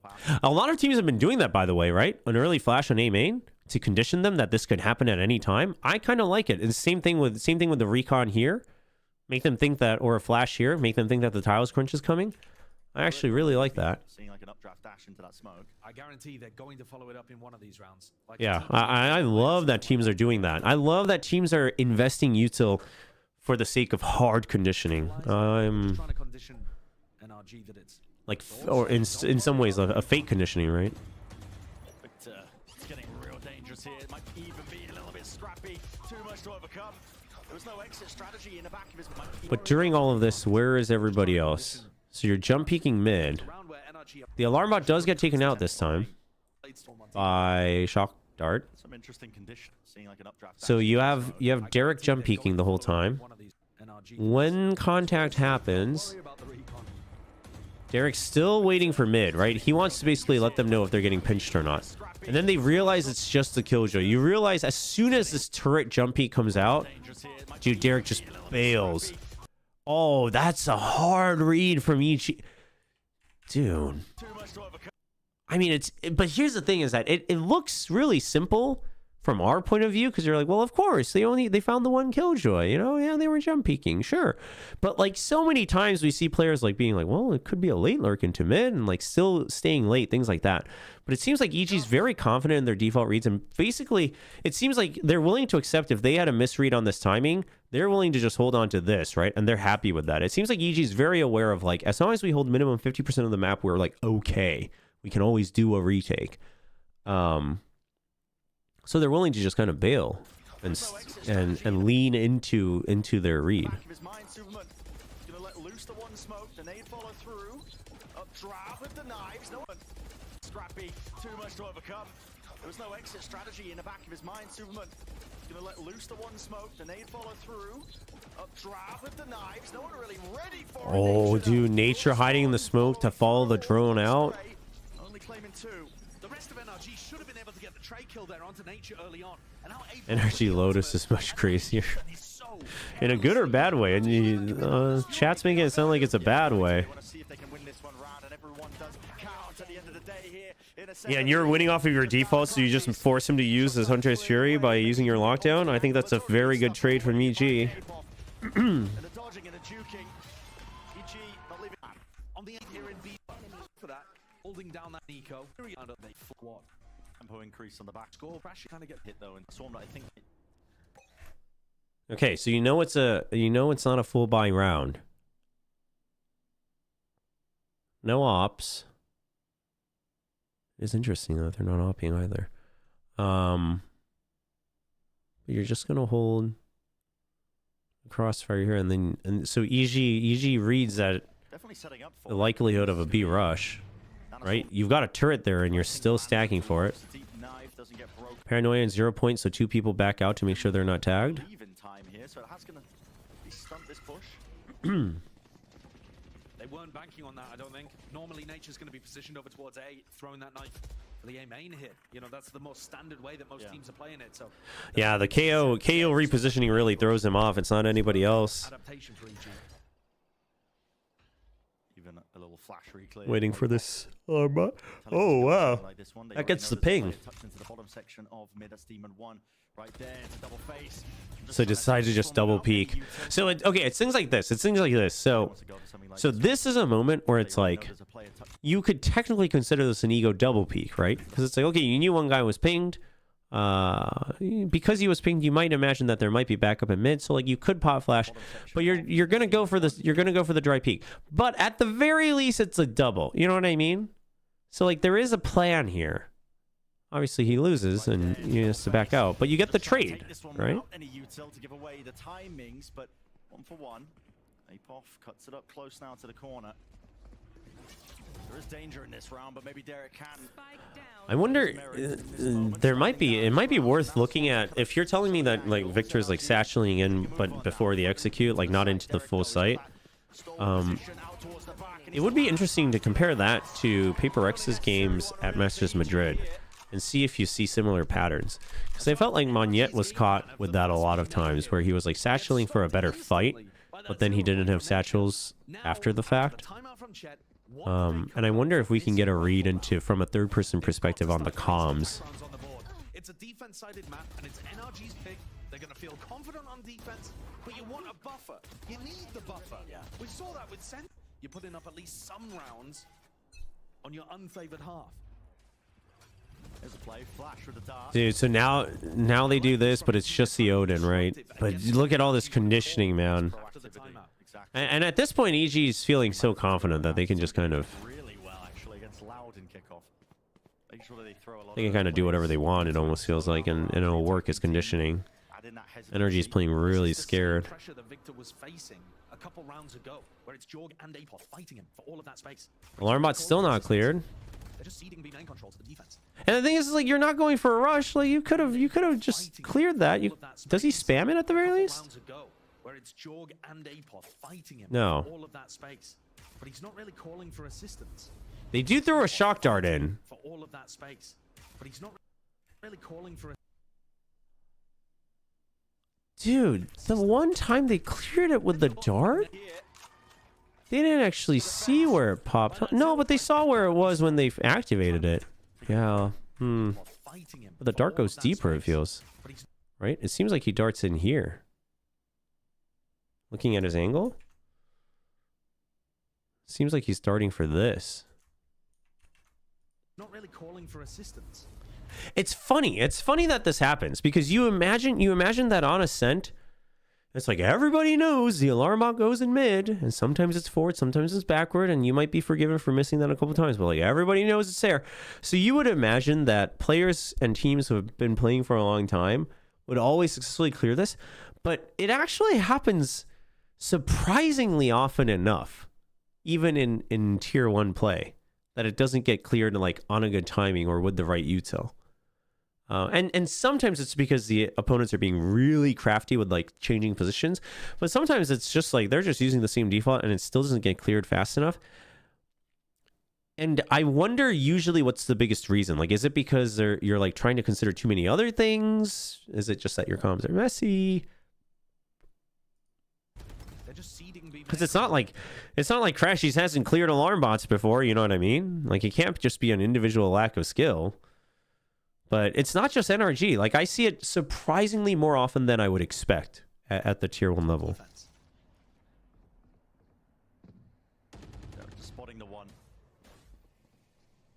ADS crouched up.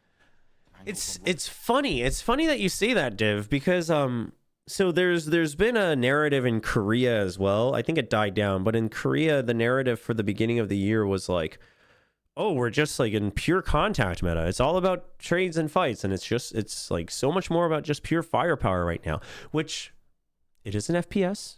That is always going to be very valuable, and if you could only take one thing, that's probably the most valuable thing. But I will always yield to the fact that at the top level, at the end of the day, you're pretty evenly matched in a lot of your matchups anyway. That better positioning leads to better aim. So in some senses, like, again, like that earlier round I broke down for EG in some ways might have had better aim simply because they had a harder read on the positions, right? Down here, but so I don't know if it's so much like, yes, we have a lot of stronger shooters, and yes, that leads to a lot more like a lot of things that normally wouldn't be able to happen. Like you can open up space with contact, etc. And you know, obviously, even keeping 50% of map control at the end of the day, you have to win your contact to do that. So firepower will always be the crux of it. But I don't know if that's like necessarily more valuable than it used to be, right? I think it's just like everyone upgraded, but at the end of the day, therefore, the way to get the edge, because everyone upgraded, is still going to be like better positioning, better mid rounding. And that's my opinion. But we'll see. I mean, maybe I'll be proven wrong. like you might want to take the face into it. This one-way smoke was very well timed. I mean, dude, I don't think anyone can, regardless of like, it doesn't have to necessarily mean someone else is a problem, but I don't think anyone can look at his career and then also afterwards and his current like analysis on co-streams and things like that and doubt FNS's calling, man. FNS was something. FNS was something else for Valorant. He was undoubtedly some of the best calling we've seen. I mean, we still have some great callers. But there's no doubt FNS was at the top, for sure. NRG haven't created any space, haven't got any space onto the map this entire time. I mean, this is just a classic case of like... So they're going to have to go for a bit of a mad dash now. I mean, technically, EG even gets technically the wrong read, right? They stack for B. They stack their 3-man for B. No, why would they do that? That's what I want to know. This is the same pressure that Victor was facing a couple rounds So you see the 0 point on the drone, so now you start to back off. Nature decides he's going to go over. He has the null command as well, so he can support either site. So Superman stays. They're just ceding B main control. And then you send the drone out. Not really calling for assistance. Oh, and he sees the Sova on B. So you don't see Demon 1, you just see the Sova. You're worried about... You actually hear one here as well. But you're thinking, well, the Sova was on the other side, and there's a turret outside of B as well. And then they hear the pop flash around the one-way, and you're thinking, ooh, are they coming A? So you 0 point, and you tag no one. You're like, okay, well, now with 40 seconds left, surely they have rotated. So EG... technically lean into the wrong read, right? They still send the recon and they say, okay, still nothing. They haven't worked around these smoke timings. So Nature goes B. So technically, EG leans into the wrong read. But overall, in some ways, because they basically forced EG to use these util, right? 0 point, recon, the one way, and you still had 20 seconds left afterwards, technically, this round is actually surprisingly not the worst timing from NRG. But Derek's holding with an Odin. Smoke comes out as well, and then the paranoia. Just a hail of lead that's going to be raining down onto them, but NRG do get access eventually. Claim the second kill. Oh, what? But NRG do get access eventually to the site. Barely with any time left on this Fury. One connection follow through. Can't quite claim the second kill. Left on this Fury. What? He doesn't hit on the second shot? One connection. Dude. Okay, so the first shot, he's going for the default plant. And then his second shot, he thinks he's going to be able to land it right as it ends. So he's just still aiming like slightly off to it. But he doesn't get a tag. And then he just aims for the door, the corner. He gets a 1+1. He gets a buy one, get one free, but... Dude, what a sick ult. Good shrouded step. Allows you guys to take... Oh, this is so good. This retake is so good. The speed of it is...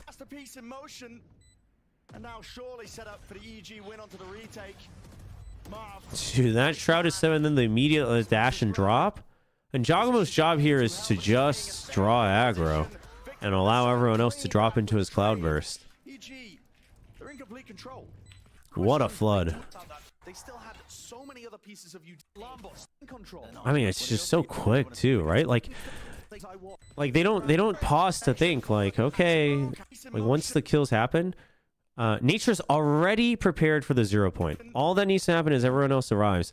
And then they just go. Like, they're not like, okay, 1, 2, 3, like 0 point first. Like, okay, nobody there. Like, they're not waiting for information. They're using info to create space, right?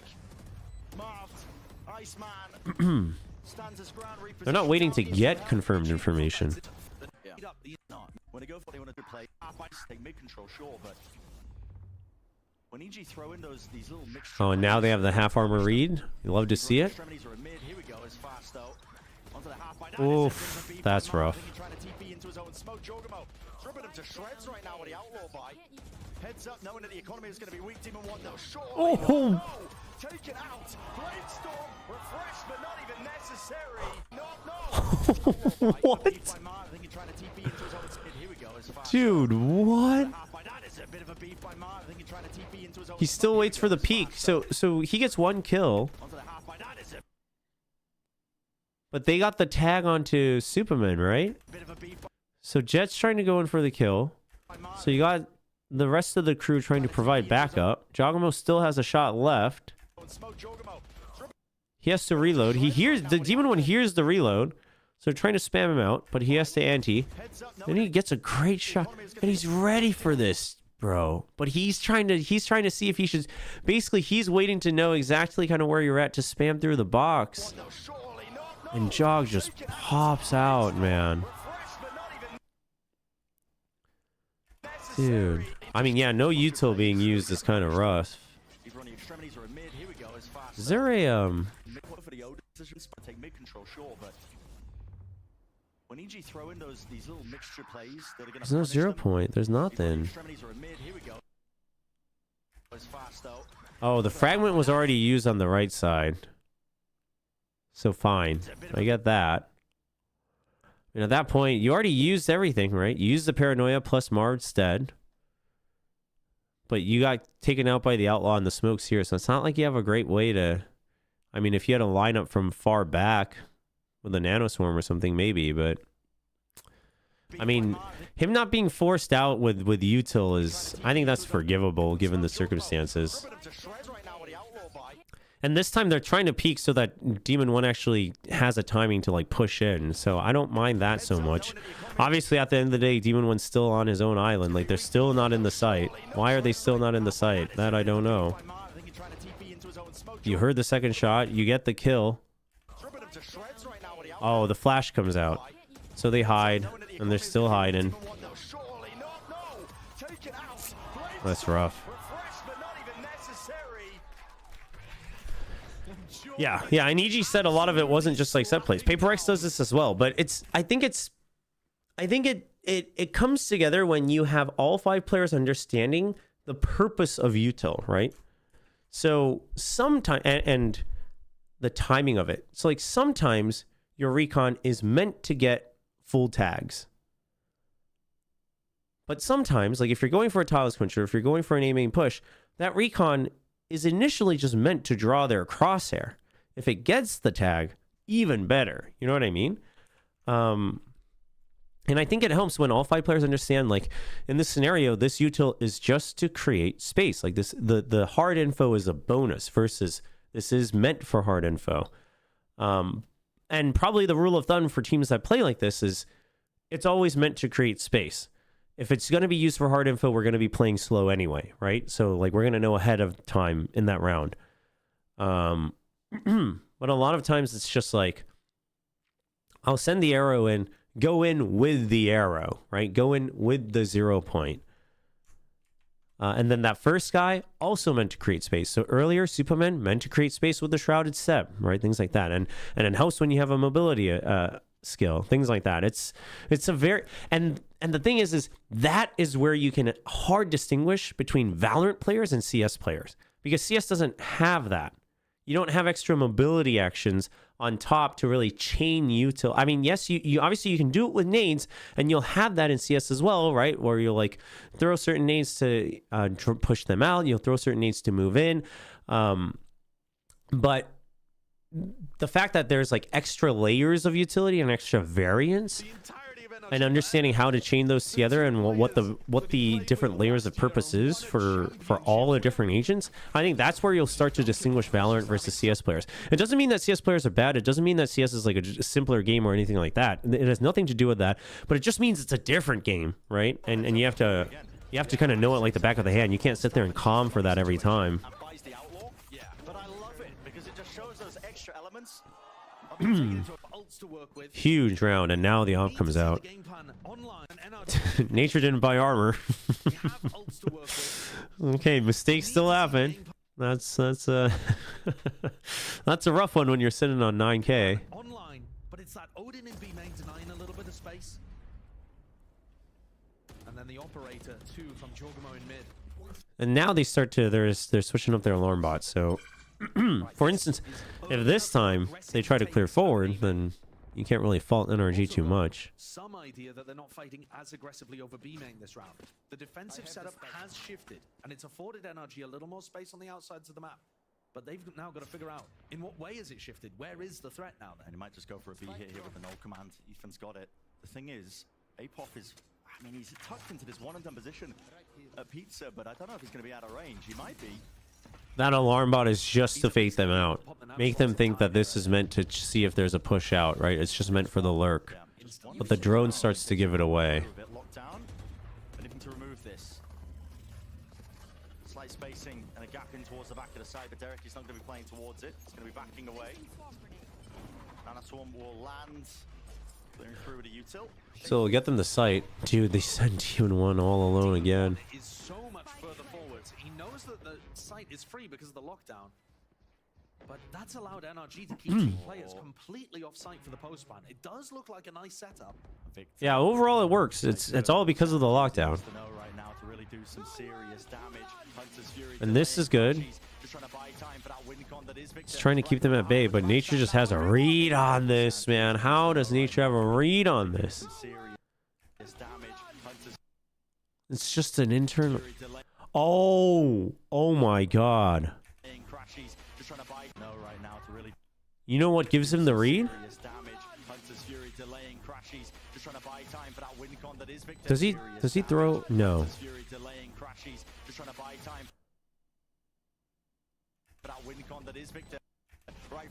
You know what gives him the hard read there? Is that his 0 point doesn't tag anybody, but there was a turret out here.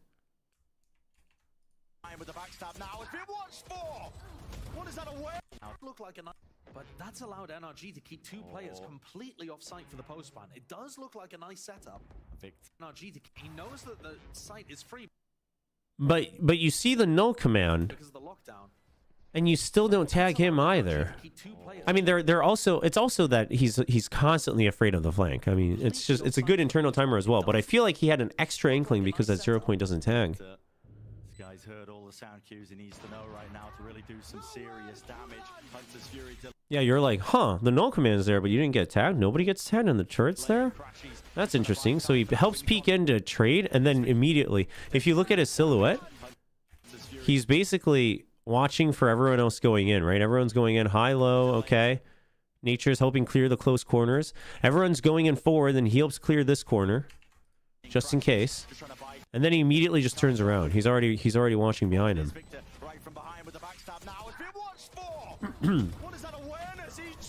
Because at the worst case, like, you're just waiting for your team to get up to here anyway. Yeah, the Silva breaks the alarm bot. But I don't think that's not what makes him turn. It's just an internal timer plus the fact that nobody was tagged in main despite there being an alarm bot here. Because he's already turning around by the time that second shot's about to come out from the Hunter's Fury. I feel like, I mean, maybe, I don't know, maybe he got faked out by the alarm bot dying. Could be, but seems a little doubtful.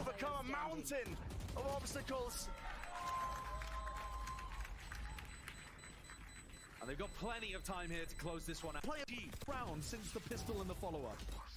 I mean, that's huge. And then, but look at how fluid he is. He gets the kill and he immediately turns around for the pop flash for his team. Like, they don't need to stop and be like, all right, everybody ready? Right? It's just like, boom. All right, throw in flash. You all better be exactly where you need to be because it's going.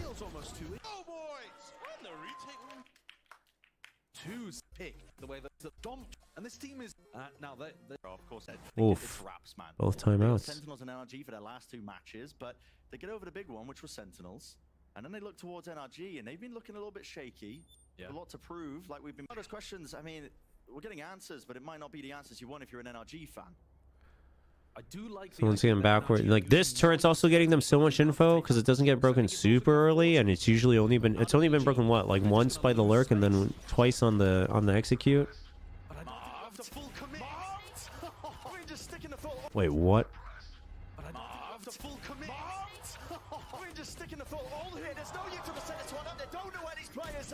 Oh man, I thought he was gonna get that third. Doesn't matter though. The backup's there. And Nature clears in case it's a pinch, right?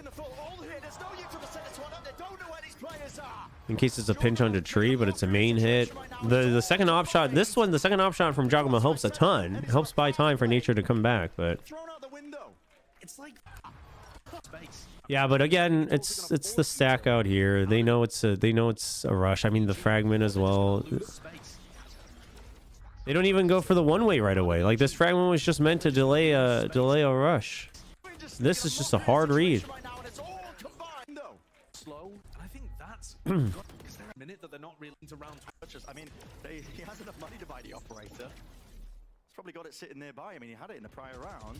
It's only Ethan with full armor. Yeah. We're looking to put it to Yeah, the outlaw's kind of sick. That's a sick call, actually. Storm's dropped. NRG again, they're trying to get a move on here. Fastest util, it's all overwhelming here. What? Trying to get a move on here. Fast. Oh, dude, he just Nature just chucks it, man. He just chucks an underhand, and dude, Demon One gets full flashed by that. That is rough. It looked like he was ahead of it. Move on here. Fastest util, it's all overwhelming here. But Demon One, he was blinded up himself. He was supporting you. It's all dropped. NRG again, they're trying to get a move on here. Fastest util. Now the Storm's dropped. NRG again, they're trying to get a move. That is rough. Fastest util, it's all Yeah, that's... I mean, I think it's because he's aiming down, so like maybe at the corner of his screen it technically catches, but...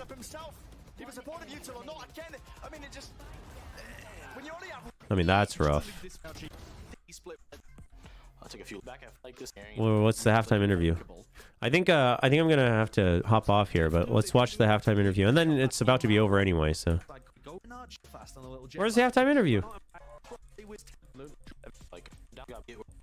Is it not this match? Are you thinking of a different match? I had a lot of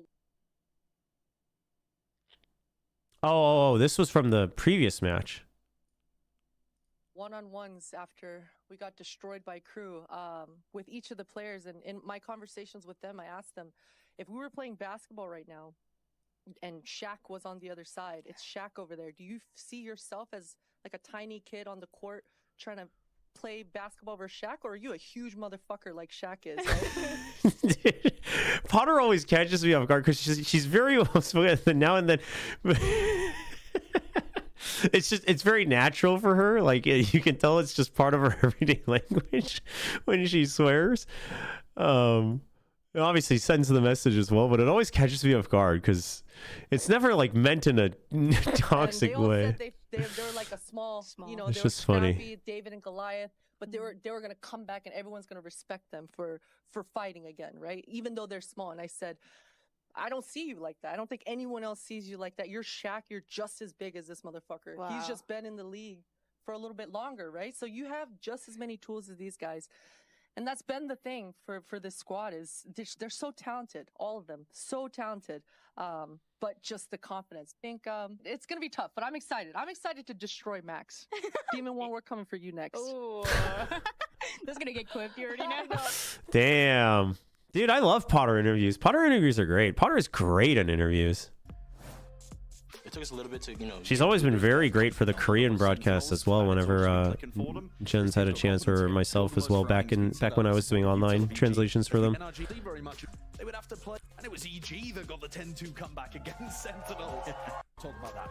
Just they got rounds, or did they just street work annihilate? Potter's absolutely a gem for sure. I mean, just the rep that she holds in the overall esports community, the history she's had, the success she's had as both a player and now a coach. Like, she's been there, done that. She's well spoken. She's obviously a great coach. With them. She's great for interviews. She's a good personality. She's great at casting. Like, she's a gem for sure. Like, she's done a lot for esports in multiple ways. Huge fan for sure. Always have been, but only becoming a bigger and bigger fan. Well, losing fights like that doesn't really help. I mean, that one, what can you do? Smoke clears, he's jiggling. He's trying to go out for a peek. I mean, yeah, is it a bit of an ego peek? Yeah, I guess he goes out a little bit further than he needs to, but at the end of the day, he got one tapped. Like, that's all there is to it. Really nice play here, where it feels like a lot. But you see what I mean here, right? EG, like, they're already beginning to clear this as he's starting to peek into mid. right? They're not just jiggling it. They're like moving in. And the first kill going look like they're set up for Right? a really nice play here. They're jiggling for the 0 point, and then they throw it right as they go for the peak. So they're just close enough that they can immediately take action when this kill happens, and they do. Because again, worst case, you're outnumbering them anyway, right? You've already dwindled the numbers. Someone somewhere is going to have to get pulled back a little bit further. Apoth even goes in further to make sure that he really sells it. He's going to even trip that alarm bot. Then you've got the smoke. I believe you send the paranoia as well. Yeah, I mean, it's so fluid. And stuff like that only happens when you're so well aware of each other. It's not even just about language. Obviously, you need to have good comms. Like, you have to have good comms practices. But It was supposed to feel like an A split, but a lot of like, that was just so, it was a very quick call. And that's what Paper X does well. Like, I always say this whenever I get to cast Paper X is, they don't let up. Once they choose to turn up to 11, it just goes at 11, right? And there's no hiccups. It just goes, go, go, go, go. Right? They'll get one kill and they'll say, well, that's our cue. Like, they know that a kill gives them that advantage to push the tempo in a lot of rounds, because that makes it a 5v4, right? Yeah, and then they push out of the smoke. Overall a good call, but oof, Crashy's winning this is huge. Good on Crashy's. Does he take a hit there? How does he know? Making sure that he's still active into this fight, and what a call by EG. I mean, dominating the smoke, taking it. So overall, the call is good. You still got someone coming back main. Now this gives you tree as well. You've still got a guy on site. I mean, you could argue that Derek going is a bit of overcooking. It's like, you guys already have such an advantage. But this is props to Crashies. Does he break the window? I mean, dominating the smoke, taking up that position, overpowering the tree. Nope. Fight. Just I think he hears a footstep. Or it's just awareness. Either way, mega clutch kill on Crashies. Because Derek was supposed to be the insurance to the insurance. And that fails. Towards the end of a bit of that NRG. Just failed you so hard. EG doesn't even mind, man. They know that they got out aimed, and that was it. Like, they'll just accept it and move on. NRG using that classic setup. We actually saw EG running this exact same kind of bait and switch with their players over towards A. Demon One though opting for the Guardian rather than the Outlaw. I've dodged. And then they go back. EG orbs if they can. EG are making it feel like there's a lot of pressure in B main while they timing the knife and take A main control. Like, it just, the ideas make more sense from EG on the attack side, even though they're running with pistols here. Well, here's one of the easier tests.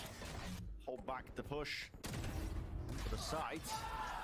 Everybody will fall here from EG. They'll be looking. I mean, here EG also gets stopped a bit as well. But this was also a 3-man push, right? And at the very least, like, Superman's right there with him. You know, he's not like standing out in A main. I think it's a little better. I mean, it's also you're on an eco, so it's rough, but Gonna try to set something up. Is this a flash peek for Demon One to try to get aggressive with some spam perhaps from Crashies? And Crashes will feels like a flash peek. Oh, he's gonna bounce it off the wall for a pop. One back off of it, so rebound flash. Oh, into the box. That's a nice flash, man. You don't even have to ante it. It drops right into the box. It goes right in here. That's sick.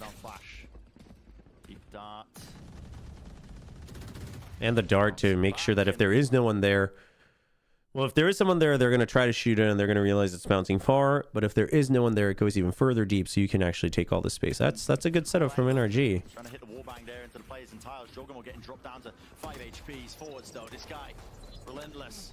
It's not shying away from any sort of aggression. In fact, dashing all the way forwards. He's cut this up. Ethan, it's a miracle that he even got the two. Crashies is in the middle of nowhere, out wide. And so he will fall. Don't tell me he wins this. Okay. Did he really? He had 0 assists at the half? Oof, that's rough. All right, Potter timeout. Serious anti-strat they were going for. Let's see what usage these. And they're gonna calm down on the broken buy. He gets picked off by the op. Now you know there's the op. Okay, but this round they're just looking. They're looking for contact first, right? They're trying to scout out, put some pressure on to both A main and B main, so they can't really decide, and then pick up the spike afterwards. You got spotted. You cut noise. You're gonna now just, you know, hope that you can go for the execute. Would you go for the cut noise re-hit forwards? Jogamo is going to be really isolated away from the rest of his team. Updraft's over. Oh no. Okay. Your chances and opportunities. Knife. Is that where the stops? Is that where the buck stops? Oh no. Oof. Early able to get out of there. I mean, taking a bit of damage in the process. Both Demon 1 and Victor taking risks at the start of the round. Victor threw an aggressive nanoswarm, so they know the Killjoys B. Demon 1 could get a bit more. They just want to chase through. They think the op would have relocated, but they wait. What? A bit more aggression now. Onto this angle. Oh, dude! As soon as the drone spots. Oh, the wall bangs. Oh, the Guardian. Ooh. That's so crazy. Do they show it from the other POV? Wait, what? He gets a second kill? How does he get a second kill? What? How does he win that? I'm more impressed by this, dude. He gets aim punched by the Odin and he doesn't even one tap it. He two taps him. What? Dude. The hip fire just... Oh, the hip fire has betrayed Ethan so hard here. But also, Jogamo's an absolute... Oh, man. He absolutely has that dog in him going for that peak against the Odin. That's insane.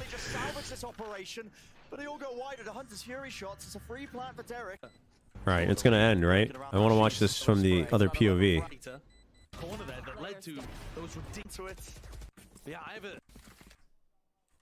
Okay, here we go. In fact, is kind of inching forwards. Has he seen anything? No, it's just a prediction. Wait, is it just a prediction? Does the drone... I feel like the drone would have spotted him. Maybe not on this first shot, though. The first shot might be a prediction. Has he seen anything? Because he clicks the shot. Kind of inching forwards. Has he seen anything? This is when he clicks it, and the drone wouldn't... I don't think it would have caught even his elbow yet, because it's still looking like this way for now. What? But afterwards there would have been a tag, but he's just spamming it anyway. That's crazy. It's not even the drone. I thought it was the drone. I mean, the drone would have been the guarantee. But like, oh.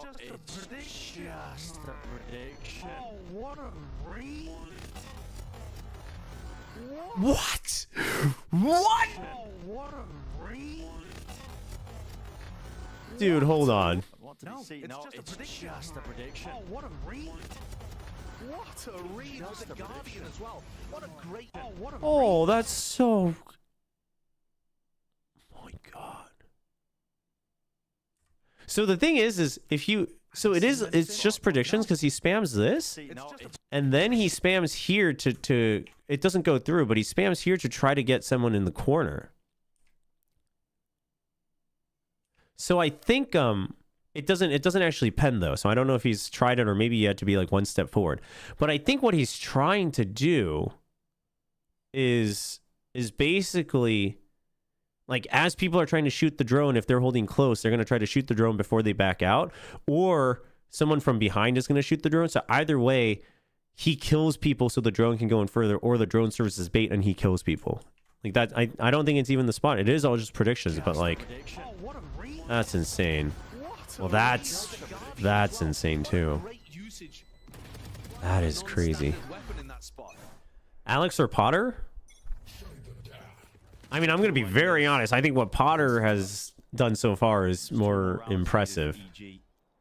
I think we've also seen more of Potter's strategic impact and also mental impact than Alex. I think we've seen a lot of Alex. I think Alex is amazing for being able to like train those guys. And I think Alex is a great coach, but I think Potter's impact in some ways is more tangible, but also bigger. It's also like if I had to choose a coach, I would prefer, I think, Potter's style, so to speak, of impact. But yeah, if Alex can do it with another group, that'd be something, right?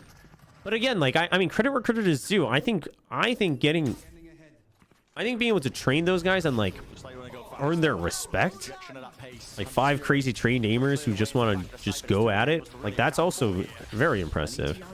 Too much done. In fact, Jordan wants to take it in a far more different direction. Can hit the transfer. Demon 1. Nasty reactions, even getting his ally back up onto his feet. Flanking attempt up and around Superman as he brought them an opening. He cracked open his side of the map, but already calling for the pivot. Yeah, it was a great call by Superman. They cancelled that B hit really early on. And with him being able to find the pick, there is just enough time. EG's good, man. And still have this in a decent chance for EG to win. Superman needs more though. Needs way more than that. What's going on there? How the hell is he getting away with it? And they're just flooding the defenses. Dude, what? This, even though the map is NRG, they don't do it. This is where EG were not having too much success with it. Great cancel of the B push. Where EG were not having too much success with it. Great kill onto Marv. And then what? Oh, having too much success with it. Great kill onto Marv. And then what? What? That's an amazing pre-fire shot onto Demon 1. Oh man. From NRG in general though. Demon 1 had gone for an updraft as Holy. so that's why he was so much later and gave Superman the time to reset his aim. Yeah, I mean, I think maybe just sound. It could have just been a misclick, but if there was a reason for it, it could just be like a sound thing just to try to make them like change their crosshair a little bit. I'm not really sure, but right here and now in the tracks. If you're NRG, smoke covering his teammates. That's away from the dart. Bait and switch setup. Yeah, trying to make it seem like the Opera has retreated when in fact you've inserted the Killjoy in that spot. He missed the drone. I believe the shot didn't clear him though. Didn't clear him into the corner. wait, Seem no, like the Opera has retreated when in fact you've inserted the Killjoy in that spot. he did. Drone. I believe the shot didn't clear him though. Didn't clear him into the corner. So Victor does get the volley that was intended for him. It's going to be pushed back and away. Ethan also feeling the heat. It's been turned up. Wow, now Oh, this is that round, isn't it? He's even touched the flash. APM off the bloody charts from this guy. And now wants to pave the way. I mean, this is... Spinning one of the blades. We're moving away from that dart. Nades flying through and forwards. Dude, with a Bucky, man. Now for them, and they're already getting that plant down. Demon 1. Take matters into your own hands here. A chance to really wrangle back. Fate and control. Crashes with the firing line. Making sure that nobody can really take it. Adjustment. Oh. How does he do it? How does he do it? Oh my god, it's so good. Yeah, I mean, also the decision, right? You have knives the whole time, but instead of like trying to go for jiggle peeks and one taps, he's like, well, they have to push it, and he hears the footsteps. So he gets the bug, but then the immediate just... Oh, and he's not even trained up, right? He has to flick up. Oh, it's a headshot. Oh. Yeah, watching it back now, like that day I was still living in the emotional moment of Ban's ace, but like this ace is crazy. Oh.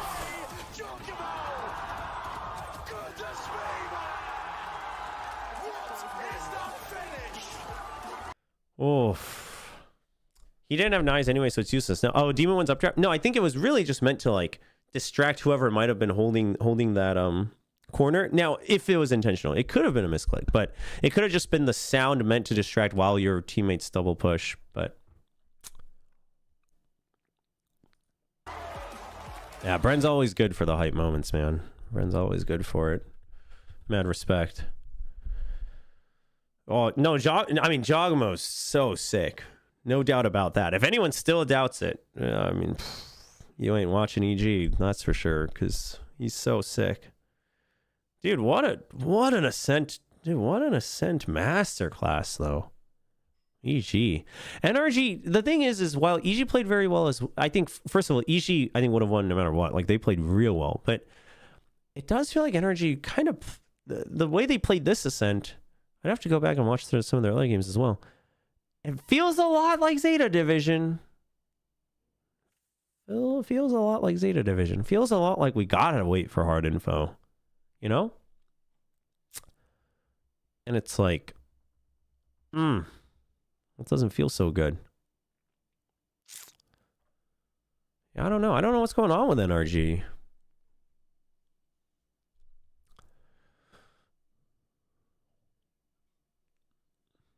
There's a round on Sunset. Yeah? Okay. I have to go, but we'll watch just that because you guys are telling me it's a crazy cook. I mean, I'm always down for a Potter masterclass. Oh, it's coming up. At the start of the round over towards A. Down to the corner as well. Oh no. Any sort of follow-up. Nice little pre-fire onto the corner. Spot around. No, he doesn't.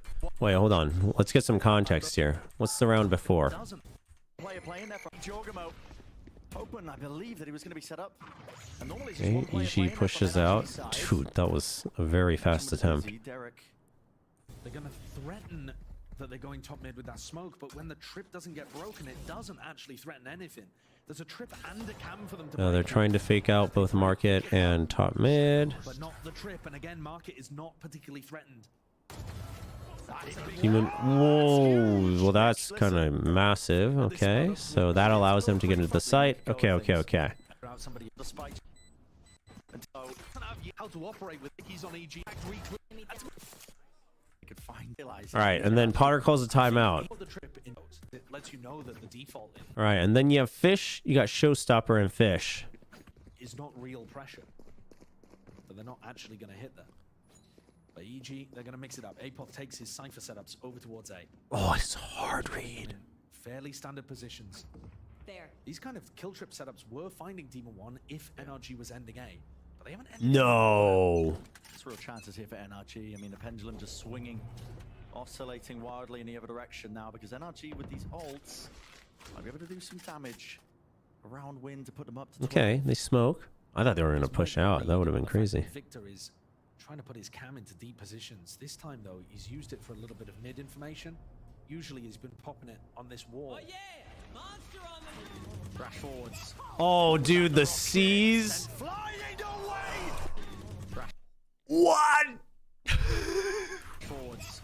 Along with that, the rocket sent flying away. What is that?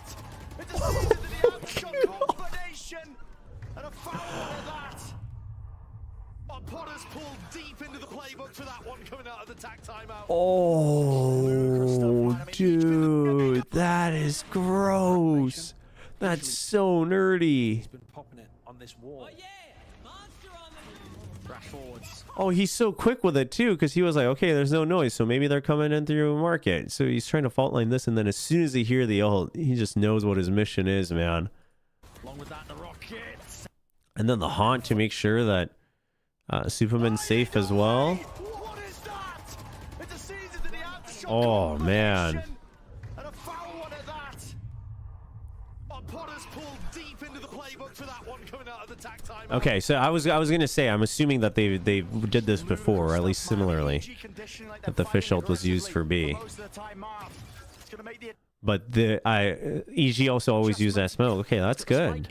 I mean, dude, EG's defaults and conditioning are good, but this is such a hard read. It's such a good setup too. I mean, right? Like, that's a sick setup. Oh. The util spike now being planted. One chance, one opportunity. Running away. There's a mockery around in this situation. There's no way he's going to be able to rotate all the way. 40 seconds. He has the time for a bit of bait and switch. Forwards again with a TP. Might just be overcooking it. Yeah, that's an overcook. And with a kill collected, EG get up to 12. Oof. That's sick, man. Potter is her, man. Potter is her. The Potter Jog duo, can they do it again? Can they do it again? I hope we see EG at Shanghai. That'd be sick. I want to see EG go up against DRX, man. I want to see EG go up against DRX. Yeah, I mean, but that's I love that you pointed that out because it's not an all in, right? Like you can even tell that he's training for the fault line, right? He's initially training for the fault line into market in case that it's a market hit, and then A is just a retake with the Cypher util. It's sick. And then he immediately sends the fault line, the paranoia comes through, and then he helps peek out. Like it's a good setup. All right, chat.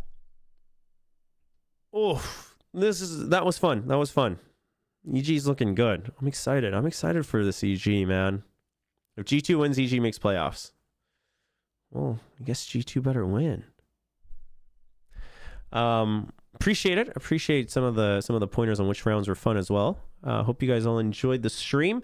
I will put up the rankings and pick'ems overnight, and then tomorrow we will stream. Tomorrow we'll be going through some of the Pacific teams in playoffs, right? And the goals for tomorrow will be for anyone who hasn't been able to watch all the matches, etc. Just give you a kind of idea of okay, what is each team good at? What are some of their weaknesses? What should they do to win, or what should their opponents do to win? Things like that. So that will be the stream tomorrow. Do I have a hot take on NRG? I mean, I think they got to figure stuff out, it seems. And it seems like that's kind of been the story. Some of the earlier matches as well, it kind of felt like that. So, I mean, that Ascent was pretty bad, but it was also really good from EG. But it does feel like they're playing very cautious, a little scared. So I wonder where that's coming from. But yeah, cool. Thank you so much. Thanks for everyone who dropped by. Appreciate it. And I will see you all tomorrow. And then playoffs is this weekend for Pacific, so I'll see you then. I'll be casting as well. All right.